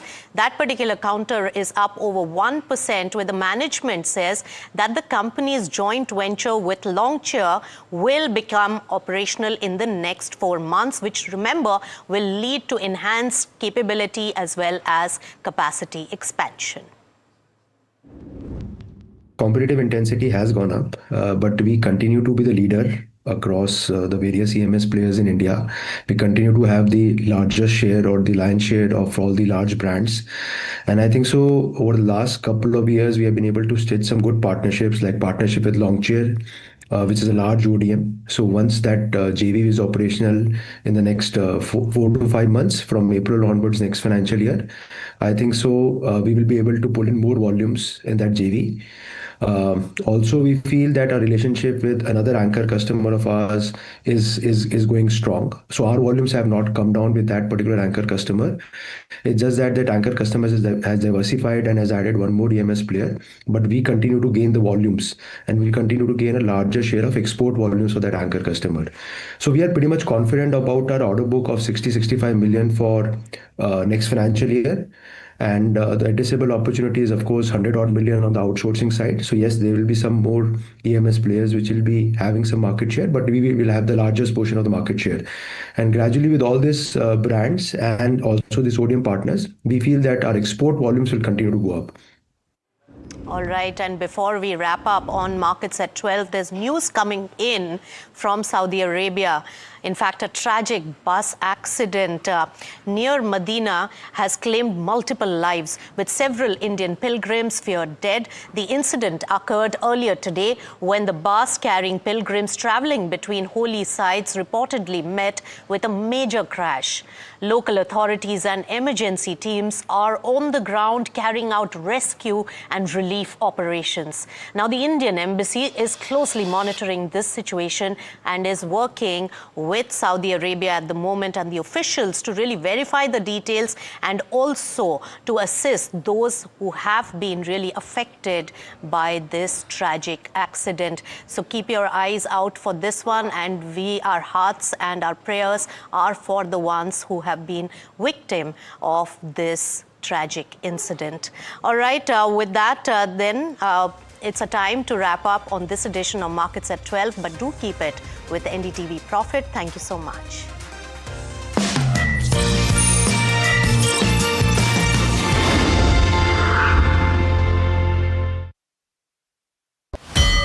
The NDTV Profit has come a long ways. You are the new schools and colleges which people are getting access to education from. ने बढ़िया आपका काम किया, आपके तो नाम में ही profit लगा हुआ भाई. In the world of money and markets, the real currency is clarity. So you guys have democratized information, and I think first you seeded the market, now the market is seeding you back out there.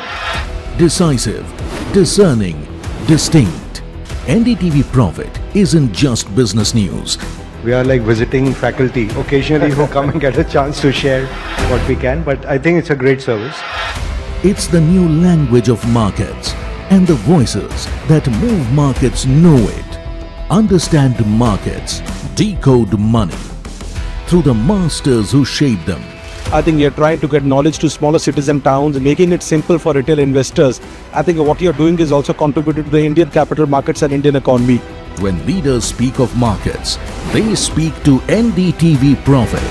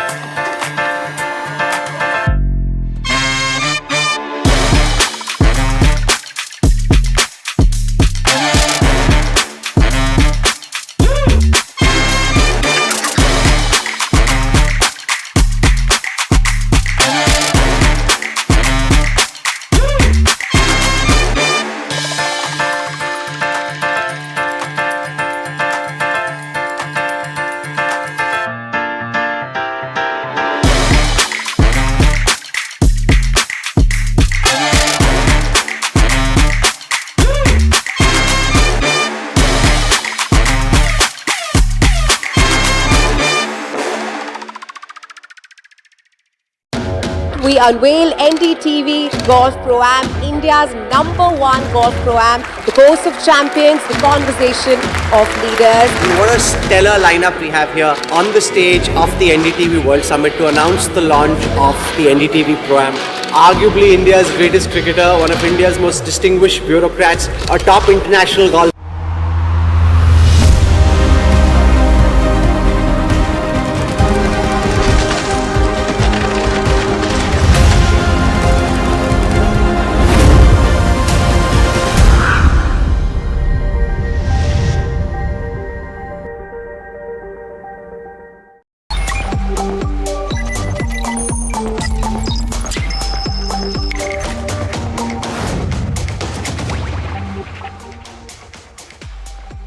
welcome. You're watching Profit Buzzers right here on NDTV Profit. My name is Puneet Zaveri, and over the next hour or so, we'll try and get you all the key stories, all the key stocks that you need to have on your radar in today's market session. Before that, and getting to a lot more, stock-related, updates, let's first look at how the markets are doing, because we have seen that the Nifty has shed some of its gains for today. We're at 25,950, but the momentum seems to be quite positive, to say the least. We had seen the implied open for the Nifty indicating a 43-point uptick. We are maintaining a little more than that as of now. When you look at the Nifty 50 stocks and the heat map very quickly, you will see some key movers in trade today for the benchmarks, and it has been the area of strength for the markets over the last week or so. Something like Bajaj Auto, something like a Shriram Finance is up 1.5%. Bajaj Auto has been one of the biggest gainers for the Nifty throughout the trading session. Tata Motors also up 1.8%.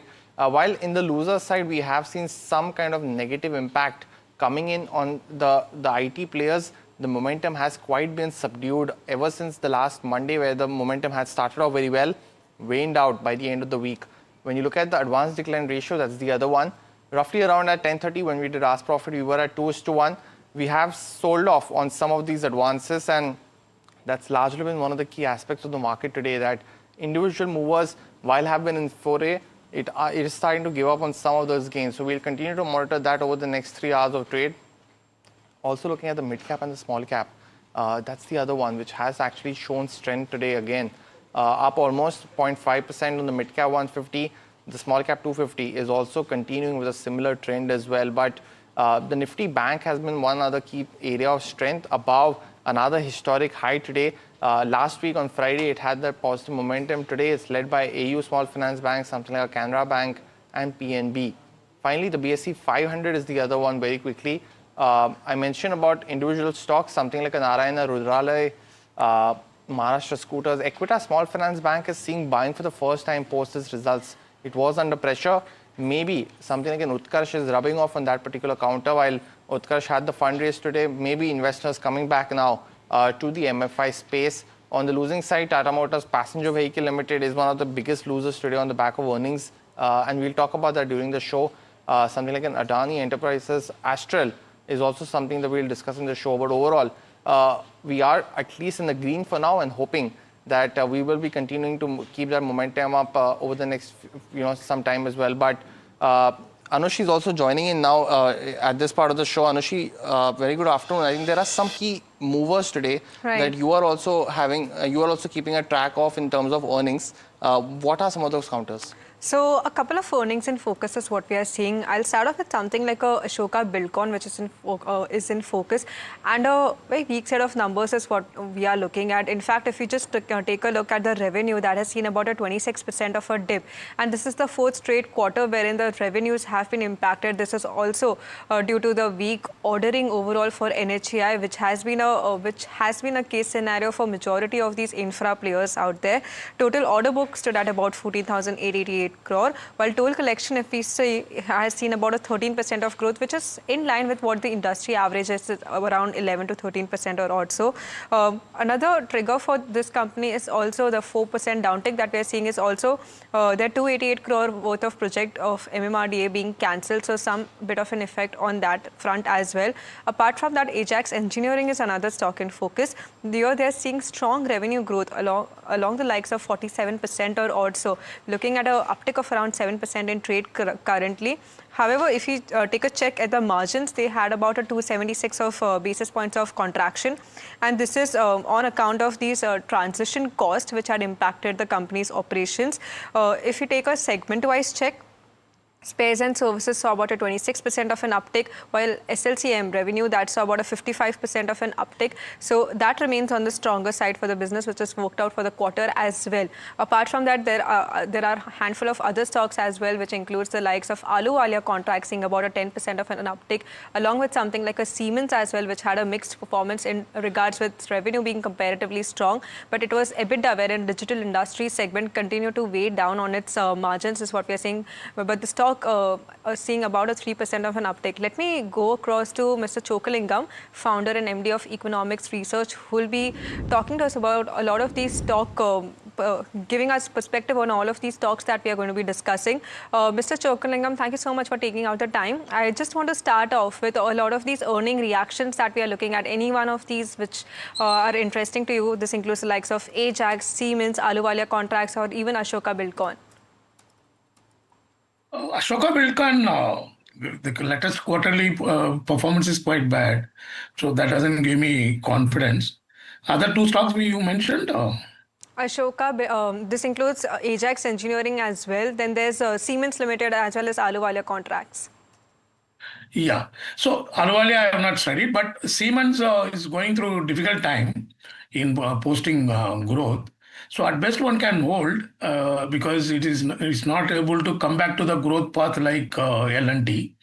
Ajax I have studied. It looks, product profile, the technology business look very impressive. There is no doubt. The only concern is that slightly, stretched valuation, but then certainly one can buy this for long term. Siemens hold, and Ashoka Buildcon I would avoid at this juncture. Well, that's Mr. Chockalingam's view on a bunch of stocks which all are actually seeing a reaction either on the upside or the downside. Something like Ashoka Buildcon, something that Anushi highlighted, is under pressure as we speak. The other counter, that's let's pull up something like an Amber Enterprises. What's that stock doing? It's marginally up now 1.5%, and that's largely on the back of a acquisition that the company has done. So Ilgin Electronics, which is one of the key subsidiaries in the electronic space, has actually gone ahead and made an acquisition of Shogini Technocrats. Now it's an acquisition in the PCB space, which is the printed circuit board space. One aspect is that they are looking to increase materially over the next few years. They've highlighted that Shogini is a long-established player in this particular space, and some of the key details include applications in automotive, defense, medical electronics, industrial electronics, telecom, power electronics, amongst the others.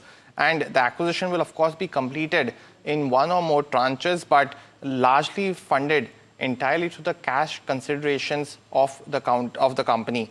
Shogini, of course, will become one of the key subsidiaries of the company, and in terms of acquisitions, it will strengthen the bare PCB vertical of the counter. In terms of financial strength, Shogini has a revenue of 390 crores in FY25, and while Amber is a conglomerate in that space, the PCB revenue was 330 crores for Amber. So this will double the company's electronics revenue and will be EPS accretive as well. Mr. Chockalingam, I'm not sure if you have a direct coverage on something like an Amber Enterprises, but is it one of, how do you view this particular acquisition for the counter? I have not gone into details of acquisition, but I have looked at that performance in the recent time. It's really fabulous. There is no doubt about it. And the only concern is that, its operating profit growth year on year is around 48-50%, whereas the stock is trading at 118.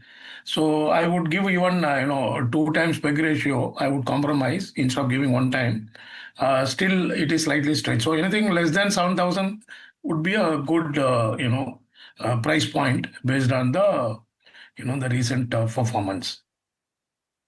Let's also quickly pull up something like Marico as well. It's in focus after the company delivered their Q2 earnings, and honestly, largely quite a decent quarter for the company, to say the least. Almost a 30% growth that they've shown in revenue. EBITDA as well subsequently saw an impact in this quarter. The management highlighted that was under pressure due to higher input cost prices, which impacted margins, as well as higher investments in advertising and promotion as well. While we are looking at margin contraction also, that was something which was already penciled in by the street, that there's going to be pressure on account of these raw material costs also which are there. But overall, a positive stance is what we are seeing. In fact, the company delivered a strong top line is what we are seeing, with margins remaining under pressure due to these higher input costs and all that. But our colleague Mahima caught up with Saugata Gupta, the MD and CEO of Marico, to understand company's expectations for the second half. So let's listen into that. My first question to you is with regards to where volume growth is concerned, because this time it came in at around that 7% mark versus that of 9% earlier. Slight downtick there, but overall it has outperformed the way peers have done, right, in the FMCG staple space. Just want to get a sense as to, what is leading to this kind of volume growth and outperforming the peers. I think a couple of things, if I had alluded to earlier, is that I think we have been, consistently able to anticipate risks and convert them into opportunities, whether it's in the diversification agenda, whether in the distribution of protection of general trade through our Setu. And I think there's been a significant amount of institutionalized resilience. And today's world, resilience is a very, very critical thing. And ability to, for example, I think very few places in the world where you get 100% input cost increase, you take a 60% increase in your power brand pricing and still deliver volume growth. Although Parachute has been transactionally flat, but I think this would have impacted significantly. And if we look at historically, ever since the COVID ended, there has been not a single quarter, in spite of significant adversity, including inflation and other things, we have ever have a surprise on our bottom line growth. We have delivered consistently EBITDA positive growth. So I think the diversification agenda is playing out well. Recently, value-added hair oils growth, for repivoting towards focusing on category building, fundamental brand equity building as opposed to trade spends, in spite of the fact that there has been competitive headwinds at the bottom of pyramid, and a very, very solid, resilient international business. So I think it's been a factor of all three. And I think obviously we have also invested significantly in the last 4-5 years in leadership development from within, and it's a very, very experienced and tenured leadership. I agree completely, Mr. Gupta. So, getting a sense of volume growth, there has been, recovery in the entire space, right, in terms of where FMCG stands on the back of a lower base as well, of course. But Q1, we saw a slight recovery. Q2 also, we've seen volume recover. Since you've been already doing high single digits, do you think that early double digit is possible by the end of FY26 in terms of volume growth? Very difficult to get because it's also is a function of how the input prices play out, especially in Parachute. Having said that, I think if you ask me this quarter, the entire sector faced some transient headwinds during September during the GST transition, but the entire GST, this entire whatever has happened in GST has been transformational, extremely bold step by the government. Long term, it will drive accessibility and affordability, and it will drive definitely better growth in the sector. I think sector growth is expected to improve, a function of overall demand as well as anniversarization of a low base. And we expect our volume growth to be a tad better in the second half of the year than what it was in quarter two. Okay. With regards to your food business, that's seen a consistent growth of anywhere between 20 to 25% over the past few quarters, and it's been very impressive where the food growth is concerned. This quarter, it's slightly moderate, and I understand that this might be on account of one GST, and if at all there's some other reason, you can give us an explanation towards that. But in terms of a recovery with regards to this food business from the 12% mark, do you think there was a one-off which has happened this quarter? Do you expect the recovery soon in Q3, or how does it pan out? I think I must say that I have set high benchmarks because at 12% is not seen as good, which is good for us, I think. Absolutely. I think we are extremely confident of getting it back on 25% back. Yeah. And 2-3 things have happened. One, I think there was obviously some transient issues. Secondly, as you know that we are just integrating True Elements, and last year was the last year of earn-out of a founder, and then we are getting the business, repivoting the business a bit, focusing far more on profitability and break-even. Similarly, on Plix also, the Plix nutraceutical part of the business, we are focusing on, break-even, which has happened. The break-even has happened and getting into mid to high single-digit EBITDA growth in the next 2 quarters. So there's a focus of both profitability. So it's a little bit of a small pause, I would say, for 1 or 2 quarters. Similarly, in Saffola, we are rejigging the portfolio to focus on a few things. Our learning is, if you look at our oats, masala oats franchise at a scale level, it makes company level EBITDA. So our entire mantra for foods is, especially for Saffola, is fewer, bigger, better, and relevant. And therefore, having done all this, we are extremely confident to get the food growth back into the 20s sometime in quarter 4 and well into the next year. Understood. With regards to your EBITDA margin, because you've said that there will be improvement FY27 onwards, just want to get a sense of what range is something that you're aiming at, because I understand that copra prices have kind of moderated and have been benign. What's the outlook like? So it's still high in the sense that copra prices have gone down 15 to 16% from its peak. The next crop will come around March, and the current outlook suggests that the crop is good, and therefore, as the season comes in, there will be a correction in prices definitely sometime in March. So what we believe is, while second half will be better than first half, and we are reasonably confident of delivering double-digit EBITDA growth, as far as next year is concerned, we will strive to deliver at least a 200 bips improvement in the margin and ensure that over a 2-year CAGR, it's still double-digit. Interesting. Okay, copra prices, you said that the coming crop is expected to be a good one. Just want to get a sense as to that, pricing compared to where it was last quarter. Do you think there will be some change in terms of where, the pricing is concerned, some reversal in terms of pricing grammage will take place, or no, that will not be the case? No, absolutely. I think wherever required, I think at the end of the day, we operate in emerging markets. Our job is to ensure to protect volume and market share. And whenever there could be opportunity, we'll pass it on to the consumer to provide value. For us, as I said, driving value to the consumer and protecting market share and volume is paramount importance. Margins has always come. Value-added hair oils has been growing in high teens. Do you think this can reach early 20s? Again, setting your expectations higher. Do you think this can reach early 20s maybe by the end of FY26 or maybe early in FY27? I think our first endeavor is to consistently deliver this, teens growth and a double-digit growth. I think it is, as you know, the portfolio struggled quite a bit, and the reason is not only internal, external. We faced, I think, what I call irrational competition, especially at the bottom of pyramid. A lot of money was taken away from above the line to below the line. We decided to repivot sometime 3 quarters ago, because as a market leader, it is our job to invest behind category growth, long-term equity building of brands. That is delivering the results. And I think first let us settle down and then we'll see. But I think for us, if I can deliver double-digit, consistent growth, value growth, and the fact that growing, and as you know, that this part of the business where we are focusing on makes high margin, it will not only lead to better value growth, it also lead to better mix and therefore margin improvement over the medium term. Understood. Okay. One last question to you, Mr. Gupta. 10,800 plus crores is what you did in FY25. First half, you've already done over that 608 crore mark. Where do you see the top line going by the end of FY26?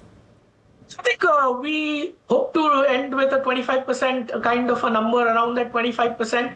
That will at least definitely accelerate our ambition to hit the 20,000 mark in the next 5 years, because in the first year we do a 25% growth, delivering a 11-12% CAGR for the balance 4 years becomes easier. Okay, well, that was the management of Marico Limited in focus. The stock currently up over 3% in trade, while the management does remain confident on its target of about 25% growth in this financial year. He also expects a double-digit growth for margins going forward as well. Mr. Chokalingam, let me come to you on Marico. Now, the first half, we did see that impact of raw material prices playing into the margins as well. But it's the next half that we'll be focusing in terms of improvement or recovery in this particular area. Just want to get your overall perspective on this stock. Certainly, it's a great management for last 6-7 years. Consistently, there has been growth, though the annual year-on-year growth rate has been fluctuating. There is no doubt that it's a growth stock, and also return ratios are too good, no doubt about it. And also third, whenever the margin slipped below 20%, they were able to pull it back quite successfully. The only areas of concern is that, in the last 3 years, profit growth is only 10%, and Q2, the margins have come down almost 400 basis points, and stock is trading at 59 times. So, which I believe, quite difficult to justify on the basis of the latest performance. So, still considering the past performance, at best, I would give a hold rating and look for any, effort in improving the margin back to 20%, as management has indicated. Also, around 14% revenue growth to reach about 20,000 crore revenue in 5 years. So if these things can start showing some signs, then this can become a good buy. Otherwise, right now, I would give at best a hold recommendation. Well, that's Mr. Chokalingam's view on something like a Marico. But let's quickly pull up something like a Tata Motors passenger vehicle business. And we have been talking about it, that post the quarterly earnings, there has been a weakness in the share price performance. Let's go deep into why is that. The 3 key takeaways has to be that the results were weaker than what brokerages and analysts were expecting. cyber attacks as well as the US tariff impact has had an impact on the overall business of the company.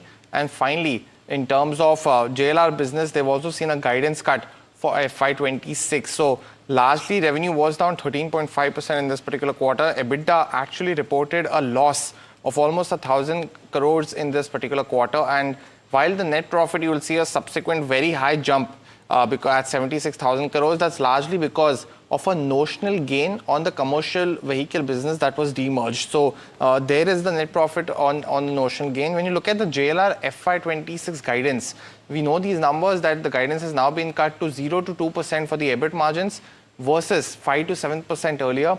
And free cash flow is also expected to be negative at minus 2.2 billion pounds versus almost near zero in this year. Now, brokerages like Jefferies have maintained an underperform rating on the stock.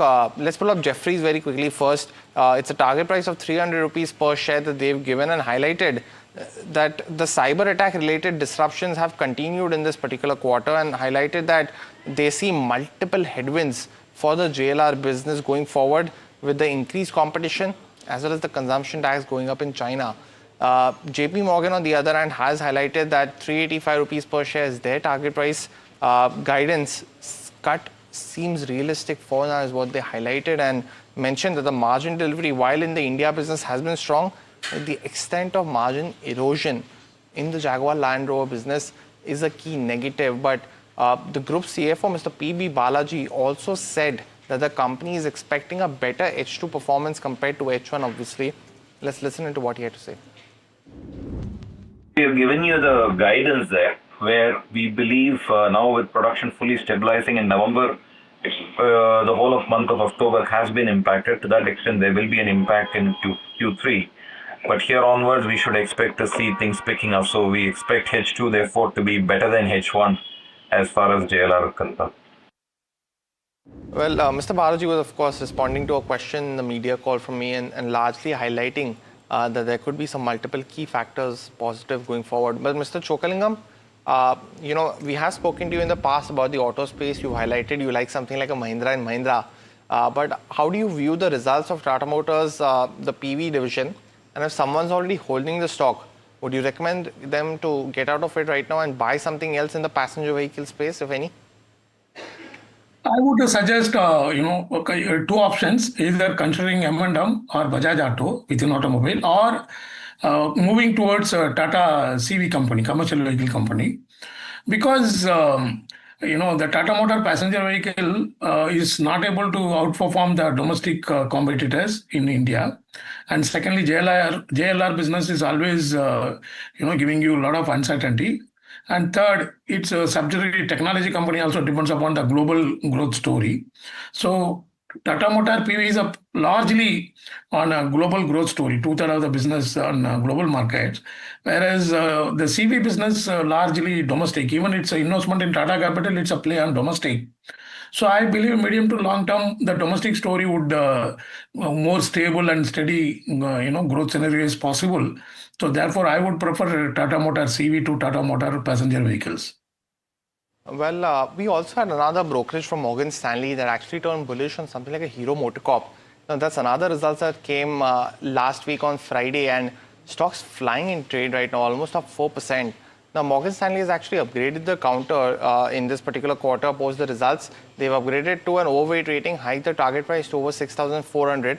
Mentioned some key points that the market share declines have actually paused, something that was a key concern for Hero MotoCorp as well as something like a Bajaj Auto, and mentioned that Hero is starting to now see market share gains in both the electric vehicle scooter space as well as the ICE scooter space. And here is the difference between someone like a Hero and Bajaj, that Hero is present in both the ICE and the EV scooters. A better mix has also helped the company lower their losses in the electric vehicle division.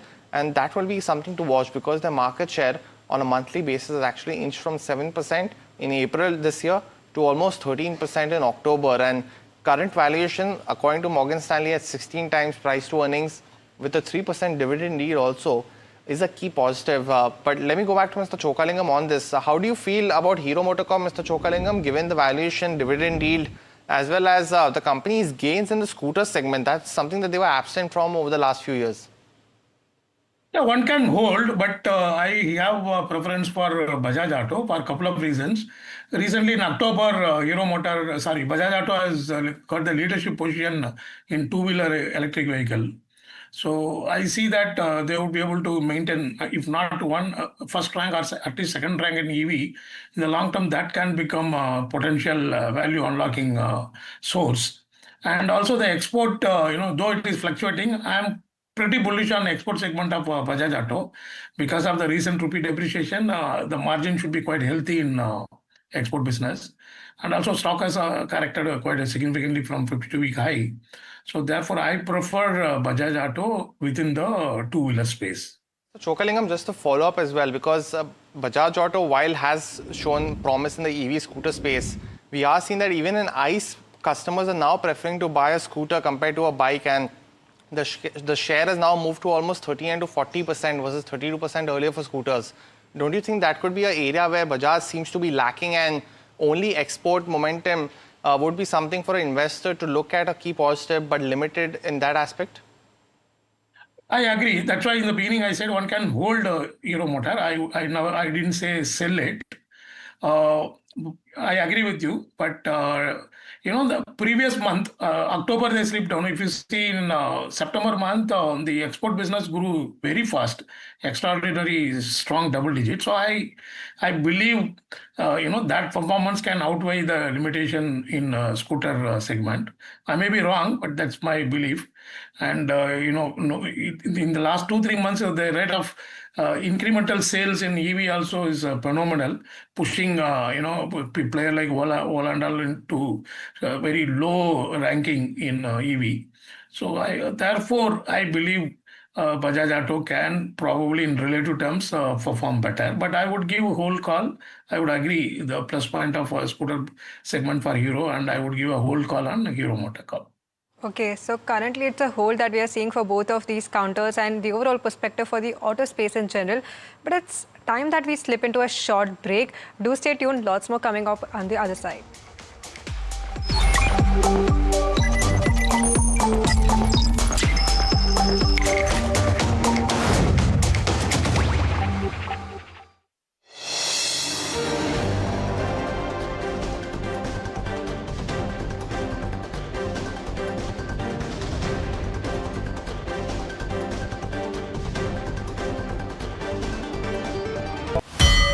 The NDTV Profit has come a long way. You are the new schools and colleges which people are getting access to education from. नहीं बढ़िया आपके काम किया आपके तो नाम में ही profit लगा हुआ भाई. In the world of money and markets, the real currency is clarity. So you guys have democratized information, and I think first you seeded the market, now the market is seeding you back out there. Decisive, discerning, distinct. NDTV Profit isn't just business news. We are like visiting faculty occasionally who come and get a chance to share what we can, but I think it's a great service. It's the new language of markets, and the voices that move markets know it. Understand markets, decode money through the masters who shape them. I think we are trying to get knowledge to smaller cities and towns, making it simple for retail investors. I think what you're doing is also contributing to the Indian capital markets and Indian economy. When leaders speak of markets, they speak to NDTV Profit.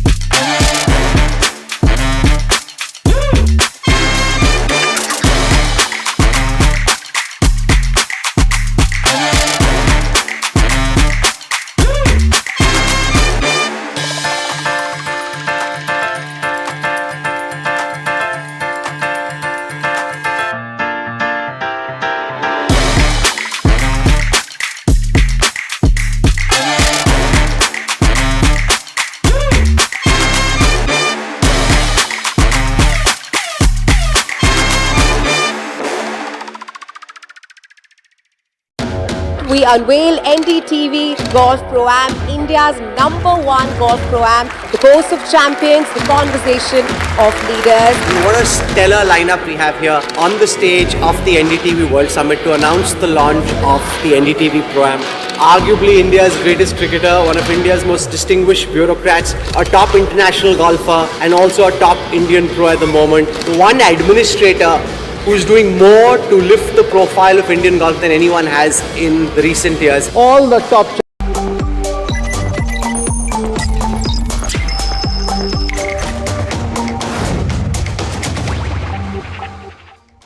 Welcome back to Profit Buzzers right here on NDTV Profit. But you know, there is a key story that we are also covering on a national level. Anil Ambani once again skips the enforcement directory summons, marking the second consecutive no-show in the ongoing FEMA investigations. My colleague Danish joins us with all the details and a lot more. Danish, over to you. Mr. Anil Ambani, he was supposed to appear in front of the ED today. He was supposed to reach at 11 a.m. but we are well past that time, and for the second time in a row, Mr. Anil Ambani has skipped his appearance before the Enforcement Directorate. Even in the previous hearing, he had requested that if he can appear virtually, but ED did not allow that, and then from Friday, that summon was, the date of the summon was changed, and he was supposed to be produced in front of ED on today. But if we look at this matter, this is a 15-year-old FEMA violation matter, and Mr. Anil Ambani is also being quizzed over about the whereabouts of his company, and moreover, one of the facts that ED has really investigated is the fact that Anil Ambani's company, they had been awarded a contract on the Jaipur highway, and the ED found out that at least 40 crore money was siphoned off to Mauritius and to Dubai, and the ED found out that this brings out to a larger conspiracy which talks about around 600 crores in Hawala money. So this is why Mr. Anil Ambani was called for questioning in the ED at the ED office today, and he did not turn up, and we'll have to see that when the next summon will be furnished by the ED to Anil Ambani. And we'll keep getting you some more key updates as and when they happen, but largely a key story that we're tracking. But we still have Mr. Chokalingam, Amit Bhuptani, also the derivatives and technical research analyst at Nirmal Bang Securities, who's also joining in. Amit, let me take a very quick view from you on the Nifty Bank actually, because it's been one of the key ones which has hit another high in today's trading session. Where do you expect, at least for today in the near term, for the Nifty Bank to go? Good afternoon. So overall, if you look at the today's scenario, it is continuously trading in the upper range, and we are seeing that the momentum will be continued while going ahead. In today's day of trading session or the next 1 to 2 day of trading session, the resistance for this index is likely to be placed near 59,300 levels. So 59,300 will act as an immediate resistance zone for the Bank Nifty, with a support placed at 58,600. Okay, all right. So that's with regards to where the Nifty Bank is concerned. But moving on, Anant Raj, Trualt, IRB Infra, and EPAC Durable are some of the counters that are, flying in trade today on the back of news flow, of course. And we have Jasmeet joining us to tell us as to what's, worked for these counters today. Jasmeet? Well, right, thank you for that. I have a couple of stocks buzzing on the back of the MOUs they have signed, starting off with the Anant Raj. Well, company signed an MOU with Andhra Pradesh government, and the MOU is to invest with 4,005 crore for development of data centers and IT parks in Andhra Pradesh. Starting with the next one, I have True Alt. Well, the company signs an MOU with Andhra Pradesh government again, and this MOU is signed is to develop world's largest SAF facility. Well, SAF stands for Sustainable Aviation Fuel. Well, this facility will integrate the regular fuel into the SAF fuel. Well, that's something to watch out for, where it converts the ethanol. Now, we're company to invest 2,250 crore for this particular project, and facility can produce roughly 80,000 tons of SAF per year. Well, going with the next stock, that's IRB Infra. Company received an LOA from NHAI for rupees 9,270 crore for development of 2 highways. While the LOA received will be linked to the revenue for consecutive of 20 years going forward from here on. Well, next one is EPAC Durable. Company enters into a non-bidding MOU with APEDBA. While this MOU stands to invest rupees 1,083 odd crores to facilitate expansion of the plant of the company, which will help company to grow further in the development facilities. While in terms of expansion to be undertaken for the collaboration of this particular organization, while the APEDB stands for Andhra Pradesh Economic Development Board, while helping the company to grow and establish further expansion of the capacities. Me for bringing us those details. Amit, I'll quickly come to you first on some of these names. Something like a Truworld is, flying in trade. And of course, all of these in focus on the back of, either MOUs with the other government or order wins from the other government. Any of these counters that you still think there's steam left and one can make an entry right now? Still, if you look at the overall setup for all these counters, there is not much of confirmation coming ahead. If you look at the Anantraj, IRB Infra, both these counters are facing the resistance on the upside levels. But if we need to select Anantraj, then we should place the alert of 645 level. Once the counter goes above 645 level, then the confirmation will come for this counter to get the buying approach towards the 700 level. But another three counters, I am still expecting to wait it for some time. Got it, Amit. Mr. Chokalingam, let me just get a quick question from you on IRB Infra. Do you track this counter by any chance? Because it's a strong agreement that they've gone for the next 20 years. Anything on this one? I found difficult to understand the IRB model because of this, liabilities, all that. But I looked at Anandraj. That's okay to go gold. The last 3 years, Anandraj has done very well in terms of growth and both revenues and profits. But IRB, I'm not able to form any view.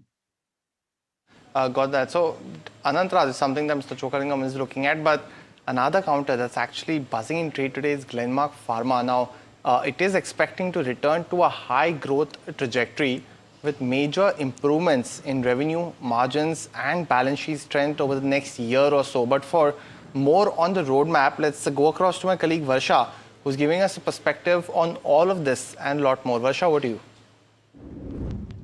Overall, if you see, there was a weak set of numbers that the Glenmark has posted, but it's the strong commentary in the con call which has led to the recovery when it comes to their stock price. So they're expecting to be back on high growth phase. Onto the revenue expectations for H2 FY26, they're expecting revenue of more than 8,000 crore. For FY27, they're expecting revenue of around 17,000 to 18,000 crore. Overall, they're expecting almost 15% of revenue growth, year on year. While on the EBITDA margin expectations for H2 FY26, they're expecting EBITDA margin of around 23%, and in medium term, they're expecting EBITDA margin to go around 25%.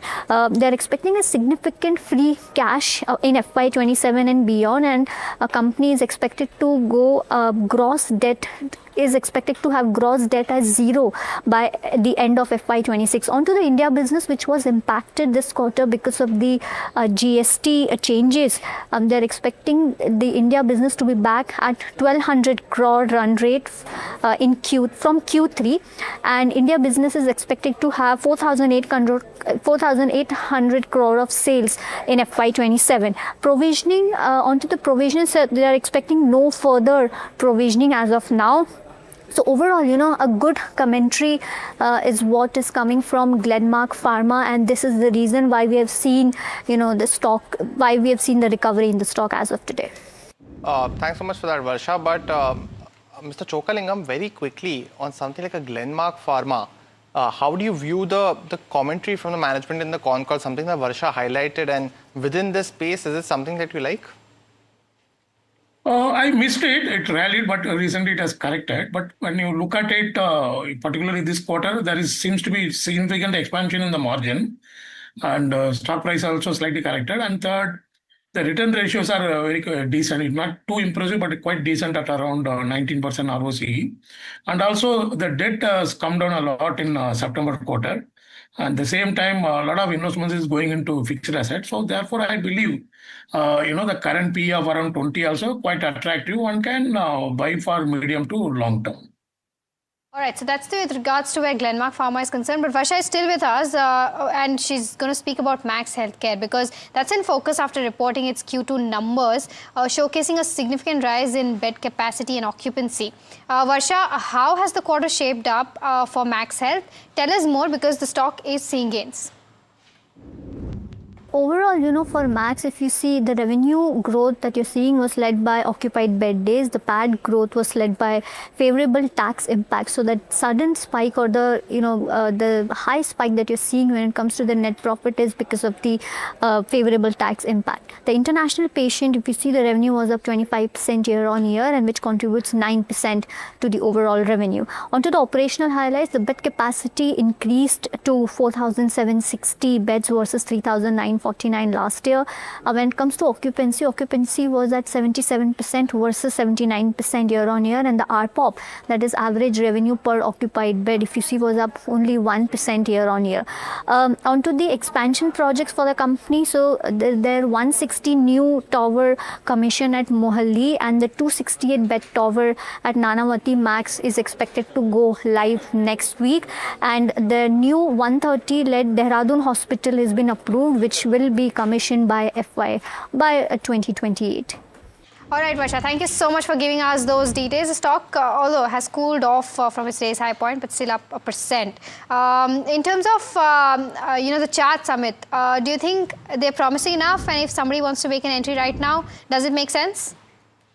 There is not much of activity on the chart perspective. If you look at the weekly chart and the monthly chart, the stock is having the upward rising support at 1080 level. So if any negative need to come, then below 1080 it will come. So if counter is going below 1080 level, then the longs need to be exited. So whomsoever is holding the long position or need to create any long position can place with the support of 1080 level. Upside breakout for this counter is at 1150. Once counter gives a closing or stability above 1150 level, then we will witness a fresh momentum in this counter towards a 1220, 1240 levels. But at this point of time, whomsoever is holding 1080 will be the nearest support for this counter. Well, let's pull up something like an Supreme Industries and Astral as well, because both those counters were under pressure. Supreme's down almost 1.6% still, and Astral as well, continuing its downward momentum. Now, that's actually happened because Reliance, which is one of the key suppliers for PVCs, which is a key raw material for pipes, has actually reduced prices by 3 rupees per kg with effect from 15th of November. Now, why is this important? Is because the current inventory of PVC that all of these companies might have will have to now be adjusted by 3 rupees, because the customer will want that discount on their purchases from now onwards. And because all of these companies bought inventory essentially at 3 rupees extra before 15 November, this will have an impact on the margins for all these counters. So that's one of the key triggers for all of the weakness today. The other aspect is that the government has still not accepted the anti-dumping duty to be established, which was expected to come in by 12th of November, according to the management of Astral, when we last spoke to them post their quarterly earnings, and highlights that the government still doesn't seem to be in favor of actually implementing the anti-dumping duty so early as of now. So it is something that we're tracking, and that's largely leading to the fall in the stock price for both of these counters. But Mr. Chokalingam, for Astral, the Q2 performance was actually quite strong. Do you expect that this could be a key negative again? Because a lot of investors had priced in that the PVC price volatility is now behind them, and it's come back to hurt the company again today. Yeah, but not only that, if you see last 2 years, or in some cases 3 years, both Astral and Supreme Industry, they're not able to grow the profit substantially. And within this business segment, these two are the the costliest stock, but not supported by strong profit growth year-on-year basis in the last 2 years. So therefore, I would sell on Astral and perhaps give a hold recommendation on Supreme, because the stock has corrected a lot from the 52-week high. Okay, all right. So that's the view with regards to where Astral and Supreme are concerned. But moving on, Dixon Technologies Group CFO Saurabh Gupta says the company's joint venture with Longshore will become operational in the next 4 months, marking a key capacity and capability expansion for the electronics manufacturer. Listen to what he had to say. Competitive intensity has gone up, but we continue to be the leader across the various EMS players in India. We continue to have the largest share, or the lion's share, of all the large brands. And I think so over the last couple of years, we have been able to stitch some good partnerships, like partnership with Longcheer, which is a large ODM. So once that JV is operational in the next 4 to 5 months from April onwards next financial year, I think so we will be able to pull in more volumes in that JV. Also, we feel that our relationship with another anchor customer of ours is going strong. So our volumes have not come down with that particular anchor customer. It's just that anchor customer has diversified and has added one more EMS player. But we continue to gain the volumes, and we continue to gain a larger share of export volumes for that anchor customer. So we are pretty much confident about our order book of 60-65 million for next financial year. And the addressable opportunity is, of course, 100 odd million on the outsourcing side. So yes, there will be some more EMS players which will be having some market share, but we will have the largest portion of the market share. And gradually, with all these brands and also these ODM partners, we feel that our export volumes will continue to go up. All right, so that was the management of Dixon Tech. Amit, anything on the charts? I mean, what are the kind of support and resistance that you're seeing from a slightly longer term perspective? Year to date, if you take a look at the charts, it's down by about 13%. But do you think from here on, you can expect an uptick? Definitely, setup is looking positive. Currently, the stock has given a breakout at the current levels, and stock is well trading about 200 DMA level. Upside confirmation will come above 15,700 level. Once counter gives closing above 15,700 level, then almost around 1,500 points momentum we can witness in this counter. So currently, setup seems to be in a positive front. We should wait for the breakout of 15,700 level.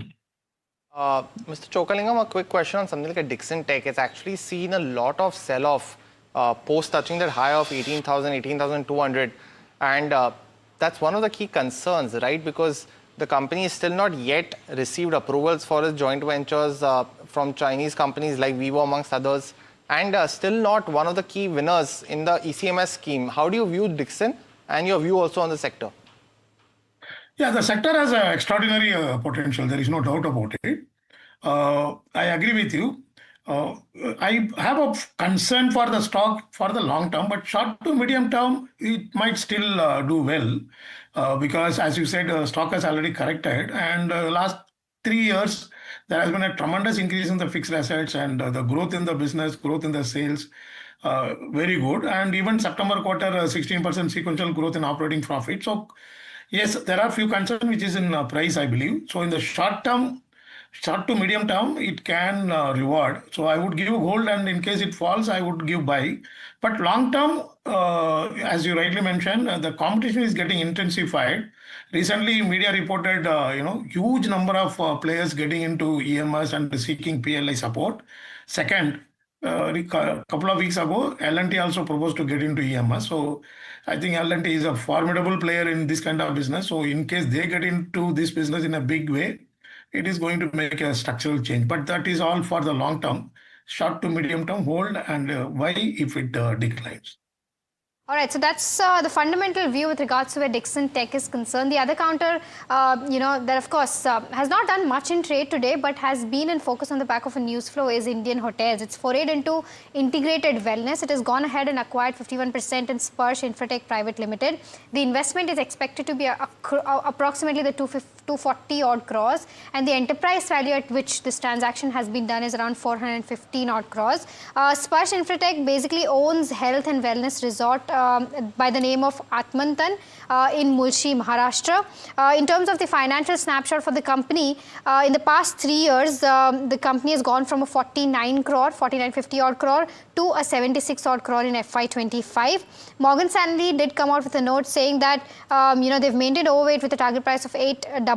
That this tapping into holistic health market is positive for IHCL.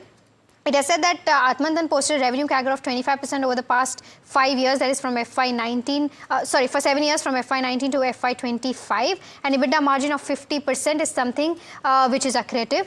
Acquisition is implying an EV to EBITDA multiple of around 10 times, which is not very expensive.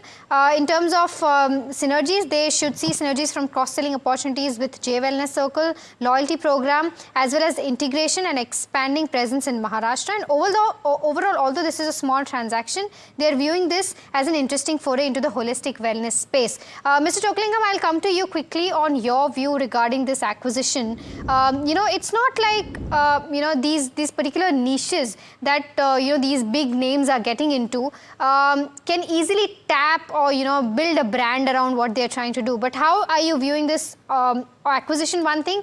And do you expect this, to expand further? Do you expect IHCL to expand further into this wellness space? Certainly, very interesting question. This is a very small compared to what they are already doing in the business in terms of size. So therefore, logically, it leads to strong expectation that this could be only a beginning, and they should do a lot more, because this kind of niche businesses also give you very good margin, and so therefore it can help. So they may not stop at this. So they may go, it may be just a beginning of a long drawn acquisition and a consolidation in this niche business. And secondly, standalone, this Indian hotel business has done well. The last 3 years post-COVID, the growth has been phenomenal. Stock also corrected quite significantly. So I would give a hold recommendation. In case it further falls, I would give buy. But otherwise, my recommendation would be on East India Hotel and Taj GVK. Of course, they are small and mid cap, have little risk. But for conservative investors, Indian Hotel would be better. For little risk taking investors, East India Hotel, because there are a host of expansion projects, huge number of expansion projects they have announced. So next 2-3 years, the capacity is going to increase enormously. And also Reliance and ITC hold together more than 30% stake in EIH. So that also I believe can lead to re-rating of the stock. So for risk-taking people, EIH is better than Indian Hotel, but otherwise for conservative investor, Indian Hotel is a good stock to hold. Amit, very quickly on the charts, apart from Indian hotels as well, is there something that you like in the hospitality space? Because you've seen some big movers, something like a Chalet post results, amongst others. Anything that you like on charts for the hotel space? If we need to select any of this counter, not much of action we are seeing in any of this counter. Indian Hotel, we can select for some momentum gains because the chart has retraced sharply from the upside levels of 800 and the stock is having the strong support at 680 zone. So once if it goes below 680 level, Indian Hotel, then only we might witness second leg of selling. Till that point of time, there will be some sort of up move in this counter of around 20-25 points as our of 740 to 45 will be the near resistance for this counter. But as per medium term to long term perspective, there is not much of action visible in overall the hotel counters. Okay. All right. So that's the technical view with regards to where Indian Hotels and of course Chalet Hotels is concerned. But moving on, Voltas is another counter that's in focus on the back of brokerages. While the earnings were not very impressive this quarter, largely also impacted by the GST transition taking place, there have been different brokerages view that have come out. They've maintained their stance, but some of them have also cut their target prices. But I think what the street probably is liking, the slight positive stance that the management has given in the con call. I'll start with what Goldman Sachs has to say. They've maintained sale with a target price of 1100. They're saying that the weak unitary cooling product is something that was not they were expecting, and they're saying that the demand is set up better for second half, but most of that has already been priced in the counter. The EMP segment seems to be returning to normalcy as execution was stable. Positive surprise was there on AC margins, but that's unlikely even though AC is on a structural growth path. Going forward, margins is something that they'll be watching out for in terms of where AC is concerned. City on Voltas, they've maintained buy, but the target price is being cut to 1775 from 1800 earlier.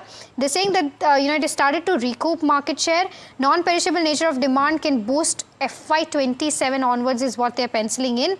Channel inventory is inching up towards normalized level, but in terms of where the positive stands, pent-up demand in last summer season as compared to the entire GST transition that has taken place could be one of the reasons as to what could aid demand going forward. And the other factor being that there is likely uptick in terms of where the real estate completion is concerned, and that could probably boost demand for ACES. So this is the overall view of what brokerages right now are penciling in for something like a Voltas. Mr. Chokalingam, Blue Star versus Voltas, although not completely in the same businesses, of course, but if you want to play this consumer durable theme, which one would you prefer right now?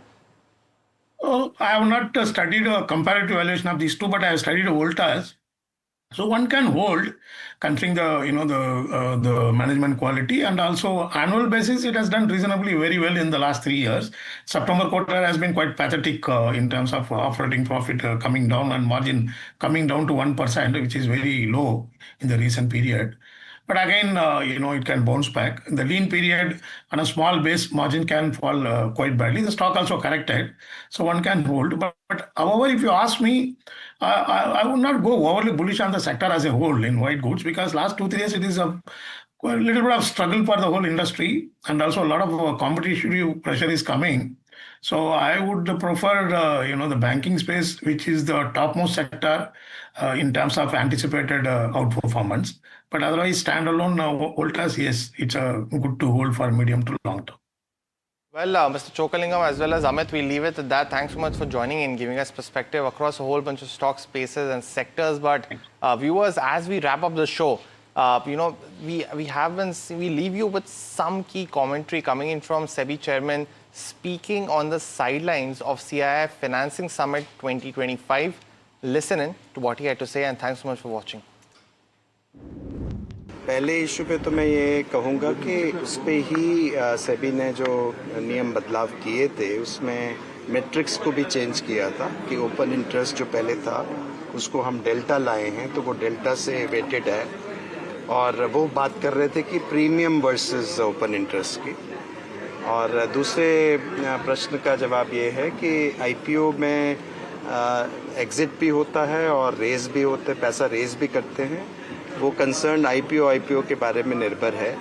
हमारे मत में बहुत सारी कंपनियां पहले पैसे से बन जाती हैं, और जब विकसित हो जाती हैं, यदि वो आती हैं, तो उसमें कुछ लोग एग्जिट भी करेंगे क्योंकि वो कंपनी पहले ही बन चुकी है। और कुछ ऐसी भी कंपनियां हो सकती हैं जो कि ग्रीन फील्ड में आएँ और वो पैसा रेज करके आगे बढ़ें, वो दूसरी तरह के आईपीओ होते हैं। हमारे दृष्टि से सब तरह के वैरायटीज़ कैपिटल मार्केट में और सब तरह की संभावनाएं कैपिटल मार्केट में रहनी चाहिए।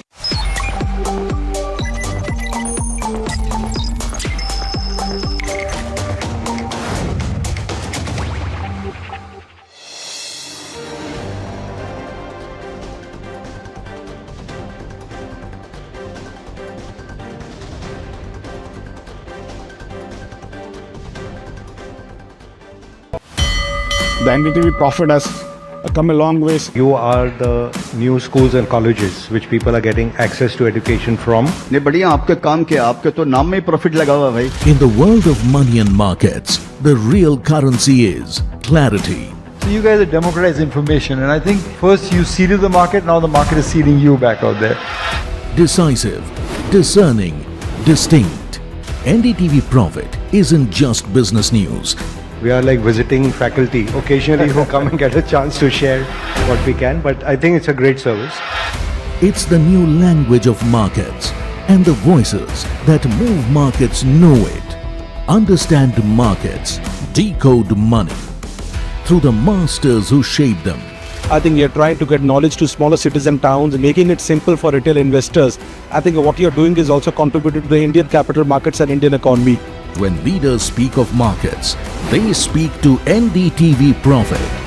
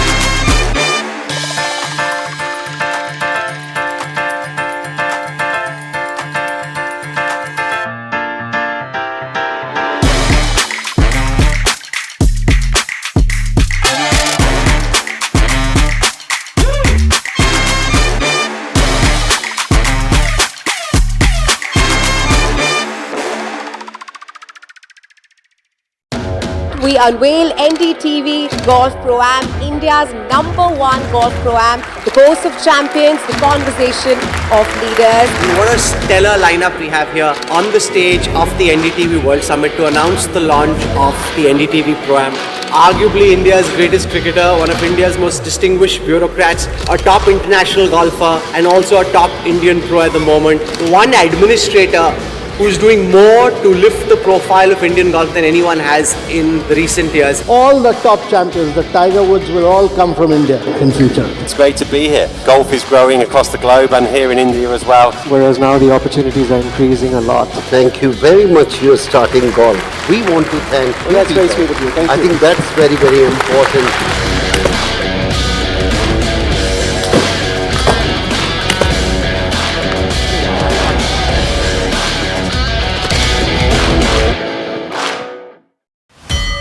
The NDTV Profit.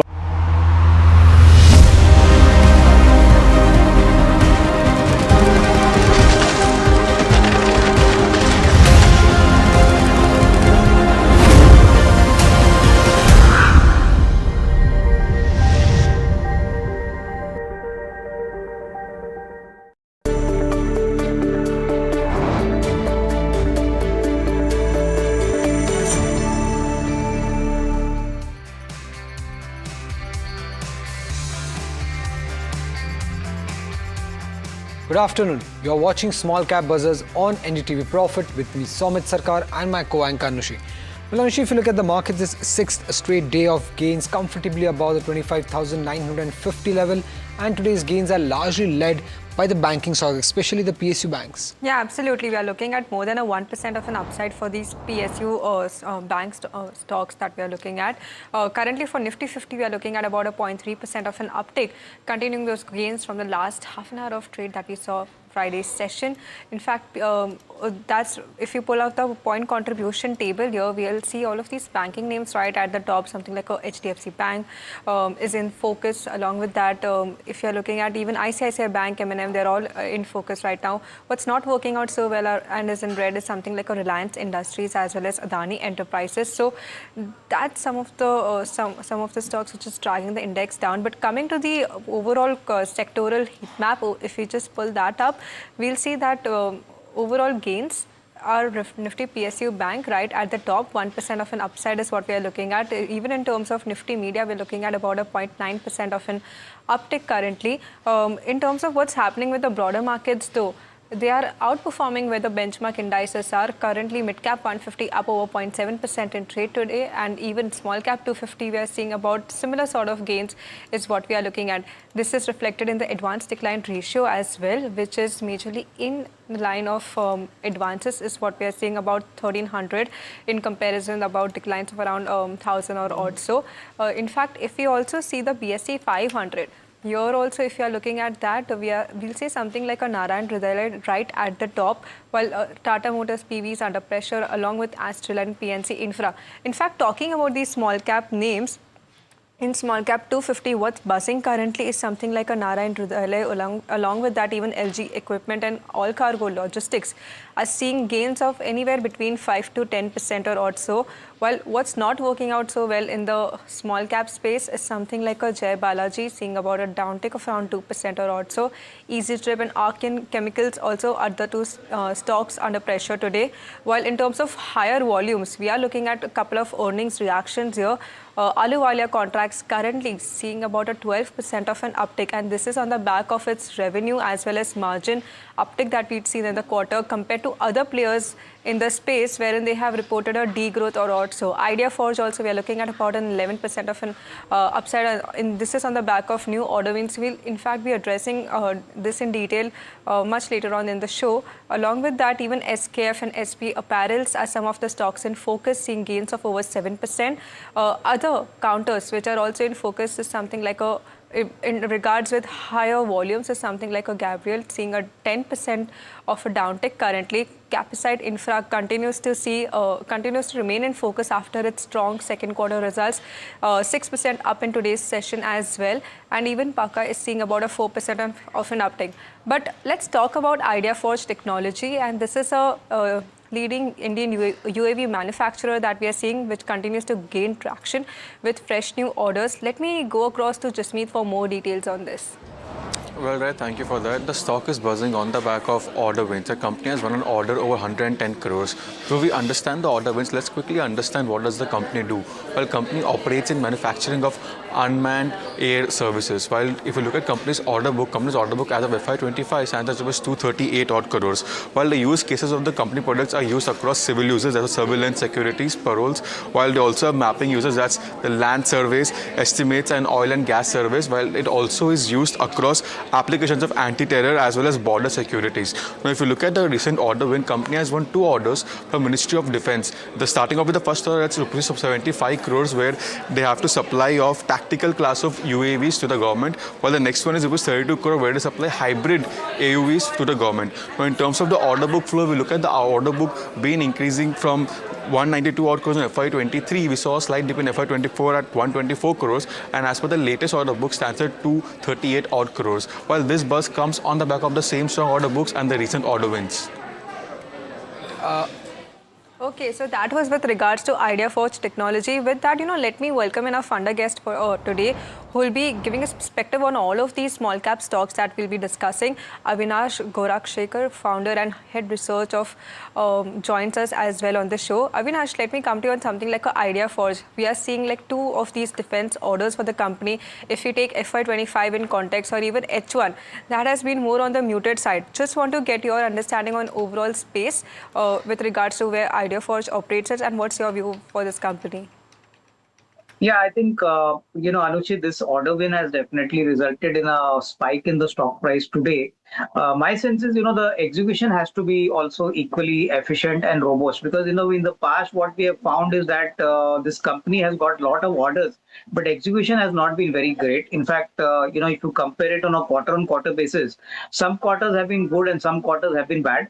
So my sense is that, today the stock is up by about 10%. I think we'll have to see how quickly this execution needs to be done, because I believe the new orders which the company has got from defense is executable over the next, say, 12 to 18 months. So I think you could see some part of this order getting implemented in FY26 and some part of it getting implemented in FY27. But overall, I think the opportunity is very large for the drone opportunity. And I think considering that they have already made a kind of a win from the defense segment, we expect some more orders to also come in. So we are constructively positive on the stock, but I think fresh buying is advisable only on declines. Okay, so that's with regards to IdeaForge, but let's stay with the defense pack. If you look at another counter which is in focus in this particular sector is Premier Explosives. Now, in the second quarter, we've seen the company posting a weak set of results. We're looking at a revenue downtick of around 20%, with margins coming down to about 8.6% in comparison with 15.2%. Net profit also stood at about 17.8 crore as of September end is what we are looking at. Other than that, the company has also signed a MOU with Andhra Pradesh government for an investment of over 500 crore in state. This is mainly with regards to defense and aerospace product manufacturing is what we are looking at. But let me go across to Mr. TV Chaudhary, who will be giving us perspective with regards to what's happening with the company. Mr. Chaudhary, hello. Thank you so much for taking out the time and speaking to NDTV Profit. Now, what I'm seeing here is, while the first quarter had been on a stronger side, you've seen about a 70% plus of a growth. Second quarter, on the back of delayed order execution, that impacted your revenues as well as margins for the quarter. So just want to understand from you, does the guidance of 600 crore, which you'd given earlier, does that stay? What's the kind of outlook that you have for H2? Will you make up for the shortfall which was there in the second quarter? Yeah, we are still in the range of 550 to 600 crores turnover for the current financial year. And I always tell you that quarter to quarter, there can be differences because of the deliveries and because of the other things. So this business is not something that month to month it maintains. It's rather year on year, it keeps on going up and down based on the deliveries we make to the defense services. Just want to get a perspective on what happened this quarter. In which particular orders did you see these delays playing out? What's the outlook? Would you see a higher growth in terms of where this third quarter is concerned because of this delay in execution which was there? Yeah, one of the important orders which got delayed is mines, land mines, where the deliveries got delayed because of the inspections and then clearances, which we are hoping that the next quarter that will be made up. Right, sir. So you're maintaining your top line guidance of 500 to 600 crore. That means the ask for second half is too high. What are the factors because of which you're so confident that you will be able to achieve this guidance?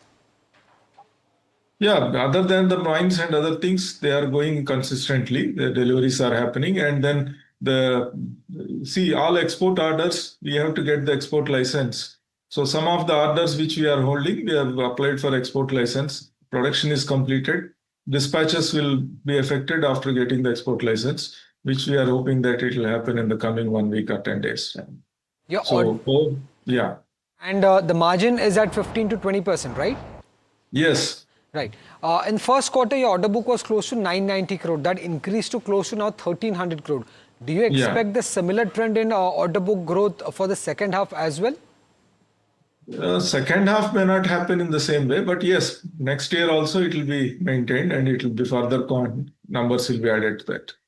And the current order book of around 1300 crore, what is the execution timeline here? This is in 2 years' time, because some of them are 12 months, some of them are 24 months. But since this financial year almost it is over 50%. Mr. Chaudhary, I hope you're audible to you. Just want to get a sense in terms of, while you said that it's a 2-year execution that we are looking at. I think there seems to be some kind of an issue with regards to the audio. If you look at their order book, it has continuously increased from 965 crore, what we had seen a couple of years back. It has been on a consistent increasing part to now 1300 crore. And defense contributes the most to their top line. 90% comes in from defense. Well, that is what I want to understand. Considering that we are seeing this pickup from 900 to 1300 crore, the management had earlier said that they want to maintain the run rate of around 800 crore. So how is execution going to pan out is something that I want to address. Mr. Chaudhary, I hope I'm audible to you now. So earlier you mentioned that 800 crore is the kind of run rate that we'll see with regards to where the order book is there. I think there seems to be some issue again with Mr. Chaudhary's feed, but let me go across to Avinash meanwhile for his view on Premier Explosives. Avinash, in the second quarter, we did see an impact in terms of where the overall growth was concerned on account of order execution. But for the second half and for FY26, the management continues to see more than a 40% plus growth, and this is mainly going to be defense-led versus bulk explosive segment, which is which has seen some bit of contraction. Just want to get your outlook regarding this company. No, I think structurally, Anushi, this company is on a very strong wicket because, as you said, the order book is 1300 crores. These are confirmed orders. So, the company has to only execute and deliver it to the final customer. So our sense is that normally the second half is supposed to be a much more stronger period for defense companies. And as the management rightly pointed out, on a quarter-on-quarter basis, we cannot evaluate these kind of companies because business is very lumpy. Maybe in one quarter execution gets weak, but in the third or fourth quarter, whatever revenue has been lost in the second quarter gets more or less recovered. So I think clearly, if they are able to execute the orders which they are planning to do in the current year, then I think you could see a good ramp up in the revenue and the profit. So I think, one good part is that the order book is pretty large. Visibility for the next 2 years is very solid. So to that extent, I think the company should do well, not only in FY26, but in FY27 also. That's with regards to Premier Explosives. In fact, we have Mr. Chaudhary right there with us again to discuss about the outlook. Mr. Chaudhary, we were talking about the order book. You said that, the overall execution period is around 2 years or so. Just want to understand, what's the picture in terms of order inflows? What's the target for FY26 and which new products are you seeing more of these order inflows coming in picture? And are you also expanding your product range which is there? Yeah, we have multiple products. So one is our expansion, increase the capacity of the RDX and HMX plant will come into operation by, I think, April or full operation. Trials production will be completed in the January itself. That is going to give a good contribution. In addition to the orders in hand, we are also expecting better orders and bigger orders for ammunition and also mines, anti-armored vehicle mines. And of course, rocket motor business is going on in full hog, and then that will continue exports and also to the domestic market. Right. So you also had a fundraise plan of around 300 odd crore. Can you give us some update on what is the status of this? Because you will be needing that funds for your capital expenditure plans, I believe. See, this fund requirement we estimated for the coming 3 or 4 years for phase-wise development at Orissa and also in the new Andhra Pradesh site. So presently, the requirement for our expansion projects is being met through borrowings and internal accruals. So once the bigger fund requirement comes, we may go for the QIP, for which we have taken the board permission. No fundraise at least for FY26. FY27 you might need something. That's what you're indicating? Exactly. Correct. Right. And would it be in the size of 300 crore or more requirement would be there? Yeah, with the new developments and the allotment of land from AP government, it can be more. Can you give us a size with regards to that? Because I'm just seeing that you need about a 500 crore of an investment for Andhra Pradesh. So would it be around 800 crore or more or so? No, that is 800 crores is if Orissa land also comes. So together it can go to 800 crores, out of which the internal accruals should and also the borrowings are the present thinking. And QIP is also there. So I don't think there will be any issue related to fundraising. Okay, well, thank you so much, Mr. Chaudhary, for joining and sharing that perspective on Premier Explosives. So, defense is going to lead the growth forward for this particular counter. But as usual, let's take a deep dive into the derivatives market. Let's bring in Sharad Dubey to bring us a snapshot for the trade today. Interestingly, Anushi, the market has gone into a very small range, and of course, lack of triggers are also there. That is what the market is actually moving around with. But let's just see how the Sensex is moving. Let's take out the heat map for Sensex, where the action is, and we see largely M&M Eternal in the green. Titan also is showing a good strength, but Tata Motors PV, that has taken a big beating. That's down almost 5% odd. Let's look at the contracts, how it's actually panning out for Sensex. Not much movement, and actually the open interest is shrinking a little bit as well. Looking at the contracts, it's a kind of, action has moved to a little bit of puts, especially coming in that 84,600 level marks. But let's move on to the BankX. That has also seen a narrow range movement, but still in the positive, especially aided by HDFC Bank. And also the another group of banks which should be in focus as per BankX top trades. This also includes SBI and IndusInd Bank. So most of the constituents are in the green. Overall, the action in the contract space is something which we are looking at, but the important stocks which should be in your radar. The first one, of course, strong longs being built up. These include Siemens and Angel One. That's a good up move coming in. Most of the capital theme stocks are also rising in trade. Short covering, let's see which stocks are up front. Samman Capital and Yes Bank make it to the list. Long unwinding, that's on the negative side. We see BDL and Vedanta make it to the list. And the last but not the least, the short build up, Tata Motors PV and Inox Wind, reactions of the earnings coming forward. So this is the action in the FNO space. Right, Sharad. Thank you for that FNO snapshot coming in from BSE. Moving on, Arvind Singhania, the Chairman and Managing Director of Ester Industries, is now joining us to discuss its second quarter numbers. Sir, firstly to start off with, how has the second quarter panned out and what is the outlook for the second half of this financial year? Well, the second quarter was impacted, as we have identified, largely because of two reasons. Number one, there's been big dumping of polyester films by China, Thailand, and other countries at predatory pricing, at ridiculous pricing, which has impacted the domestic margins. And secondly, because of the US tariffs, our export margins have got impacted. Now, we are expecting that both of these concerns will be addressed very shortly. We have applied, the association, the polyester film industry has applied to the government, to the Ministry of Commerce for anti-dumping against countries who are selling to India at predatory pricing. And we are very hopeful, because we have a very, very strong case. We are very hopeful of the government putting anti-dumping duty on the countries which are selling at unremunerative prices.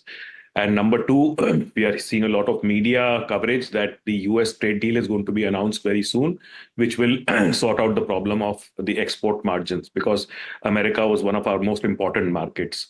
So both these things, once it gets addressed, I think the second half, well, honestly speaking, I think the third quarter of this year will not be as good. It'll be better than second quarter, hopefully, but not as good. But once these two issues are resolved, we should be back to profitability, more than decent profitability. So a couple of questions from my side. Firstly, any timelines on when the government might come out with an anti-dumping duty? And secondly, in the second quarter, if you had to quantify the impact of trade tariffs on the company, by how many basis points did it actually impact your margins? If I were to put both the things together, I think it is tremendous. I think both the things put together are costing us close to about 10 to 12 crores a month. And any timeline on by when can you expect the anti-dumping duty from the government side? Not possible for me to give a timeline, but I think we have addressed our concerns to the government, and the government is is taking it up very seriously because we have a very, very good case. Singhania, while there's uncertainties for the second half itself, would it be possible for you to give a guidance in terms of where FY26 would stand for revenues as well as for the margins as well? Because margins, we are looking at a sharp contraction, and while you did say second half did see that impact, third quarter would be better off. So just want to understand what's going to happen. So the revenues for FY26 should be in the region of about 1,400 crores. Margins is very difficult to say because it depends entirely on when the anti-dumping duty will be put and when the US trade agreement will be signed. If both these things were to happen today, I think there can be a sharp turnaround in quarter four. Just also want to understand on the overall sectoral picture as well, across your segments, which would be the ones driving growth going forward, and which ones in particular you see a higher uptick in terms of where the revenue is concerned? Well, specialty polymers remains for us our major driving factor because it's a technology business, it's IP related. And like we have reported, there has been a sharp increase in the turnover and the profitability of specialty polymer business despite the US tariffs. We've been able to sustain that, and we expect the momentum to continue going forward, not only into the next year, but beyond. We will have very solid growth. We expect very solid growth from the specialty polymer business. Even on the polyester film business, once these two issues are sorted out, we expect the momentum to continue because there is a very sharp increase in demand for polyester film. And we are now focusing more and more on value-added products. And once the US trade agreement is signed, we will be increasing our sales to the US on the value-added products very sharply over the next year or 2 years, 3 years continuously. Our plan right now from our level of 24-25% value-added products in polyester film, our target over the next 3 years is to reach 60 to 65%. This will take cyclicality out of the equation completely. Okay. Sorry, please go ahead. Yeah, so this is it. So our main driving force is always going to be specialty polymers plus the specialty films because we're going to convert more and more commodity into specialties. How do the margins differ across both of these? Oh, of course, there is a big difference between margins and between commodity and specialty films. It's chalk and cheese. What's the quantum of difference? If you can give us that breakup as well. Well, the difference could be as much as on an average, I would say the difference could be about 40 to 50 rupees a kilo. Got it. Also want to understand on the overall multi-year agreement that you've had with Nike, how would that lead to revenue growth for the company? Just want to understand on this particular agreement as well.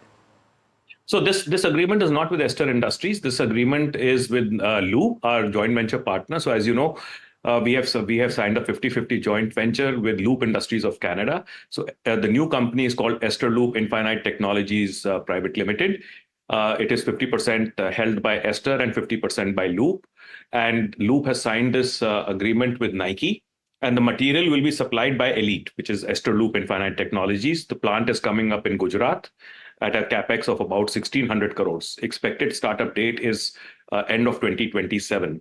So we expect to sign up a lot more deals with the major brand owners around the world to supply sustainable material. And this plant is unique because it will be one of the first for textile to textile recycling. And it will go a long way in solving the textile problem, the textile waste, polyester textile waste problem in India. This was also mentioned by Honorable Prime Minister in his Mann Ki Baat in March 25. So this will go a long way in addressing and clean up the textile waste, polyester textile waste in India. Thank you, sir. Thank you for joining us and giving us the way ahead for Ester Industries. Well, that was the management of Ester Industries. Avinash, you heard the management. They're expecting the second half to be better. They're also expecting anti-dumping duty to come in for one of its key products. And given the fact that if the India-US trade deal signs off, then that leads to a lower rate that could also be beneficial for the company. So how are you looking at this counter Ester Industries at the current valuations? No, I think, Somit, whatever negative had to happen is more or less factored into the price. So I think, downside is now protected. The company has a very strong product lineup, has been a very well-established player in the polyester, film packaging space. And I think the specialty business is one of the key drivers for them. So, once the anti-dumping duty comes in, obviously the US-India trade deal happens.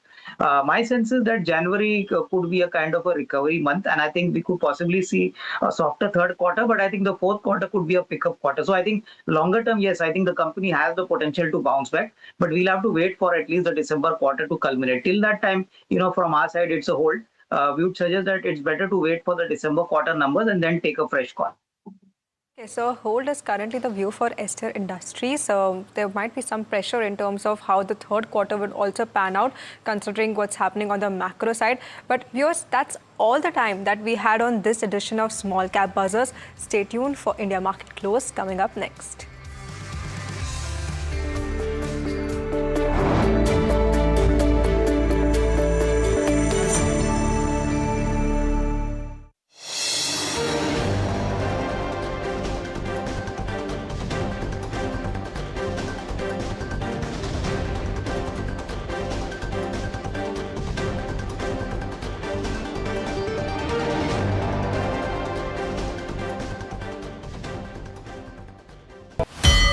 The NDTV Profit has come a long way. You are the new schools and colleges which people are getting access to education from. नहीं बढ़िया आपके काम के आपके तो नाम में profit लगा हुआ भाई. In the world of money and markets, the real currency is clarity.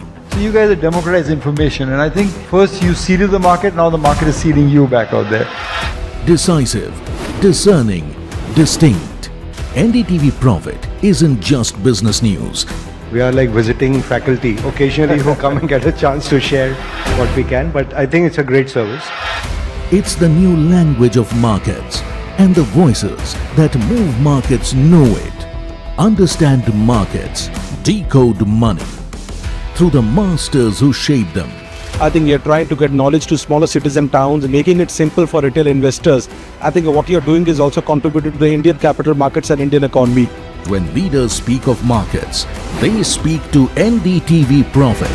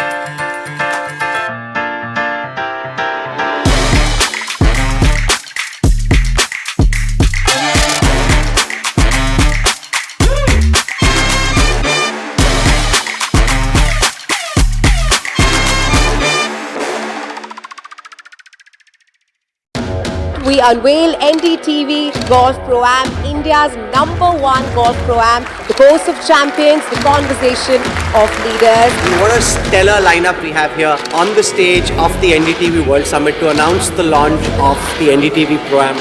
Arguably India's greatest cricketer, one of India's most distinguished bureaucrats, a top international golfer and also a top Indian pro at the moment. One administrator who's doing more to lift the profile of Indian golf than anyone has in the recent years. All the top champions, the Tiger Woods, will all come from India in future. It's great to be here. Golf is growing across the globe and here in India as well. Whereas now the opportunities are increasing a lot. Thank you very much for starting golf. We want to thank you. That's very sweet of you. Thank you. I think that's very, very important.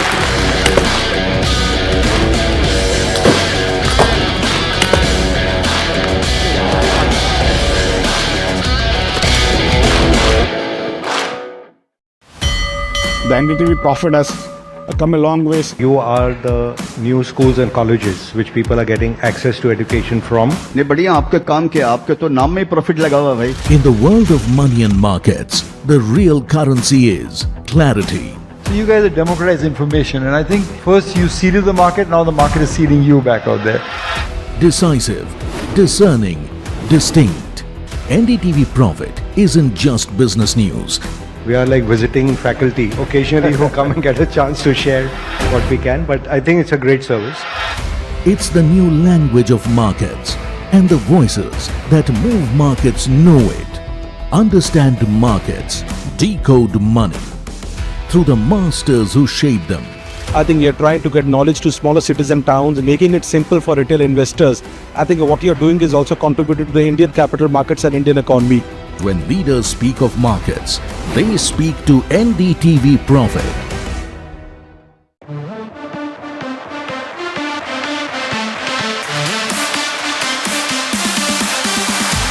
NDTV Good Times is something that we're supremely excited about.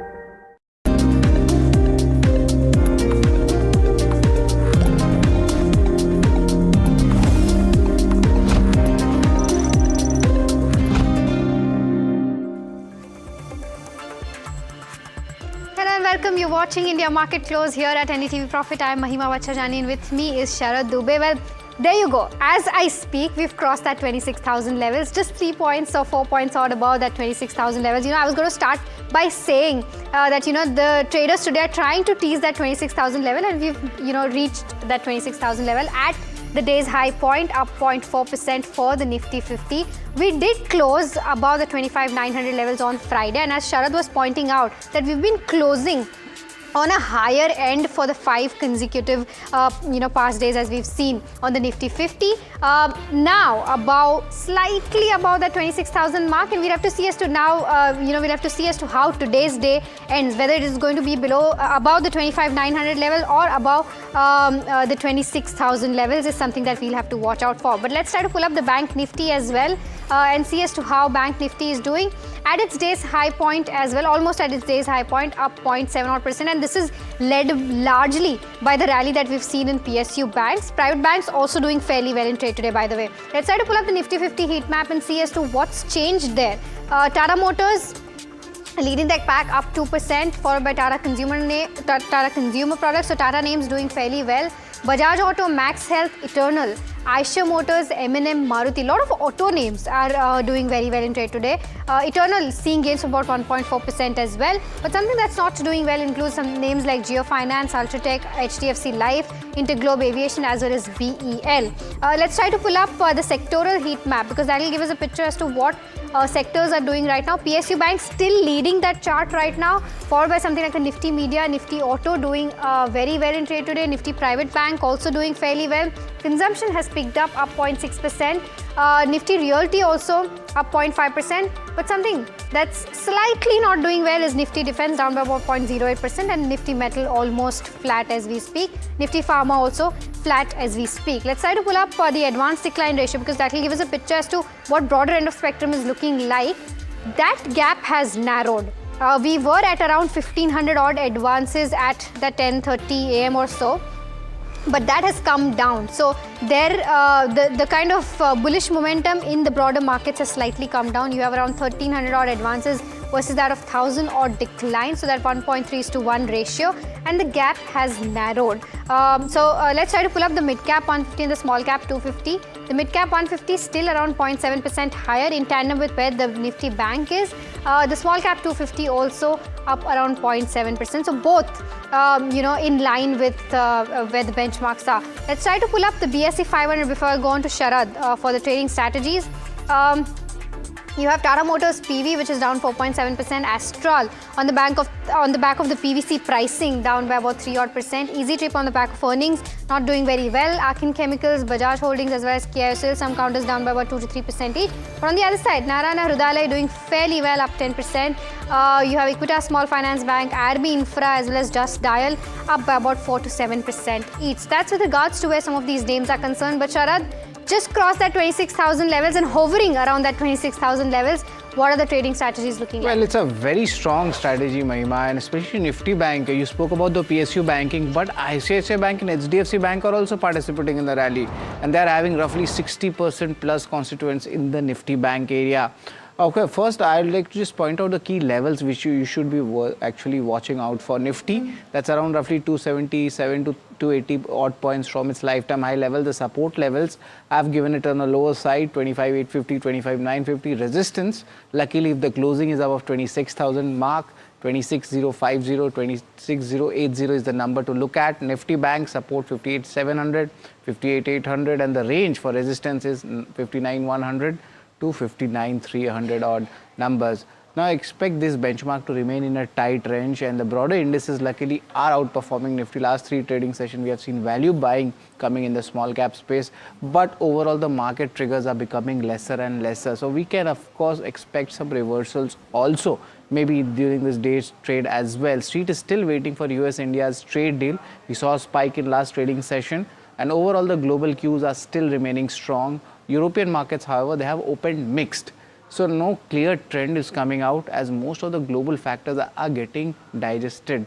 And banks, of course, ICICI Bank and HDFC Bank are helping the Nifty Bank as well, as we had just pointed out.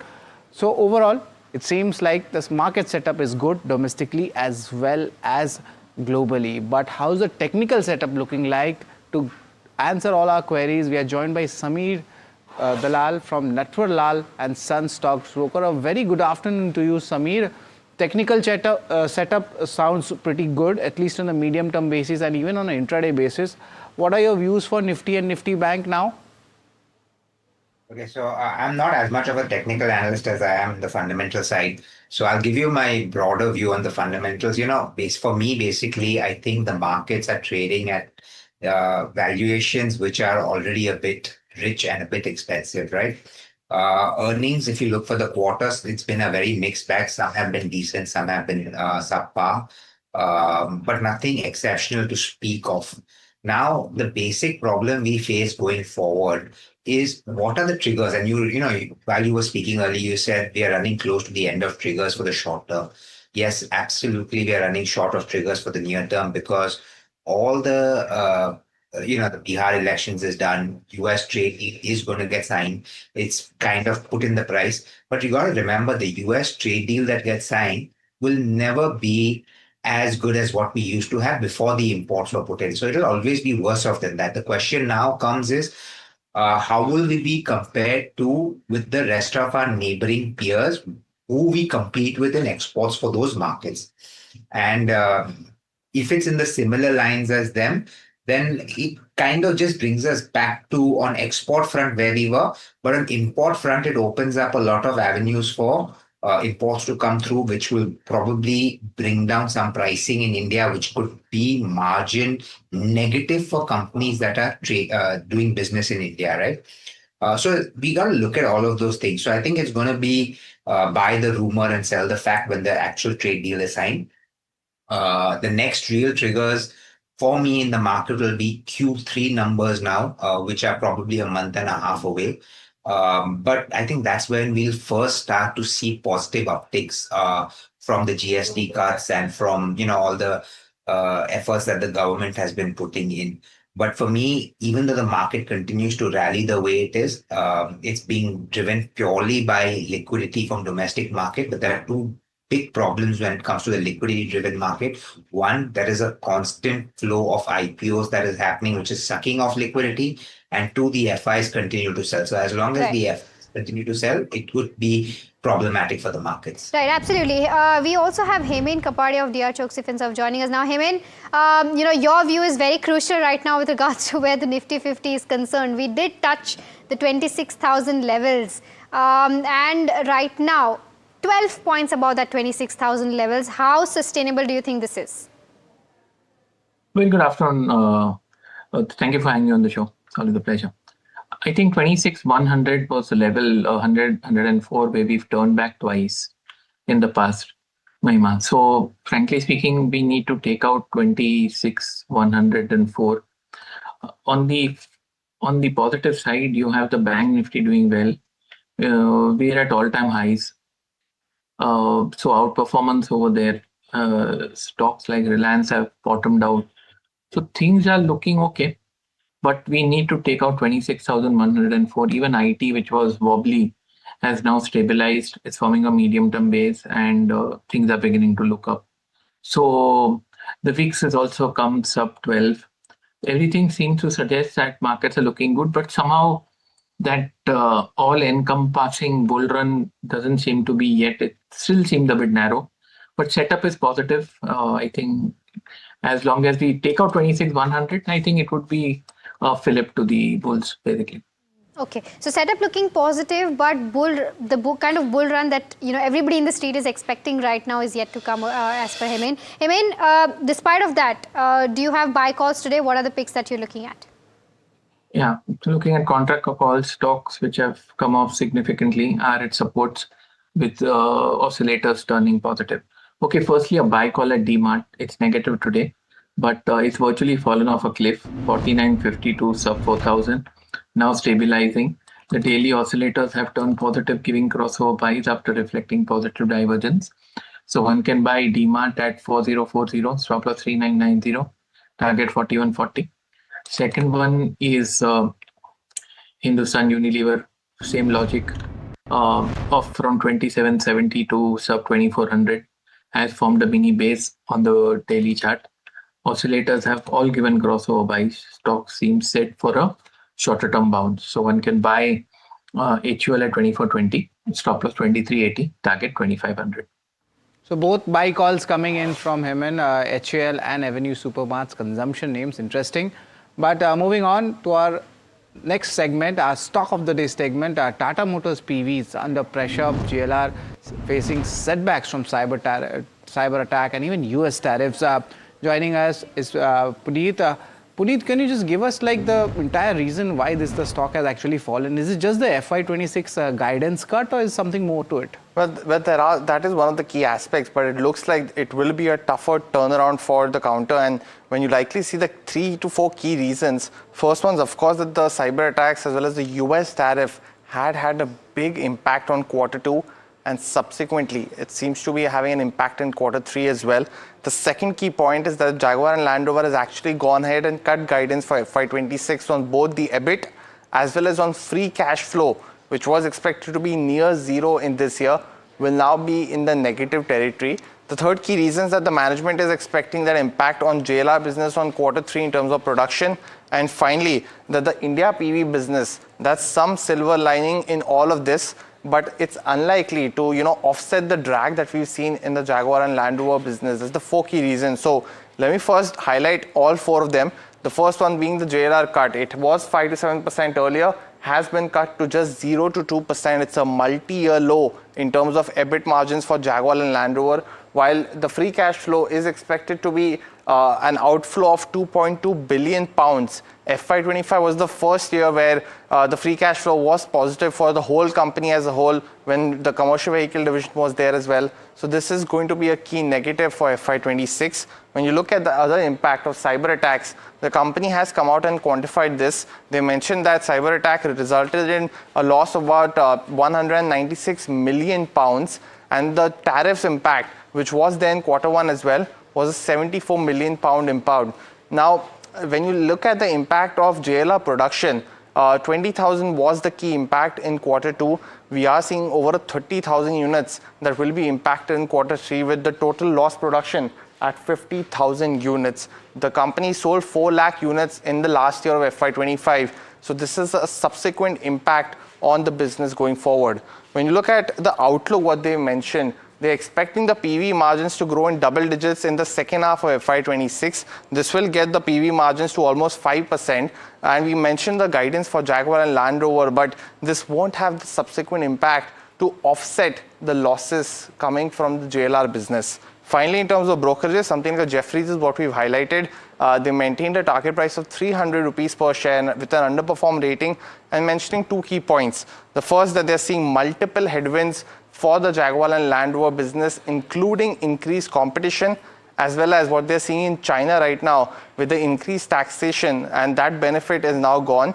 The PV business, as mentioned, is unlikely to see any kind of offset for the JLR drags, and that's largely the reason why the stock is down today. In discovery prices, the PV business did get a higher value, but this is going to be a turnaround story you're going to have to watch for, but wait for a little while for it to actually turn around. Interesting. The street will be expecting one more turnaround from Tata Motors, and interestingly, if you look at it, almost 70 to 80% of the SOTP valuation comes from JLR. Well, that's pretty interesting on that. Samir, I needed your views on that, especially for Tata Motors passenger vehicles. We have seen largely, we saw kind of a negative impact coming on the earnings. Will this pressure continue more in the coming quarters, or is Tata Motors, PV still not out of the woods yet? So to say the stock price is out of the woods, I wouldn't say totally out of the woods, but is the worst for the business probably over? This kind of cyber attack and things, I don't see that repeating multiple times. And if it does, then obviously Tata Motors, the management needs to get its act more in order than they have. So like I said, fundamentally, the worst is already in. We know the losses that are going to happen. To be very honest, I'm a little surprised that the stock reacted even a little bit negatively the way it has, about 5% down today, because we knew, the company had very clearly indicated that production losses were there in the second quarter and they were going to continue, and they were just going to scale up operations in quarter three. So this is nothing that the street didn't already know. So a little surprised by that. But yes, given the fact that cash flows are going to be negative, the street doesn't like that at all. It means that you're going to have to raise borrowings, because like you also said that the bulk of the profitability comes from Jaguar Land Rover, which is now going to be actually losing some money this year. But I think over a period of time, we will see them recoup. The impact that came from the US tax duties is also now going to stop impacting them, because the US and UK kind of have a trade deal in place. They know exactly what they're going to have to bear, and they're going to be able to start their exports back to the US, which is a big, sizable, almost one third of the total sales of the for Land Rover. So I think things will start rebounding. Is the stock probably going to go grind a little longer? I think that will probably happen, but I think there is good upside over the next year and a half. So for me, I take a contra call and actually go long on a Tata Motors at this point. The contra call coming in and going long, as Samir has stated, for the company. But moving on, CBDT chairman Ravi Agarwal has spoken exclusively to NDTV Profit on tax collections, TDS rationalization and steps to reduce litigation. He remains confident of meeting this year's budget target and says more simplification is on the way. Listen in to a slice of that conversation. You should appreciate it in this manner that the due date for filing the tax return for audited tax return is 10th of December. So at the time of filing the tax returns, also self-assessment tax is paid. And then apart from that, there are two advanced tax dates also, which is 15th of December and 15th of March. So there also the revenue would come. So then we will be able to sort of compare the trend. The other very important aspect is that the TDS rates were rationalized last year, which would have implication here. Also implication in terms of the reduced refund claims. So it may be reflected that the refunds are, the growth is negative, but maybe that is also because the refund claims have also gone down. So therefore the gross collection minus the refunds net, right? Since the refunds claims have gone down. So therefore we cannot compare just the last year's refunds and the current year's refunds. I am hopeful, I am very sure that by the end, when we close the year, we should be able to meet the target. You rightly mentioned about the TDS rationalization which happened in the last budget. Are you also seeing and planning to do further easy compliance as far as TDS are concerned? See, TDS has already been rationalized, and in the Income Tax Act 2025, beginning 1st of April 26, the provisions have been rationalized. It is easy to understand. We are seeing that, okay, what could be a further rationalization or simplification in terms of the compliance, you see. So therefore, once we are coming up with the rules and the forms, we are trying to see what are the pain points where these could be this gap could be plugged, and we are engaging with the stakeholders, the big stakeholders who are filing TDS statements. What is their issue, which is prompting them to file multiple correction statements. You see, so that is also what we are working on. And at the end of this exercise, I think I'm hopeful that once we come up with these rules and forms, it will be a simplified version. Do we expect any dispute resolution mechanism in the upcoming budget, sir? Any thought process on that? So far as budget is concerned, I will not be able to make a statement here at this point in time. But we are conscious about putting in place a system which minimizes disputes. And in that direction, last year we came up with this updated returns, you see, concept, wherein taxpayer, in case there is a gap that a person finds or the department finds and communicates with the taxpayer, there is a window for the taxpayer to actually update the return. So that is also one step towards reducing disputes.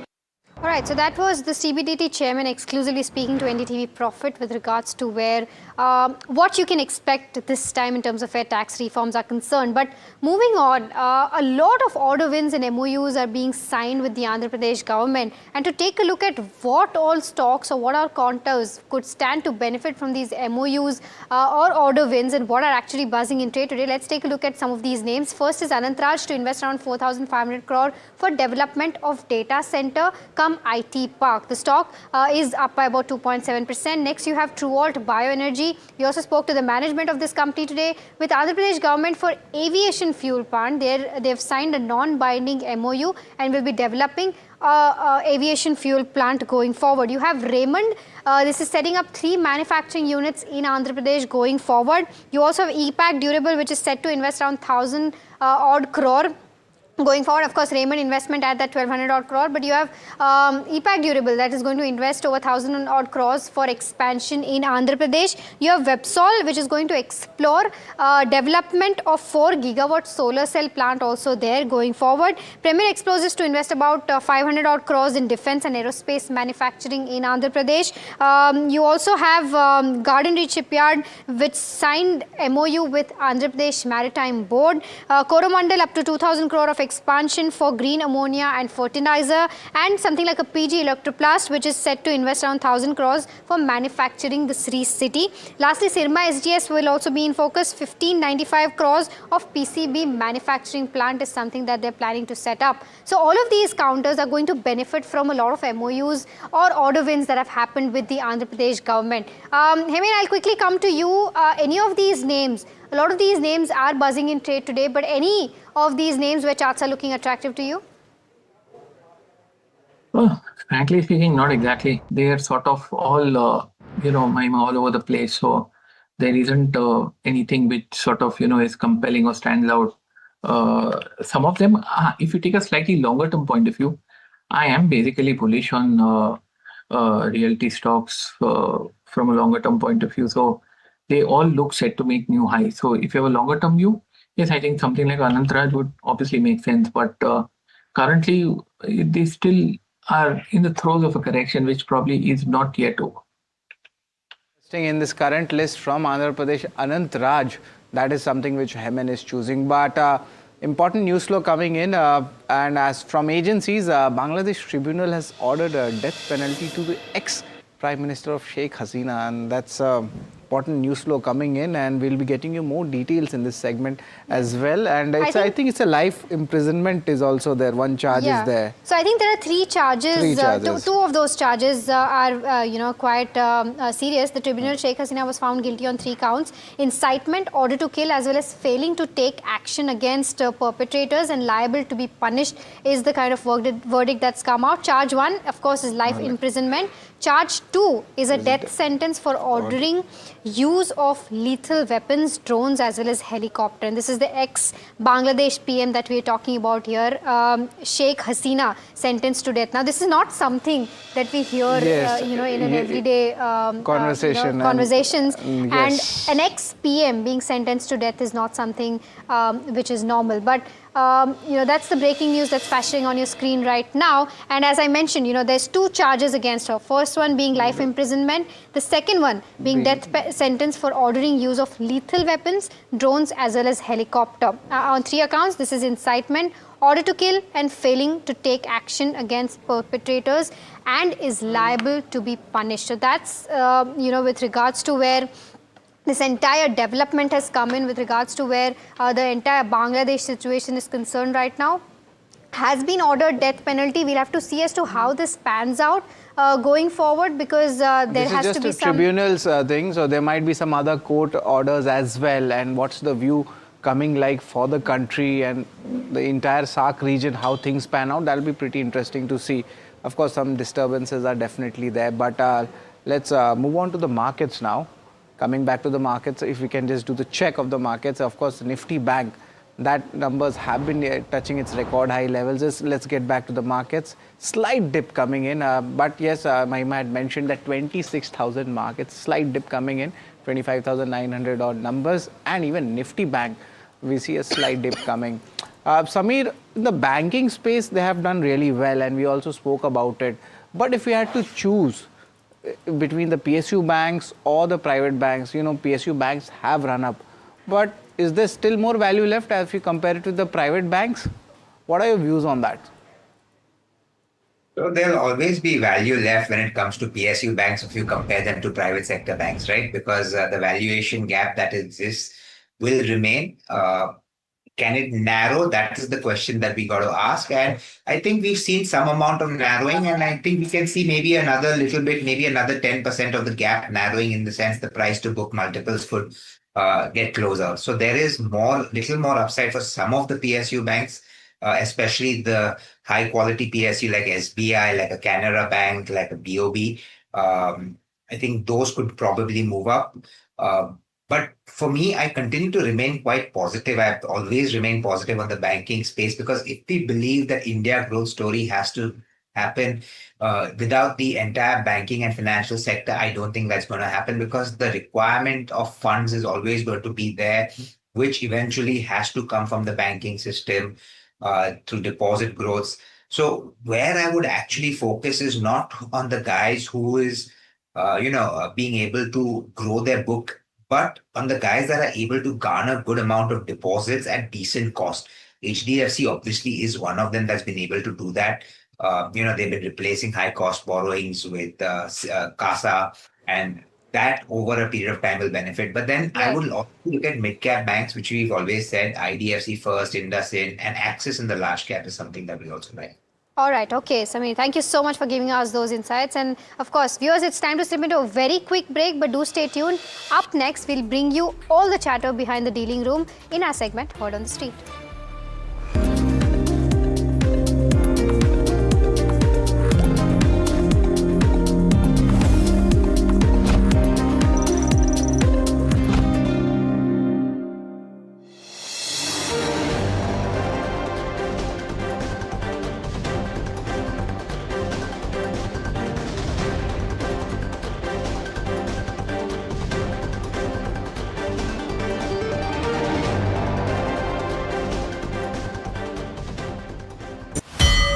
The NDTV Profit has come a long ways. You are the new schools and colleges which people are getting access to education from. नहीं बढ़िया आपके काम के आपके तो नाम में profit लगा हुआ भाई. In the world of money and markets, the real currency is clarity.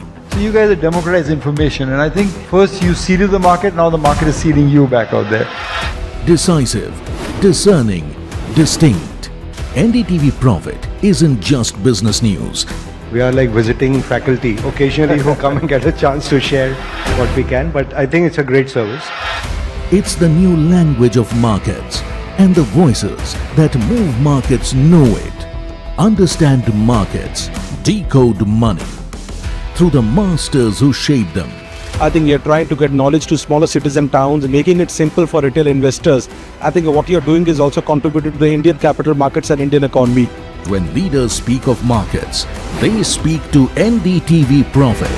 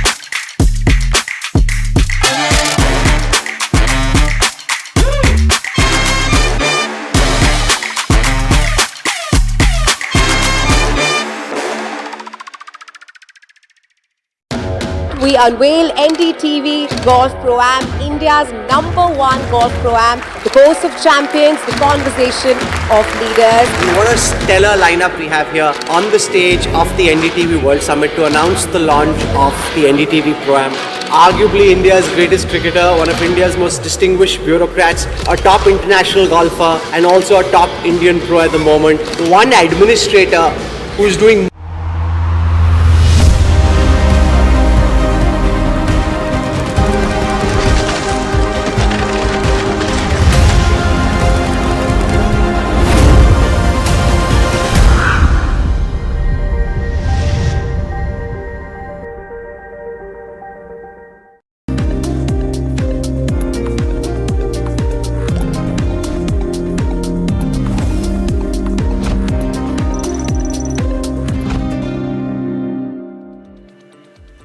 Welcome to India Market Close with Sharad, Alex and myself, Hiral Dadia.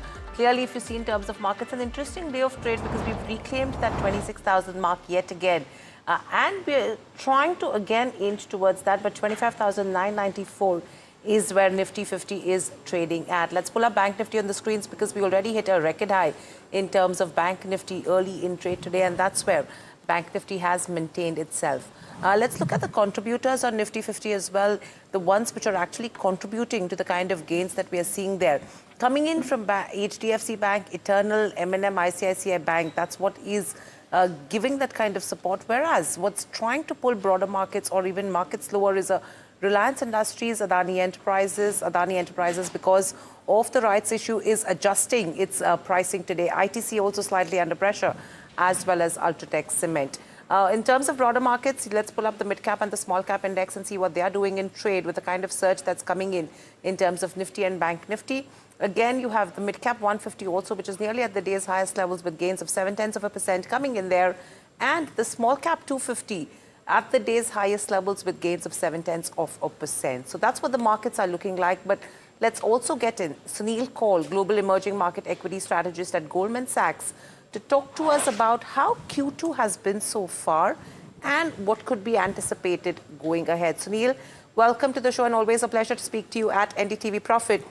We were just doing a report card analysis of the second quarter. Now, basis our internal assessment versus what Goldman Sachs thinks right now, your initial comments on the second quarter. Yeah, thanks for having me on. Look, I think the second quarter numbers have been pretty decent. We look at MSCI India universe, which is sort of roughly 160 odd stocks, and second quarter fiscal numbers there have been about 13% year-on-year profit growth, which is better than what we and the street were anticipating, which was around 9% earnings growth. So the season has come in better than expected, about sort of 4 percentage points. If you look at the full year number, it's also tracking at that better than what the historical track record has been, sort of half year into the full year numbers. And so there is a sort of potential for upward revisions for the full year number. And so far, beats higher than misses. The good one of the encouraging data points, though, is that the beats have come in from the top line. So the MSCI India the ex-financials revenue growth number is at 8% year-on-year, which is at a 10-quarter high. So the quality of numbers is actually pretty decent. And as I said, the reporting season has come at a decent pace. We do think that trend continues next year, and we are actually looking at earnings growth, which roughly around 10-11% would be for this calendar year. That should improve to about 14% next year, which is a key reason for us being more optimistic on the market. Hi, good afternoon, Alex here. And so therefore the natural follow-up question to that is that there has been an earnings beat broadly in the second quarter. We're anticipating that the second half and next year indeed is going to be better. At what point do you see that up move in the markets? Because to a certain extent, we're still depressed compared with several markets globally. Yeah, that's right, Alex. Look, I think, as I said, the September quarter numbers have been decent, but we also know that in some sectors, obviously there was a bit of disruption from sort of GST-related inventory destocking, deferrals of purchases, and so some of that will normalize into the December quarter. We're also anticipating the bank numbers to be even better than they have been in the September quarter onwards. And so from December quarter onwards, we are expecting earnings to pick up meaningfully.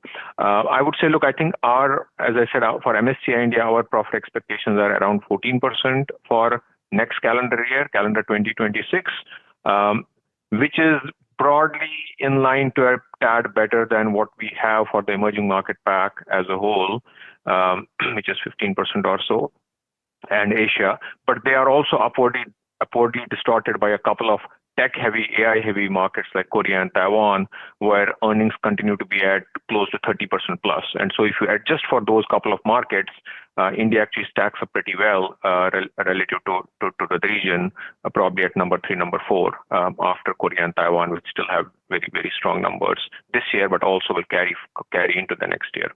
So I would say overall, still pretty decent earnings expectations at 14% next year overall.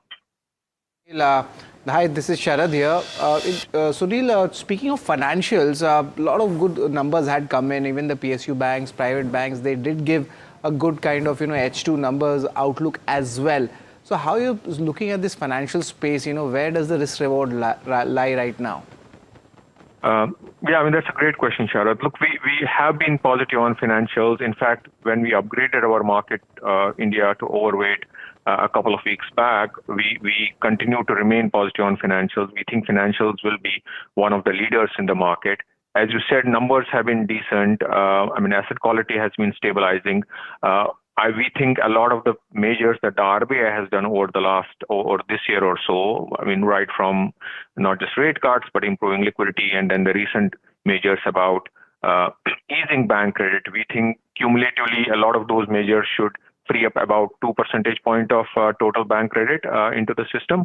And we think as demand improves, your credit growth should start to improve as well. So we are expecting around 15% compound earnings growth for the banking cohort as a whole for next year. And it's a sector that we know is trading still at mid-cycle valuation. So the risk reward looks pretty attractive on the sector. And we do think financials, along with consumption pockets, would be the leaders of the market in this leg of the rally. Sunil, that's interesting. You're talking about financials and consumption that will lead the rally probably. Within financials, which basket would you refer to? Would it be, your pure play banks? Would it be your NBFCs? Would it be your insurance companies? What will that pecking order look like according to you in terms of financials, number one? And two, in terms of the other sectors that you mentioned, your consumption sector, defense materials and OMCs, what would be the pecking order that an investor should look at so that Nifty could probably go to that 29,000 target? Yeah, look, I think within financials, we have a preference for banks and NBFCs over insurers. We are neutral insurers and overweight the banks and NBFC pack. I would say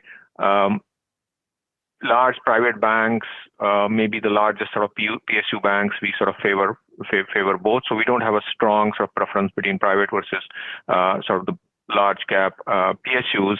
But overall, most of the measures that have been announced by the RBI that at the margin benefit mostly private banks, but also NBFCs. So we like both those cohorts over insurance companies.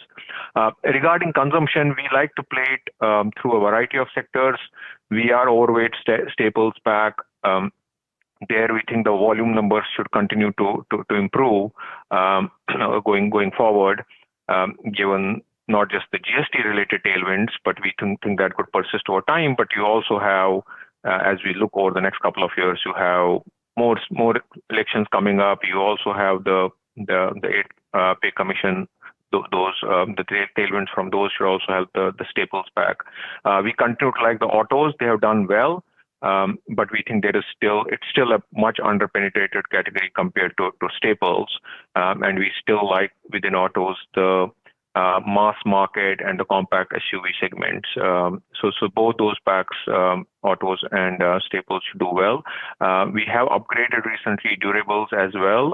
So pretty much the broader consumption pack we like. The only pocket which we have downgraded recently is the discretionary bit wherein there is more competition. So paints and some of the other sort of categories there.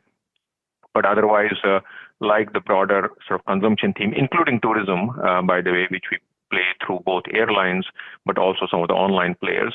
The one thing I would add is that if you look at the consumption stocks as a cohort, you did have a rally after the GST announcement, but all of those gains have been sort of taken out in the last couple of months, and so I think the risk reward on the broader consumption pack still looks pretty good. So I would say financials and some of these consumption related sectors is where our preferences lie. Sunil, and just this conversation drawing to a close, it's already been fascinating. Where I just want to maybe not necessarily a counterpoint, but just to kind of take you a little further down the road to talk about the implications of everything that's happened so far. We're yet to see a private capex boom, and I know a few large companies are saying that they will have to bolster capacity. We're yet to see that, but when do you see that from your study of these various sectors? When do you see that taking place, and what are the implications according to you? Because on the one hand, you're saying that consumption will get a leg up through some of these measures, but durably, one would assume that jobs and paychecks and all of those things, the flywheel, will only really kickstart with private capex. I mean, that's right. Look, I think over the next few quarters, we do have a stronger preference, as I said, of financials, consumers, over the export-oriented segments and industrials or infrastructure segment. You're right. I think private capex, we have seen a few sectors, some green shoots there. The announcements have increased, but or the intentions have increased in some of the private companies, but we haven't seen that translating to the orders yet. And the reason we are underweight the broader industrial pack is also because we do think that the government will continue to adhere to fiscal discipline, which means at the margin, if you're spending more on consumption, the infrastructure spend will have to continue to moderate, which is where that view is coming in from. Obviously, we know that the supply side conditions are there with the capacity utilizations being high, and the government is doing its bit as well. And so, but we haven't seen yet that playing out in the capex side of the story, barring a few pockets here and there. So I would say, in general, therefore, the preference remains towards the other bits. The one area within the broader infrastructure pack, if I may say, is both power and defense. That's something we like as a theme. I mean, defense is obviously a structural theme broadly, but there the visibility on the order book is very high, and so we like the defense plays, not just the large cap and government related entities, but also some of the more private players, which are getting in more high tech segments of the defense pack, as well as power generation that remains a strong theme in India. So there are bits of the broader infrastructure we like. But the segments that are more linked to government capex essentially would be the ones that will lag in the market. Absolutely. All right, absolutely. Thanks so much for taking the time. A pleasure having you on the show, and look forward to our next chat. Thank you. Right, that was Sunil Kaul of Goldman Sachs. We've joined right now by Aditya Garwala of Invest for Edu, as well as Siddharth Khemka of Motilal Oswal.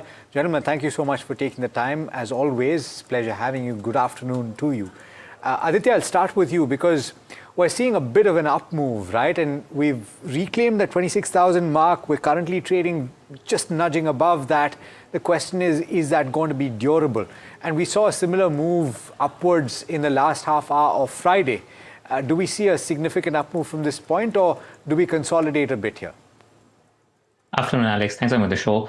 My sense is markets will eventually break out of this hurdle of 26,100. Might just consolidate here for some time, but matter of time before it breaks out. May not happen today, might happen tomorrow, day after tomorrow. But overall, my sense is you will see a new high on the indices, the way the Bank Nifty has been projecting, and the setup tells me that 26,100, 200 should be taken out, and you're headed towards 27,000 on the upside. So there's no doubt about the fact that there is bullishness. The undertone is strong, and eventually markets should break out of that hurdle of 26,100, 200 that has been holding on for some time now.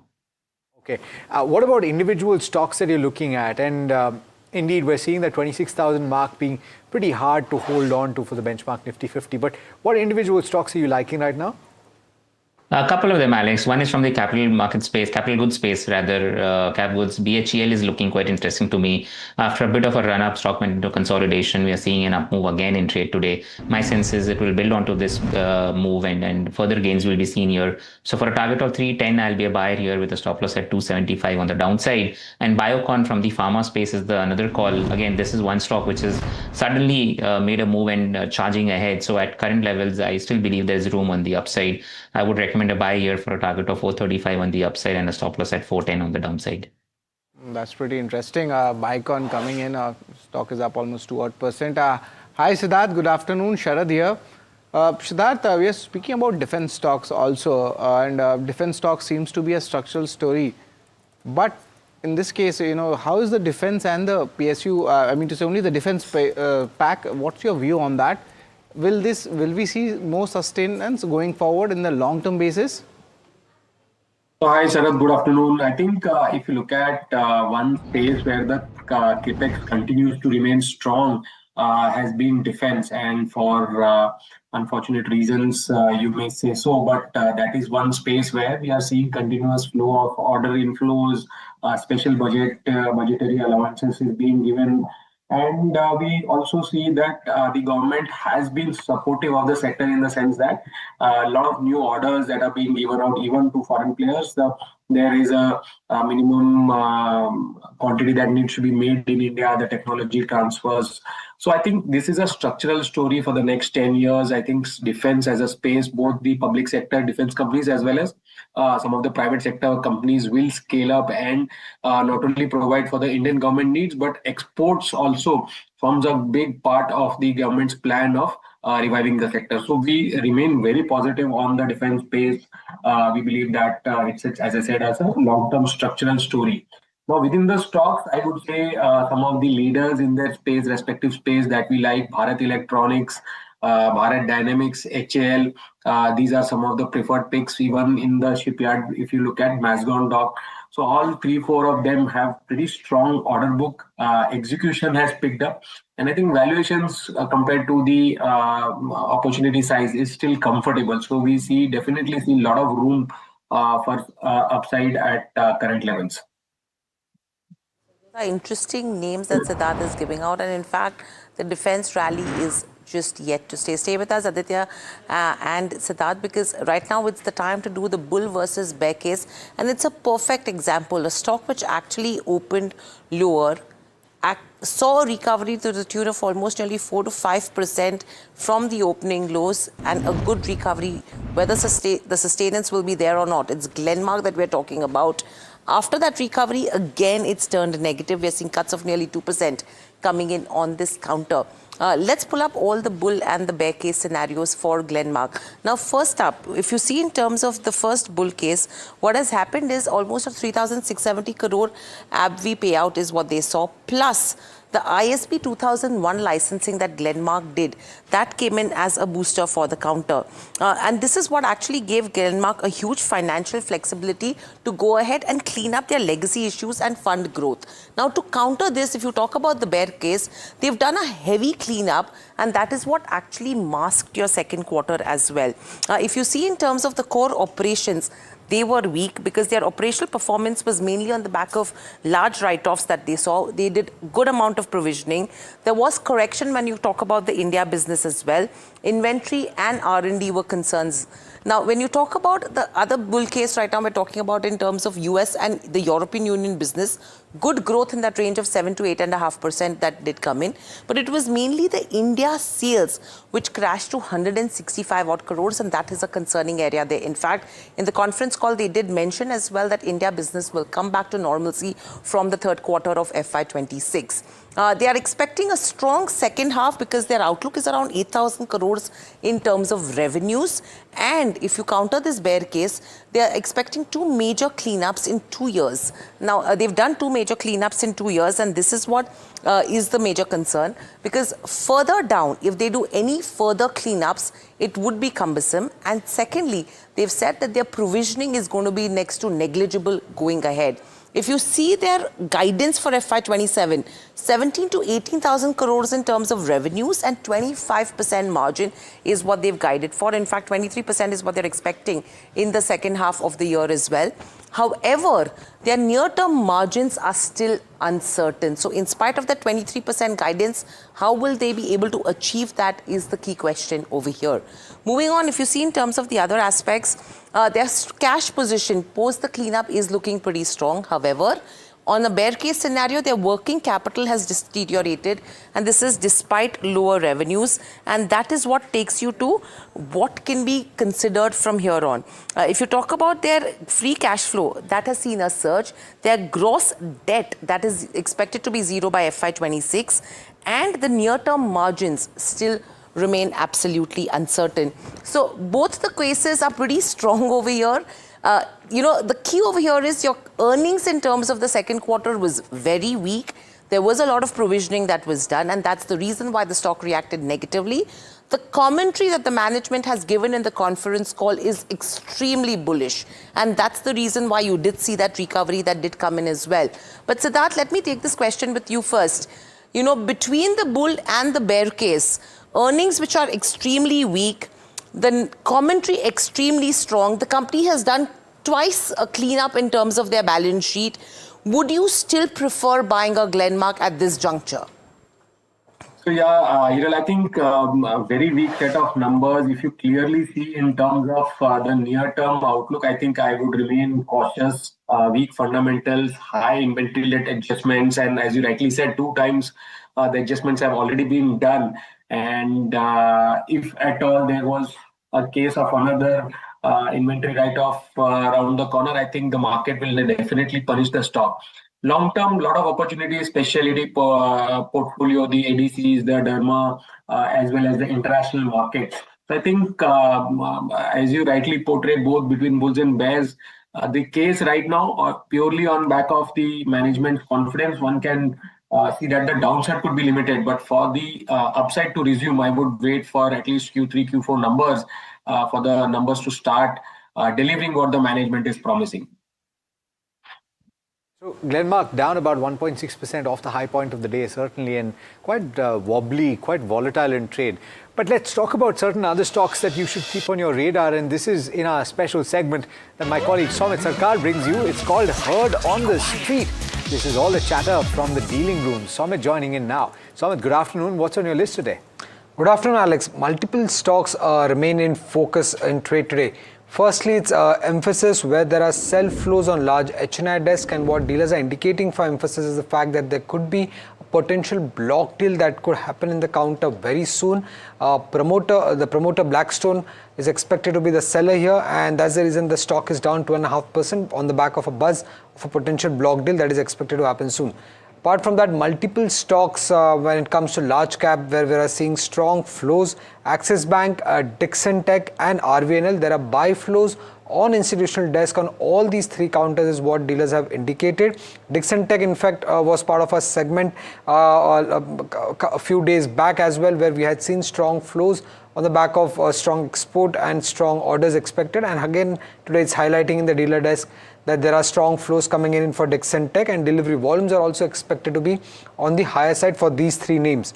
When it comes to Divi's Lab, there are buy flows on PMS desk. The stock has corrected a lot, and what dealers are indicating is that there could be a positive announcement related to one of its related to one of the drugs that to which Divi's is a supplier. So keep an eye out for Divi's Lab as well.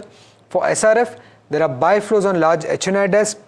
Dealers indicate that the stock should benefit from tariff reduction if and when that announcement comes in. That is the India-US tariff cut that is expected by the street. Whenever that announcement comes in, SRF could be one of the biggest beneficiary here, and the stock has also been an underperformer. So keep an eye out for SRF as well. PB Fintech, there are buy flows on HNI desk. Dealers are not expecting any big impact on yields owing to the GST rate cut. The insurance company, what impact they had seen, that they are not expecting the same to be passed on to PB Fintech, and that's the reason we are seeing such kind of a flows when it comes to PB Fintech. That stock is up around 5% in trade, largely on the back of expectations that there won't be any impact on the yields of PB Fintech. And couple of stocks that were a part of a segment on Friday, which are seeing strong buy flows in trade today as well. Firstly, it was Eternal. There were buy flows on FI desk is what we had indicated on Friday, and this is largely because Swiggy is finding it difficult to raise funds, and if Swiggy is not able to raise as much as they want to, then it would be much more positive for Eternal, and that's the reason that stock is also up around 1.7% in trade today. And the second one was Voltas, where we did indicate that there were strong flows despite the bad numbers. This was largely because of short covering. It seems to be going on today as well. The stock is up 2%, and also the street is taking confidence from the fact that the company was able to gain market share in a weak quarter. That's two khabar confirmations coming in. Thank you very much, Somit. Eternal and Voltas. Out of this Eternal, that's an interesting stock. We had mentioned earlier with Alex also that the 300 odd levels is where the up moves was happening. Aditya, technically, does it seem that now Eternal will be back? It's a growth phase, a kind of a short-term up move more we can expect from the current levels? Possibilities there, Sharad, without a doubt, because stock actually corrected and took support at those key areas of 290, 295, and from there it's trying to make a comeback. For a target of 320, 330 on the upside, yes, there is a possibility of a short-term bump up, but I would be a little skeptical for holding on to it for a long-term. A trading bet here definitely can be done for a target of 330 with a stop loss at 300 on the downside. Let me ask you about another pack that has been doing particularly well. I wonder whether PSU banking pack is, as of this morning, it was one of the top gainers, and I wonder where it is right now. Pull up that index, and then later we can talk about the constituents as well. 86 points or thereabouts. IOB looking good. Bank of Maharashtra, CBI, Central Bank of India, Indian Bank, PS. I would think that PNB is one of the underperformers, in fact. But out of any of these that I've mentioned, Aditya, would you pick one of these, or would you go with a State Bank of India, for example? Can go for a State Bank of India, but if you definitely have to pick one now, probably a couple of stocks that I'll go for, Bank of Baroda and PNB, because they have not chipped in yet as compared to your Canara Bank or maybe an SBI. So PNB at current levels, I wouldn't shy away from taking a long position for a target of 130 on the upside with a stop loss at 120 on the downside. And Bank of Baroda is second, which I still feel that there is room on the upside still left for a new fresh highs there. So for a target of 300 plus, I'll be a buyer in Bank of Baroda and place a stop loss at 280 on the downside. Overall, the PSU bank still looks very strong, Alex. And if you have to cherry pick one or two PSU banks, maybe Bank of Baroda and PNB at current levels, make a better bet. It's pretty interesting on that PSU banking front. And for the second straight day, we are seeing a good strength coming in. Also, the buzz was there in the weekend that there would be a merger for the PSU banks coming in over the next and that has April been in the to May. offing since quite some time right now, where they've started the discussions in terms of which PSU banks that can merge, but when it happens is the time that you can take it with a It's pinch been of a salt. while, no? Yeah, it's been a while that you've been that talking initial about it. round of mergers that happened, took and now the place. second round, which is in the talks, but that we should take into consideration. But two other stocks, what I want to talk about is Supreme Industries and Astral. It's very interesting because it's a counter impact of a Reliance Industries that's that we are seeing on both these counters. Correct, because if you see both the counters as well trading under pressure, some mild recovery that has come in. Now, if you talk about these stocks, Reliance Industries has gone ahead and cut PVC prices, and this has been done by around 3 rupees per kg. Now, this takes the rate down to almost 70 rupees per kg. Now, why the fall? The reason why Reliance has cut PVC prices, and they've done this from the 15th of November. Now, from October 2025 till date, Reliance has nearly cut prices by nearly 6 rupees per kg. The government has confirmed that the DGTR recommended anti-dumping duty on PVC is what they have looked at. In fact, the ministry had recently looked at the BIS mandate as well on several polymers. Now, this indicates that the government from here on is not favouring anti-dumping duty as well as BIS implementation. And the absence of anti-dumping duty when it comes to all of these products, that may actually limit the primary stocking as well as it will also cap the volume growth when it comes to pipe companies in the second half, unless and until the demand improves. Now, the margin compression is what comes at play over here, because in the past, all of these companies would have purchased raw material at a higher price. Now that this price gets capped right now, or because of that 6 rupees per kg cut, it will compress the margins of both these companies, and that's the reason why you're seeing this kind of pressure. Siddharth, your view, not only on a Supreme and Astral, but even when it comes to Reliance Industries taking PVC as a product into consideration? I think, Hiral, if you look at if this kind of price cut, especially as you highlighted the government's intention of not having an safeguard duty, I think that opens up the space for further price erosion and the margins hit. On its own, if you look at Astral, Q2 numbers were pretty decent. I would say revenue grew 15%, volume growth of about 21%. Margin saw a decent expansion of 100 basis points. Management gave a guidance, maintained the guidance where broadly looking at a steady Q3, Q4. So I think apart from the news flows, some of these large players like Astral, Supreme, in terms of results and in terms of the overall numbers, they are pretty set. Supreme, unfortunately, the numbers were not that strong. I think margins were a little under pressure. So overall, building materials do not see that kind of strong growth. And to top it all, if the government's policies are not that supportive, I think the sector could remain under pressure. In the near term. And we were just also thinking about this. It has a positive effect for the consumption players as well, to the extent that their packaging gets that much cheaper, one would assume. And of course, directionally, they've had the benefit of lower crude prices, which seem to be having a ceiling at this moment and not heading above that $65 per barrel mark for Brent in a durable manner. On that note, Aditya, thank you so much for taking the time and speaking to us this afternoon. Pleasure speaking with you. We have to slip into a very quick break. We'll get you on the other side more stocks that you should keep on your watch list, as well as the top buy today, sell tomorrow picks. Do stay tuned.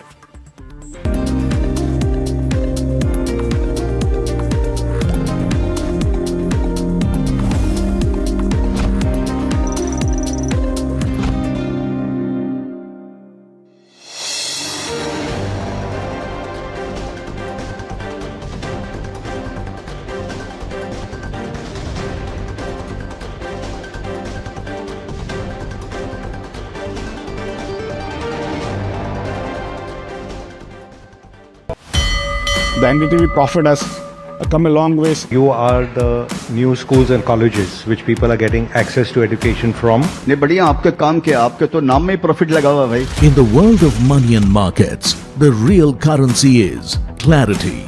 So you guys have democratized information, and I think first you seeded the market, now the market is seeding you back out there. Decisive, discerning, distinct. NDTV Profit isn't just business news. We are like visiting faculty occasionally who come and get a chance to share what we can, but I think it's a great service. It's the new language of markets, and the voices that move markets know it. Understand markets, decode money through the masters who shape them. I think you're trying to get knowledge to smaller cities and towns, making it simple for retail investors. I think what you're doing is also contributing to the Indian capital markets and Indian economy. When leaders speak of markets, they speak to NDTV Profit.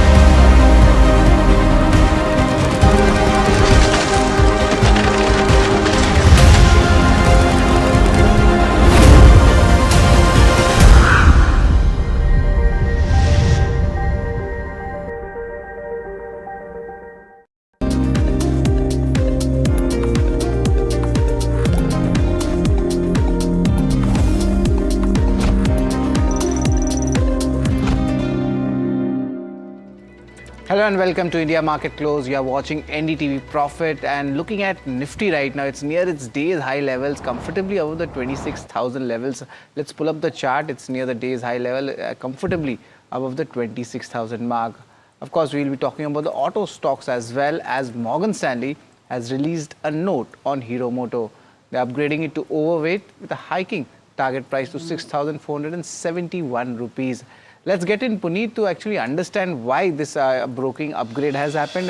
Puneet, what are the key takeaways coming from this report? Well, it's definitely on the back of strong quarterly earnings for Hero MotoCorp, touching 15% EBIT margins, with a number that's eluded them for a while now, and largely, upgrading the stock to an overweight, as you rightly said, target price of 6,471. Now, they've mentioned that the market share decline for Hero MotoCorp has actually now paused, which is a good momentum because it's something that hampered both Hero as well as Bajaj Auto over the last 6 to 8 quarters. And going forward, they are expecting that it's starting to see gains in the scooter segment, which has been actually outperforming the motorcycle segment over the last 6 quarters as well. Now, Hero has a unique advantage that while it has the EV motorcycle and EV scooters with the Vida brand, they've also launched multiple new ICE scooters, and that's what differentiates them with something like a Bajaj Auto. A better mix as well as lower losses for EV business is another key positive, which will give margins an additional tailwind according to Morgan Stanley. And finally, they've highlighted stock trades at 16.8 times price to earnings plus a 3% dividend yield. So it will give that comfort to investors who are looking to take a bet there. And here is where the differentiation lies for someone like a Hero MotoCorp compared to the other industrial players, with valuation comfort as well as margin tailwinds as a key trigger going forward. That's a strong move coming in on a Hero Motor versus a Tata Motors, which is the stock of the day, seeing some major cuts in trade today if you have to look at the auto pack. In fact, let's get in Jay Bala as well. Jay, welcome to the show. Always a pleasure to speak to you at NDTV. Let's start off with the markets before we talk about stocks. We've reclaimed that 26,000 mark at around 230 in trade today. From here on, what should that strategy look like, and what are the levels that you would be tracking in terms of Nifty 50 and your strategy when it comes to Bank Nifty? Because a lot of positive calls now coming in, especially for the PSU banking space. Hi here. I'm still positive on Nifty, and I had been projecting 29,000 for the Nifty since April, and Goldman Sachs has upgraded India to overweight with an objective of 29,000 just last week. And so when it comes to short-term levels, the Nifty is unlikely to drop below 21,153. If it were to do it, then we'll be revising our bullish objectives. Strategy remains buy on the dip.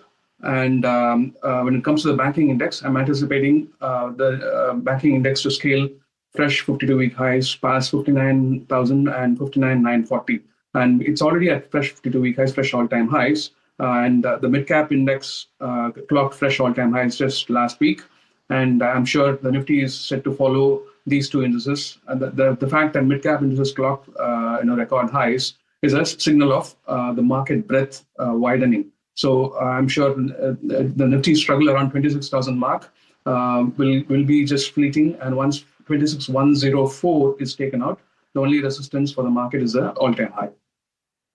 And so just a quick follow-up on that, do you anticipate that it could be taken out in this week itself, or do you think that the wait will be longer than that? And two, what individual stocks are you anticipating will do well in the near term? Hi, Alex. Yeah, it is likely that the markets are likely to take out the all-time highs this week itself. The setup is quite encouraging. There have been multiple attempts to breach the 26,000 mark, and the number of attempts that markets make, the weaker the resistance becomes. So this is the fourth or the fifth attempt on the 26,100 mark. So I'm sure it will get taken out really quickly. I won't fix myself as being this week, but I believe it's just a matter of time. And when it comes to individual stocks, I'm bullish on two names here. Short-term calls on Aurobindo Pharma with a stop loss of 1,065. I'm expecting 1,500 to get touched for the stock. And the other half is from the tech space, Coforge. Coforge, again, a short-term call with a stop loss of 1711 with an objective of 2025. Got it. Okay. There's a stock that is buzzing in the broader markets, and this is Ajax Engineering. This is on the back of a Citi note, presumably, because the stock is up about 7%. It has upgraded the stock to a buy with a target price of 735, which implies an upside even from this elevated level. They say that the worst may actually be behind the company at this point. They say that they expect demand and margins to trend upwards, and that improvement in concrete demand is something that is boding well for the company. The market share recovery is also something that should work in the favor of the company going forward. And they're also saying that the company is seeing better acceptance, better pricing, and all of that should reflect in the financials going forward. Siddharth, coverage on this particular counter, and if not, in the space that it operates in, what would your preferred picks be? So, Alex, we don't have coverage on Ajax Engineering. I don't think we have view on those stocks. But overall, I think if you look at the EPC engineering construction space, I think what we like is obviously the larger names, some of the names in the space. For example, Larsen is something that we continue to like. In the sub-segment of the capital goods space is the defense space that, again, we like. But we don't have much coverage on specifically on this space. Jay, how are you? Thanks, Siddharth, for that. Jay, how are you looking at Ajax Energy Engineering and a Hero Motors? Strong moves in today's session. Would you still be a buyer, or would you advise investors to book profits today? The Ajax has got a very limited history, so it's difficult to form an opinion from a technical point. But the short-term bottom seems to have been put in at around 557 mark. But I don't have a very good hold on this. When it comes to Hero Motors, I turned bullish on Hero Motors in mid-July, around 4,400 mark, and I projected fresh all-time highs for it, along with Bajaj Auto. Bajaj Auto has been a laggard, but Hero Motor has been working out really well. And I'm sure the 63,100 odd marks, which is the fresh record highs for Hero Motors, that will get taken out in a matter of few weeks. For those that were wondering, Ajax is the name of the company, not Ajaz. That's a colleague of ours. A colleague of ours. But in case you were wondering about the origin of Ajax, it is actually Greek. It's a Greek hero. Do check it out if you're interested in that kind of stuff. But having said that, let's find out the newsmakers of the day. We've got Mahima joining in to talk about some of those, and there are quite a few to talk about. I wonder what she's chosen in her list. Mahima? Right, so Alex, basically, it's a list of counters that have been kind of buzzing. It's not just newsmakers of today, but I've taken the top movers for the day. I'll start with transformers and rectifiers. After the kind of news flow that came in on Friday, indicating that it was removed from the list of debarring firms and individuals from the World Bank list, the company was granted extension for submitting its explanation against the sanction case. We saw the stock hit an upper circuit, and after that, even today, it's been up that 4% mark since the start of the trade. New deadline for the submission, of course, has been set on 12th of January 2026. In fact, management, when spoke to NDTV Profit, talked about their view in a very positive manner. They said that no impact will be there on order book considering this announcement. Organization image will remain intact with the announcement, and confidence of foreign customers will increase going forward. The next one is Gabriel India. Well, strong volumes coming in here, 8 times its 30-day average. If you take a look at how Q2 has panned out for something like a Gabriel India, which came out with its earnings on last Thursday, overall margins were flat but positive set of numbers. Earlier JV planned having in flat around 51%, and Gabriel at 49% was rejected by Ministry of Heavy Industries, but capex for H1 FY26 stood at around 108 odd crores versus that of 44 odd crores. Major capex was spent on Chakan 2 plant. Export revenue was maintained at around 3 odd percent. The other one that is in focus today is Jubilant Engravia. Volumes almost 3 times its 30-day average. In terms of the stock seeing an uptick, overall Q2 performance growth was led by specialty chemicals segment. They're targeting a 12,000 crore peak revenue in the new CDMO contract space, and management has maintained their guidance with regards to where EBITDA is concerned of around 2,000 crore for FY30, by FY30. So this is the overall view of the 3 counters that are buzzing and moving in trade today. All right. So the one stock that I want to talk about out of this entire list is a stock that is gotten out of circuit today, I believe. Let's pull up Trill if we can, or Tarrell. Transformers and rectifiers. Yes, it is in fact trading up about 4.8%. And you know the context. It was put on a debarment list by the World Bank, and that was rolled back towards the end of last week, and it's been buzzing ever since. But Jay, on the charts, how would you trade this? Because it's been extremely volatile all of last week, and it's had a significant up move. If at all, one can argue that it's recovering lost ground. So if you have been able to hold during this time frame, would you book out right now, or would you hold for upside? I wouldn't have touched the stock in the first place because it's in a very strong downtrend, and it's got a very large gap between 380 and 340. So probably this recovery is a gap filling mechanism, and the momentum is still with the downtrending move. So I would still anticipate lower lows to come through. Since the stock is not in F&O and it can't be shorted, it's an avoid for me. But if you are long, and if you're getting near break even, I would use that opportunity to exit the stock. Okay, so that's with regards to transformers and rectifiers, but 2 counters which are moving on the back of earnings. Narayana Hridayalaya, strong moves coming in there, and SKF India. Let's pull up both the counters. Sorry, I can't get over it because we looked at it this morning, Hiral and Sharad. The numbers were good. Correct. Okay, 20% upside in revenue, 30% PAT growth, significant 200 basis points margin improvement. Does it warrant a 14% up move? Yeah, it's the hospital business probably which is in trend right now is what I could say. I think there was a recent commentary also from the government that for US nationals or abroad nationals, they come in and you get visa on arrival for medical facilities. Medical tourism is the thing, and I think that's the conversation you would want to catch on NDTV Profit on India Market Open tomorrow as well. An extensive discussion with companies and analysts as to what medical tourism would actually mean for Indian companies. Our directors are making fun of me because I used to struggle saying Narayana Hridayalaya. Yeah, there you go. I practiced enough. Okay, so that's what we're talking about. In fact, Jasmeet is with us to tell us more as to what's worked for both these counters today. Jasmeet, over to you. Well, right, thank you for that. Starting up with the first counter, that's Narayana Hridayalaya. While for this company records the highest ever revenue and profitability in this particular quarter. While the growth we see was led by the Cayman business, where the revenue has been 78%. Talking about the Indian trajectory, when that has done really well, even on the back of increased footfall. In terms of the core and non-core business, the core segment is up 15%, while the non-core business is up nearly 16 folds given that. While the other expenses have inched up in the quarter, which is roughly up 43%, which can be seen on the stock movement. So talking about the next one, that's SKF SKF India. While we see a positive numbers coming for the company, the margins have expanded by 230 basis points in this particular quarter.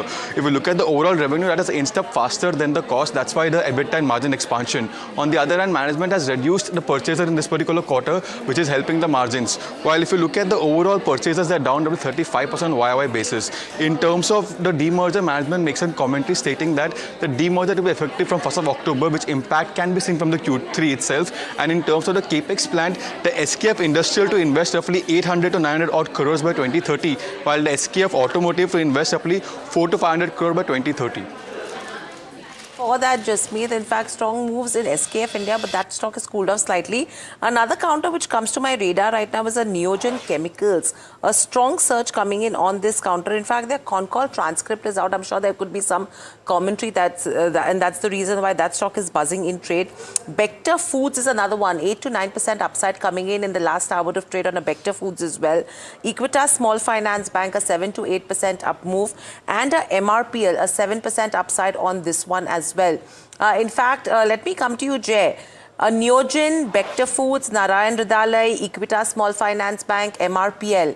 Anything that would come to your radar which could still be buy calls, because there is some strong momentum seen on these counters in today's session? Neogen is an avoid. It's in a downtrend. It's just a blip in the downtrend. And when it comes to Equitas and MRPL, they are in strong uptrends. So Equitas is already on my watch list. I've been thinking about this as a possible buy today, sell tomorrow candidate. And MRPL, I've been bullish on OMC names for the last 1 month. And also MRPL and Chennai Petro have been rank outperformers. So, but it might be a bit late to get into these stocks, but they are in a strong uptrend. So I like these a couple of names that I mentioned just now. But Neogen is an avoid. Okay, all right. So that's the view on the charts. But I wonder, Siddharth, on the fundamentals, whether you had a chance to look at Narayana Hrudayalaya numbers. I'm going to go with healthcare, Narayana Healthcare here. But having said that, have you looked at the numbers? Do you like this or any of the other hospital stocks? Yeah, definitely. I think if you look at hospitals, unfortunately, Narayana is not under coverage, but across we have Apollo Hospitals, Max Healthcare and Medanta. On an aggregate, they delivered about 11-12% revenue growth. This is because of the high base, but otherwise what we see is that they've been consistently delivering strong numbers, and that is something that is as a space within the broader healthcare.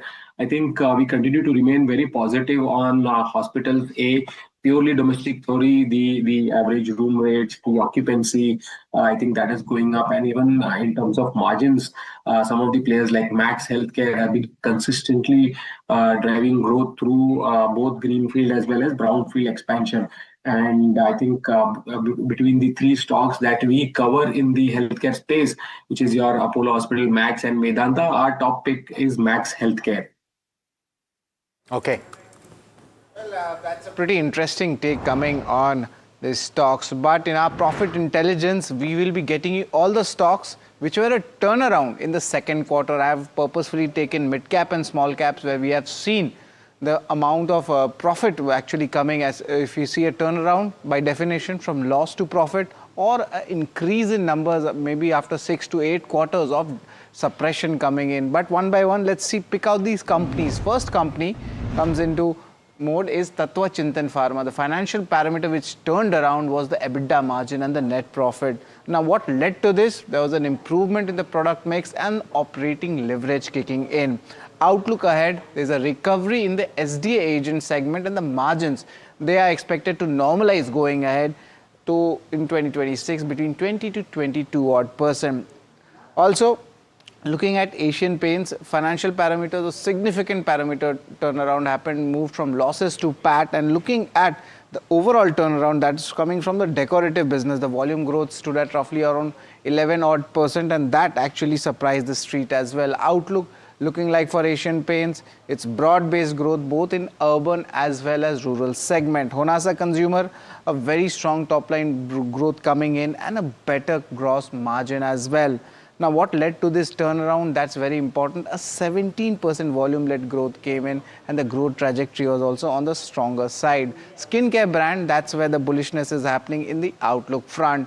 Now, from financials, it's DAM Capital, which was a very superb quarter. You could say the numbers moved from losses to profit, and after 4 or 5 quarters of suppression, we saw a strong movement coming in. Investment banking segment was the star performer, and a strong growth was coming in this segment. However, if you look at the pipeline, 21 IPOs and 13 as a lead banker, it's there.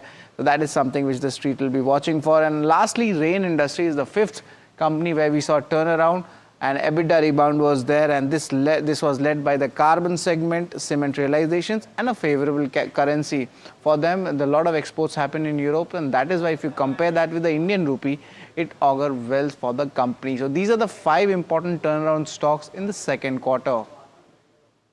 For that, Sharad, interesting stocks that you've mentioned so far. Siddharth, the turnaround stories of the second quarter in terms of individual stocks, would you be a buyer of any of these? And if so, what would your topic be?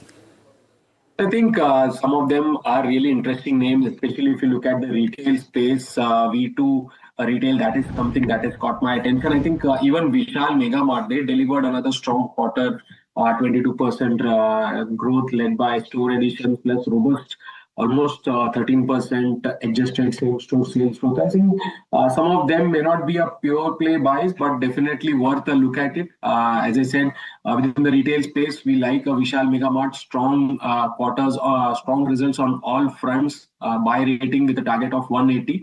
But the list definitely makes warrant to have a detailed look. Okay, so V2 retail is something that's coming to your radar as well. In fact, another stock that we should be discussing today is what's happening with Agro. If you see in terms of the market cap, it's actually crossed that 1 lakh crore mark, and it actually tells you it's a blockbuster market debut that the stock has made, and it's adding heft at an extraordinary pace as well. In fact, what's the stock growth looking like? A 1 lakh crore market cap is what it's hit. It actually listed at a 14% premium, and this is on the 13th of November. It's added nearly 30,000 odd crores when it comes to market cap in the last 3 trading sessions. And it's seeing following buying from institutional investors as well post the IPO. If you see in terms of the key prices, the IPO price was around 100, the listing price was 112, and the current market price, which sits at around 178 rupees per share. It's actually surpassed the total of the 9 other brokerages. So if you talk about the listed players from a Novama to a Angel One, JM Financial, Choice, IIFL Capital, you can see the names on the list. If you total the market cap of all of these, it's actually surpassed that as well. And you're seeing some strong momentum in the other names. So this is going to be an interesting story that we need to track from here on. Siddharth, your view when it comes to Grow versus the other capital market players? So I think definitely a surprise for all of us in the capital market. I think what good it does is that the benchmark valuation now what Grow is setting, I think the others need to do a lot of catch up, including the likes of a BSE or an Angel One or an MCX or the other stockbroking stocks. But I think one thing that is key positive is in the last few weeks, the regulator coming out in some of the conferences and clearly saying out that the weekly derivatives expiry is not going to go away. I think that is something that has kind of removed a big overhang, especially for some of the broking stocks. Interesting. All right. It is also interesting that that the counter, in terms of market capitalization, is comparable with the one listed exchange in the stock market space, BSE, more or less around that 1 lakh crore mark. Jay, I want to come to you on any BTST ideas that you might have. Yeah, I'm looking at Bajaj Auto as a BTST, and I'm liking the stock. And with a stop loss of about 8,800, I'm anticipating the stock to reach 9,050 tomorrow. Okay, so that's with regards to Bajaj Auto. Siddharth, a couple of small cap companies which are buzzing in trade today. From SP Apparel, strong volumes over there. Rico Auto seeing some strong volumes. IdeaForge Technology is buzzing on the back of, a couple of order wins as well that did come in on a Friday. Anything that you like from the 3 counters? Because there are fundamental reasons to these counters as well. And the volumes are pretty strong. Viral, unfortunately, again, some of these names we don't cover smaller names, so I will not have a view. We were Anything from the discussing- respective sectors? Yeah, so I think from the auto sector, Hero MotoCorp came out with pretty strong, steady quarters, volume led by growth, stable margins. We are witnessing rural recovery, and along with that, improving exports plus the EV momentum. I think the stock is well positioned. Valuations are pretty comfortable compared to some of the peers. Compares like TVS Motors or a Bajaj Auto trading at 16 to 18 times 1 year, 2 year forward on a PE basis. So we definitely like Hero Moto as a recovery play. We have a target price of 6,500 on Hero MotoCorp. What about Siemens? And I was quite surprised, I must say, Siddharth, coverage on this one, because I thought that the numbers might have been a little bit soft, but then clearly the street is seeing something that they like. What do you think? Even we thought Siemens mixed bag kind of numbers. Revenue was ahead, but profitability marginally below our expectations. Even if you look at segment wise, smart infra mobility did well, while the digital remained kind of weak. Order inflows grew about 10%. So overall, what we see is that it's just a decent quarter. I think the street is definitely getting excited about the pickup in the inflows as well as in order inflows as well as in execution. Valuation wise, also I think pretty steady, and so we have a neutral rating on Siemens with a target price of 3,350. So don't see much upside until the execution picks up. That's pretty interesting. Thank you very much, Siddharth and Jay, for joining us and giving your views both on technical and fundamental perspectives. But now let's go back to the market closing. A strong closing we are expecting, and especially we are hoping that this number stays above the 26,000 mark. Interestingly, we are hoping that for 59,000 for Nifty Bank as well. Strength coming from both of these counters, but Nifty Bank, that's the show coming in, as all HDFC Bank, ICICI Bank and PSU Bank, all three are firing the cylinders. Let's look at Nifty's important chart where the constituents, how they are actually moving in their trade. Roughly, you could say 60 to 70 odd % of these constituents are trading in the green, led by Eternal and Tata Motors. But on the losing side, we are having Ultratech Cement, Geo Financial, Asian Paints to the list. But net, the overall trend is strong, and it's expected that the Nifty will be closing above the 26,000 odd mark. Let's pull up the sectoral moves, how is actually panning out, and largely we see Nifty PSU Bank, Nifty Auto doing well in the trade, a sea of green coming in, and you see even the metal and defense reversing. So that is a very strong market heat map we are seeing. Let's look at the mid cap and the small cap, how they are actually panning out. And you see the Nifty Mid Cap 100 Index ending near the day's high level, and that's a very strong signal coming in. Same thing goes for small cap. That means value buying is coming in the broader indices as well. Let's get the advanced decline ratio also. Over here we see it has been in a narrow range. Earlier it was a big spike, but still the day is expected to end with higher advances than declines. Apart from this, let's pull up the BSE contribution chart where we see that the movement is happening, and this includes Narayan Hrudayalaya. It's 15% up, and that's a significant up move coming in. And also importantly, we look at the Tata Motors PV that has fallen the most. Emphasis expected a block deal, and Astral and even Supreme falling in the trade as well. So this is the entire picture of the market looking like, and it's strong closing seeing for Nifty and Nifty Bank as well, and that's important. But cues for watch for tomorrow: India's unemployment rate, India balance of exports, macro data is something which you'll be looking at. Interim dividend coming for Venus Pipes, but market might lack some triggers. IPO listings is much important. Both Physics Wala and MV Photovoltaic Power will be in focus, and shares coming out of lock-in, that's Cainstech 20 odd %.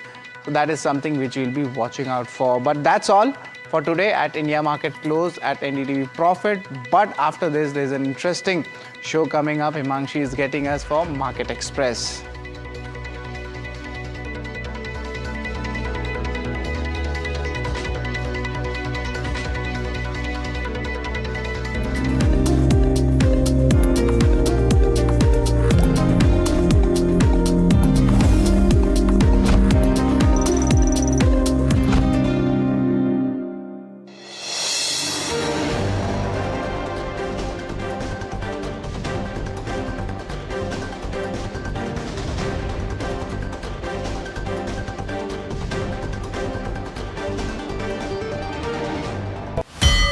The NDTV Profit has come a long ways. You are the new schools and colleges which people are getting access to education from. ने बढ़िया आपके काम किया, आपके तो नाम में ही profit लगा हुआ भाई. In the world of money and markets, the real currency is clarity. So you guys have democratized information, and I think first you seeded the market, now the market is seeding you back out there. Decisive, discerning, distinct. NDTV Profit isn't just business news.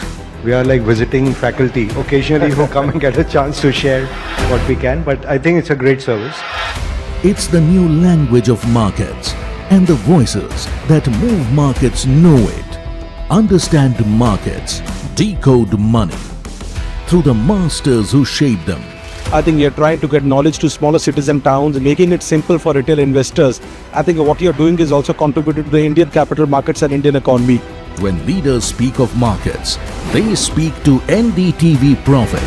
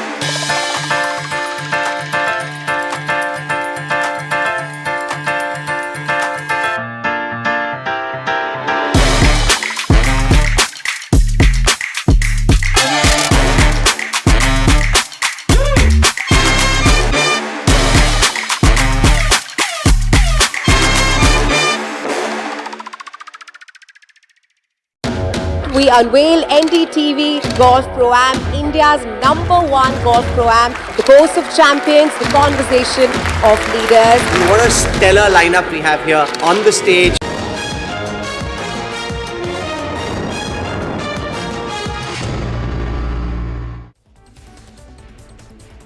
Hello and welcome. You're watching Market Express and I'm your host Himakshi Bahugna. Now let's get straight into the show. So first up, let's see how the markets have fared today. So markets started the week on a cheerful note as Nifty ends above the 26,000 mark. HDFC Bank and ICICI Bank also contributes most to the rally. If we talk about Sensex, so that ended almost 400 points higher. Now it's a sea of green on the Dalal Street today with all the major sectors closing in the positive. Nifty PSU Bank also emerges as a top sectoral gainer and this is supported by strong buying momentum. Let's look at some key earnings. Ajax Engineering has posted a strong second quarter as large contract deliveries lift the revenues. However, margins, come under pressure due to transition costs linked to the new CEV5 emission norms. So the SLCM business sees sharp growth while non-SLCM revenues remain steady. Spares and services continue to expand, adding to the company's stable performance across the first half of the year. Next up, we have Citi, which has upgraded its, Ajax Engineering to buy with a target of 735 rupees, saying that the worst may be behind. Analysts also expect demand and margins to, trend higher, and this is driven by recovery in the concrete demand and also improved market share. Better acceptance and pricing could further support growth in the coming quarters. Next up, we have Ashoka Buildcon, which has posted its fourth consecutive quarter of revenue decline, with its total order book standing at around 14,900 crore rupees as of September. So the toll collections have risen 13% to roughly 360 crore rupees, but the company faces a setback as a 290 crore infrastructure project with MMRDA gets cancelled. Next up, we have Amber Enterprises, which is strengthening its electronics business as its key subsidiary ILJIN Electronics has signed a definitive pact to acquire a majority stake in Pune-based PCB maker Shogini Techno Arts. So the acquisition aims to boost Amber's bare PCB vertical, to deepen the backward integration and also to expand its footprint in the advanced electronics manufacturing space. And analysts are mixed on Tata Motors' passenger vehicle business. So JP Morgan maintains a neutral rating with a target of 385 rupees, and they've cited a weaker than expected JLR results but better margins in India PV. So CLSA stays positive with an outperform rating and also a target of 527 rupees, noting challenges from a cyber attack and also lower the JLR margins, but expect GST cuts to boost the growth in small to mid SUVs. Now let's look at the brokerage note by Morgan Stanley, which has turned bullish on Hero MotoCorp, upgrading the stock to overweight and also raising its target to 6,471 rupees. So the brokerage notes that market share declines have paused, with Hero seeing gains in scooters, EVs and also the premium segment. So a better product mix and lower EV losses are expected to support the margins, while valuations and a healthy dividend yield have added further appeal. Anant Raj's arm, Anant Raj Cloud, has just signed a big deal with the Andhra Pradesh government. So they are set to develop a new data centers and also an IT park in the state. So this move is expected to bring in significant investment and also boost the region's tech infrastructure. And India's largest ethanol producer, Trueworld Bioenergy, has also signed an MOU to set up one of the world's largest sustainable aviation fuel manufacturing facilities in Andhra Pradesh with 2,250 crore rupees of investment. So this facility can actually produce 80,000 tons per year. The proposed plant is also expected to create over 500 direct jobs and nearly 2,000 indirect jobs, catalyzing the substantial economic growth across the allied sectors and also contributing to the region's industrial expansion and employment generation. Now from the infra space, IRB Infrastructure Trust has backed a major order from NHAI for the TOT-17 bundle covering 366 kilometers of the prestigious Lucknow-Ayodhya-Gorakhpur corridor on NH27 and part of the Lucknow-Varanasi corridor on NH731 for a revenue-linked concession period of 20 years. So this deal strengthens IRB's position, giving them a whopping 42% market share in the TOT space. And this is certainly a big win for the company. Next up, we have EPAC Durable, which is lining up a big expansion push. So the company has signed a non-binding MOU with the Andhra Pradesh Economic Development Board. They are committing to invest about 1,083 crore rupees, and this investment will support EPAC Durable's next phase of expansion. And also the company says, the plan will be executed in collaboration with Andhra Pradesh Economic Development Board. Next up, we have Glenmark Pharma, which may have posted weak earnings this time, but the management is sounding far more upbeat. On the con call, Glenmark said that it expects to return to a high growth phase soon. Revenues are projected to cross 8,000 crore rupees in the second half of FY26 and also grow around 15% in FY27. So taking the top line to 17,000 to 18,000 crore rupees. And on the margins front, if you look at, the company is guiding for 23% EBITDA in H2 of FY26 and also move towards 25% in the medium term. So that's a strong management commentary coming in there. Next up, we have Max Healthcare, which has posted a steady Q2 with a big boost to the profitability and thanks to a favorable tax impact. So revenue momentum was driven by higher occupied bed days, while PAT has jumped largely because of that tax benefit. And international patient revenue was up 25% year on year, now contributing 9% to the overall mix. So on the operations front, the bed capacity has expanded sharply to 4,760 beds compared to 3,949 last year, and occupancy stood at 77%, which is slightly lower than 79% year on year, while the average revenue per occupied bed has inched up 1%. So now if we look at the expansion side, a 160-bed tower has been commissioned in Mohali. A 268-bed tower at Nanavati Max goes live next week, and the company has secured approval for a new 130-bed hospital in Dehradun, targeted for 2028. Now, viewers, shares of Supreme Industries and Astral are under pressure today, and the big trigger is coming from Reliance. So RIL has cut the PVC prices by 3 rupees per kg effective 15th of November, and this is bringing down the prices to 70 rupees per kg. In fact, from October till now, Reliance has slashed PVC prices by almost 6 rupees per kg. And this is adding to the sentiment. The government still hasn't confirmed the DGTR recommended anti-dumping duty on the PVC. Plus, the ministry recently rolled back the BIS mandate on several polymers. And this is signaling that the government may not be in favor of the AD or BIS implementation at this stage. So without AD, analysts say that primary stocking could actually remain muted, which may cap the volume growth for pipe makers in the second half unless demand really picks up.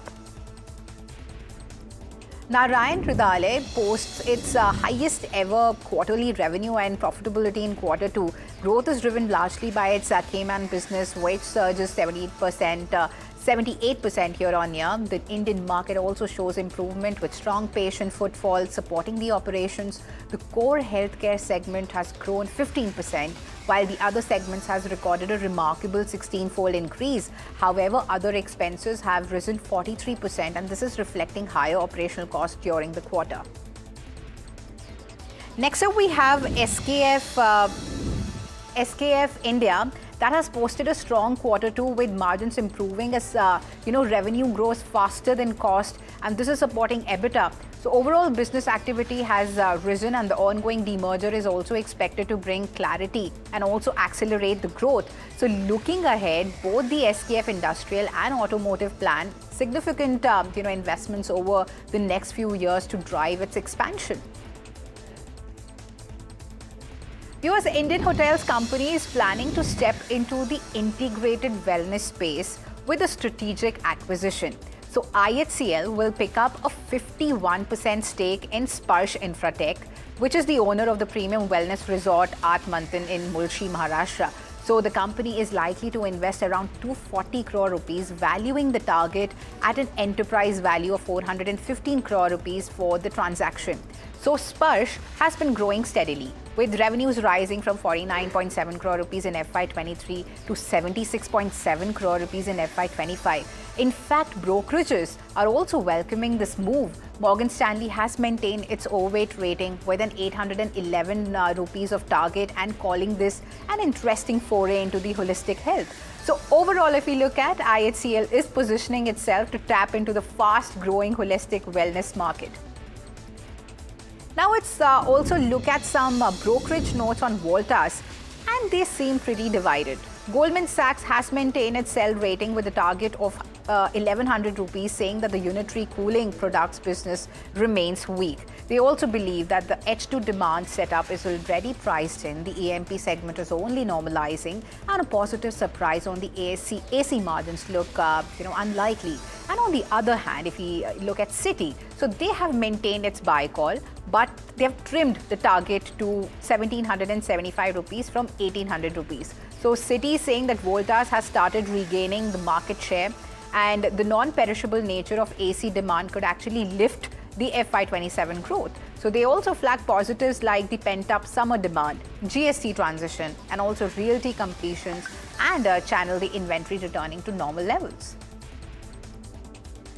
Viewers, Anil Ambani has skipped the ED summons for the second straight day today. The Enforcement Directorate had called him for questioning in the FEMA-related case linked to a highway project in Jaipur, Ringas, but Ambani does not appear in person. Now, the ED had rejected his request for a virtual hearing and says that it wants to record his statement. The investigation alleges funds from the project were siphoned abroad through shell companies with a broader international network under scrutiny. The agency continues its probe into these alleged transactions.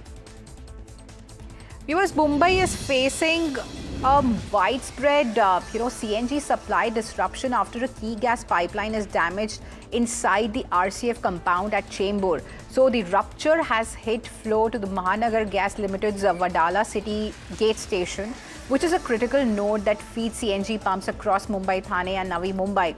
So through the day, taxi and auto rickshaw fleets struggle to stay on the road, with many vehicles running dry and turning back from shut pumps. So the limited pumps still operating are seeing long queues and extended waiting times, as you can see on your screens right now, the visuals there.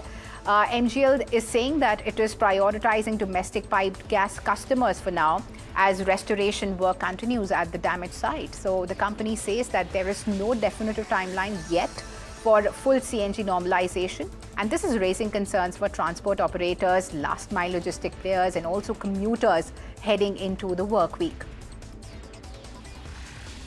Viewers, Indian state-run oil marketing companies have finalized a one-year contract to source nearly 10% of the country's LPG imports from the US Gulf Coast in 2026, Union Minister for Petroleum and Natural Gas Hardeep Singh Puri said earlier today. So the deal will be covering around 2.2 million tons per annum, and it will mark the first structured long-term contract for US LPG into the Indian market. So the agreement comes at a time when both the nations are exploring a broader trade package, and also underscores India's strategy of diversifying fuel sources to ensure affordable and also reliable supplies for its expanding LPG consumer base. Energy has increasingly become a pillar of bilateral cooperation, with the US also emerging as a key supplier of oil, LNG, and now the LPG.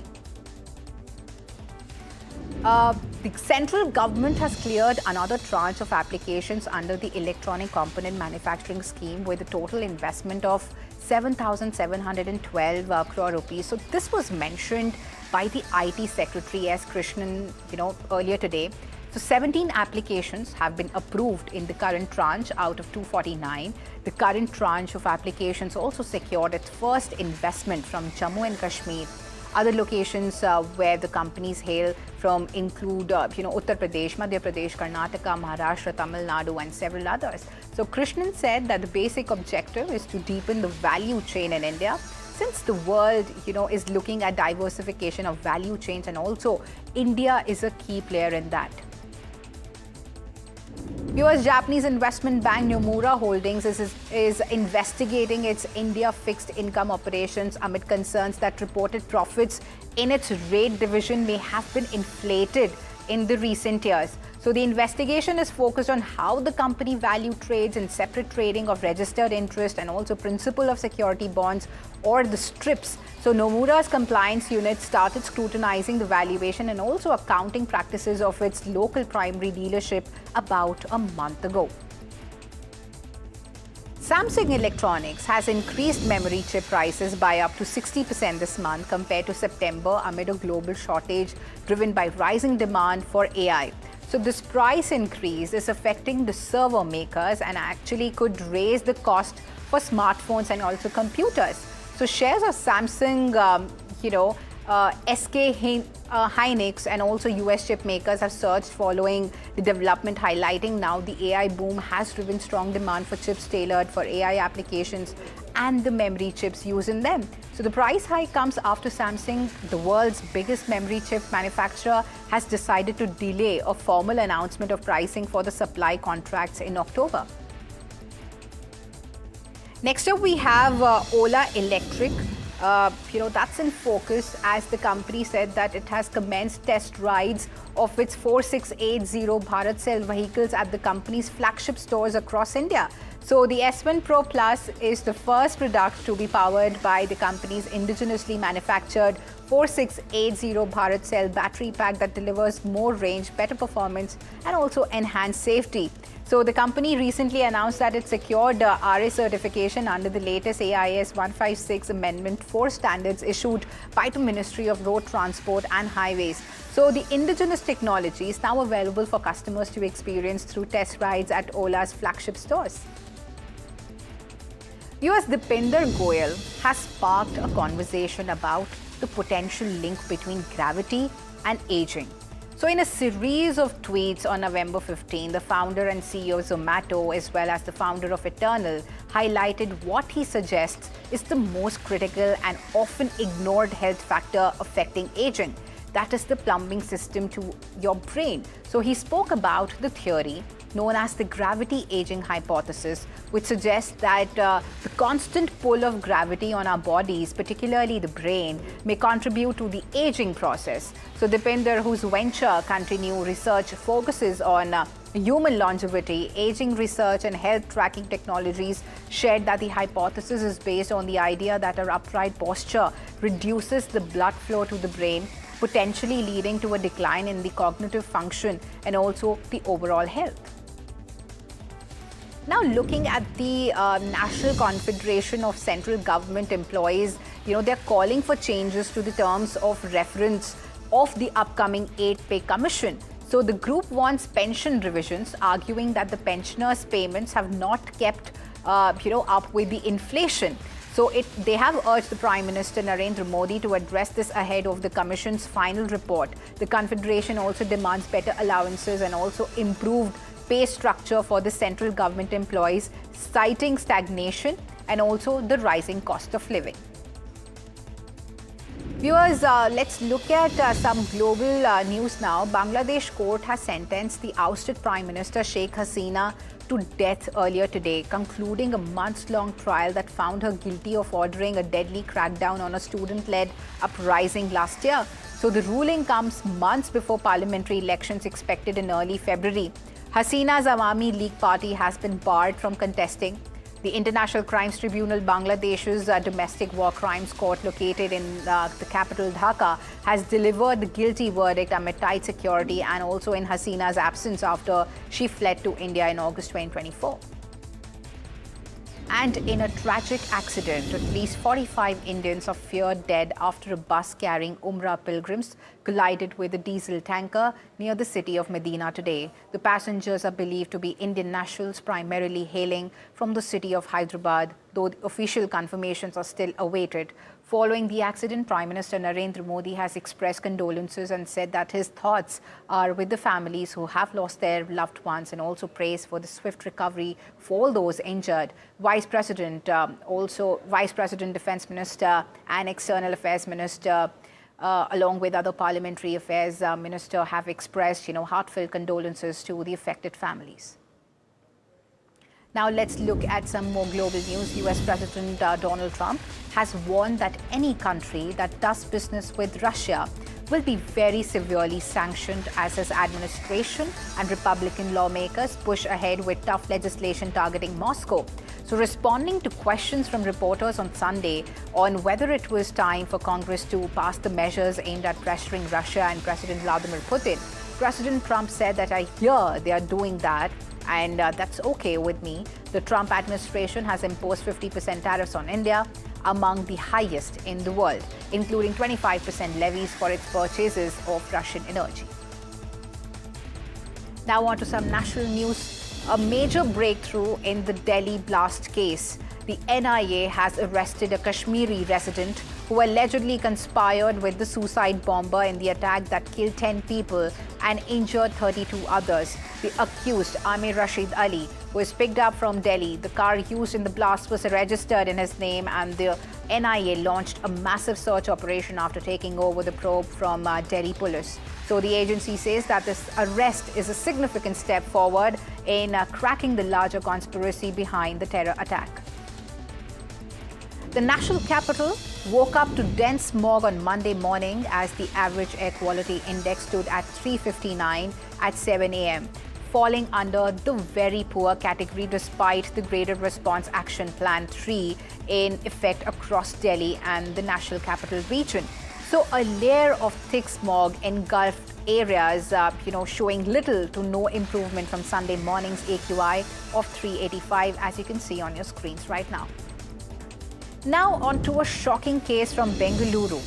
A 57-year-old woman has been duped of nearly 32 crore rupees in a digital arrest scam.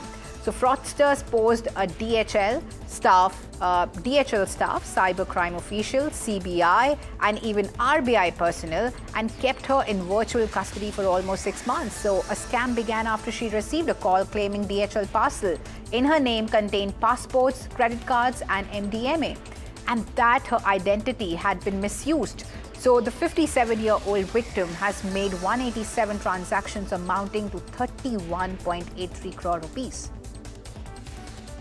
Viewers, Nitish Kumar will take oath as Bihar Chief Minister for the 10th time on November 20th.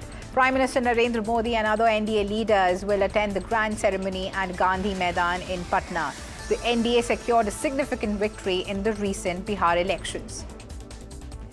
Viewers, on to some sports news now. Kumar Sangakkara is back as Rajasthan Royals head coach for IPL 2026 while continuing as director of cricket, the franchise announced. So he previously led the team from 2021 to 2024 before Rahul Dravid took over. Under Sangakkara, Royals made it to the 2022 final and also reached the 2024 playoffs. So the franchise says that his return brings continuity and stability, highlighting his calm leadership and deep understanding of the team's culture. The coaching staff also includes Vikram Rathore, Shane Bond, Trevor Penny and Sid Lahiri.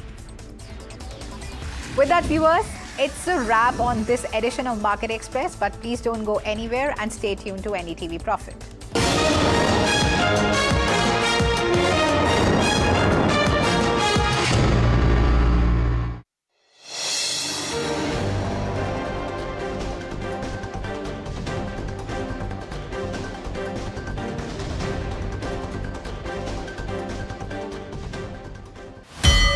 The NDTV Profit has come a long ways. You are the new schools and colleges which people are getting access to education from. नहीं बढ़िया आपके काम किया आपके तो नाम में ही profit लगा हुआ भाई. In the world of money and markets, the real currency is clarity. So you guys have democratized information, and I think first you seeded the market, now the market is seeding you back out there. Decisive, discerning, distinct. NDTV Profit isn't just business news. We are like visiting faculty occasionally who come and get a chance to share what we can, but I think it's a great service. It's the new language of markets, and the voices that move markets know it. Understand markets, decode money through the masters who shape them. I think we are trying to get knowledge to smaller cities and towns, making it simple for retail investors. I think what you're doing is also contributing to the Indian capital markets and Indian economy. When leaders speak of markets, they speak to NDTV Profit.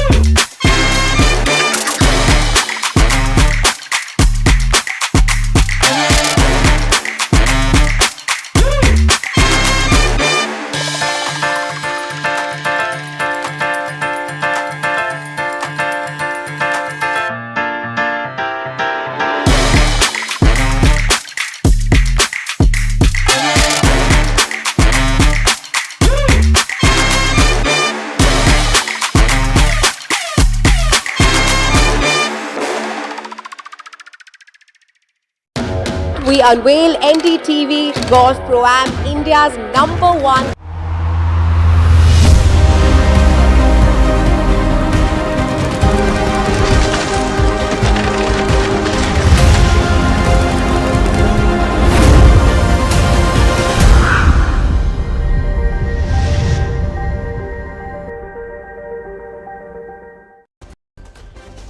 Market ends in the green with Nifty reclaiming 26,000 and Sensex gaining over 300 points. All sectors close in the green with Nifty PSU Bank Index as the gainer. Mid and small cap indices outperform the benchmarks. I think it's a very robust market. We may try to compare with the rest of the world and try to think that we have weaknesses. It's like Sachin Tendulkar's batting. NSE CEO Ashish Chauhan likens the Indian market to Sachin Tendulkar's batting, says we might score 100 centuries, but people will wonder why we're not hitting a 6 on every ball. Initial public offerings have increasingly become exit vehicles for early investors rather than mechanisms for raising long-term capital. CEA calls for scale and purpose in the Indian capital market, says IPOs have increasingly become exit vehicles rather than long-term growth vehicles. With the introduction of the offer document summary, the requirements of abridged prospectus will be dispensed with, reducing the compliance requirements of the issuers. SEBI Chief Tuhin Kanta Pandey stresses on the importance of diversity in the capital market, says exits and fundraisers will vary from IPO to IPO, adds that both the aspects are equally important. India and the US remain engaged in discussions on the trade deal, says Commerce Secretary Rajesh Agrawal expects part of the agreement that covers reciprocal tariffs to happen sooner rather than later. Major gas pipeline leak disrupts domestic supply to several parts of Mumbai and Navi Mumbai, leading to long waits at CNG pumps. Damage to the main gas pipeline impacted gas supply to MGL station in Vadala.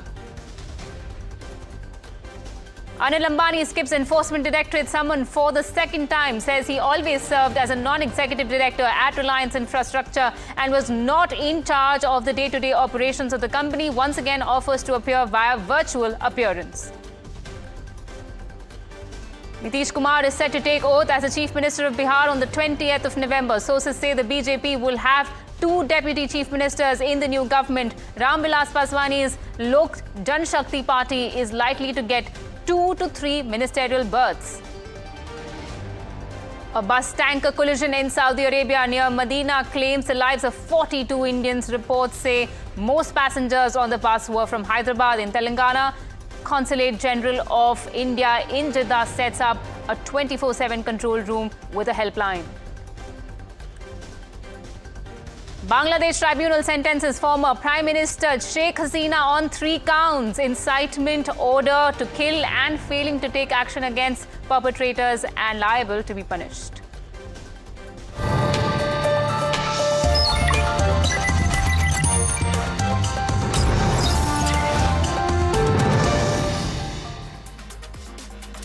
Hello and welcome. A very good evening. This is Profit 360 on NDTV Profit and I'm your host Mallika Mishra. Along the next half an hour, we'll bring you up to speed on markets as well as national and international news. Let's begin with checking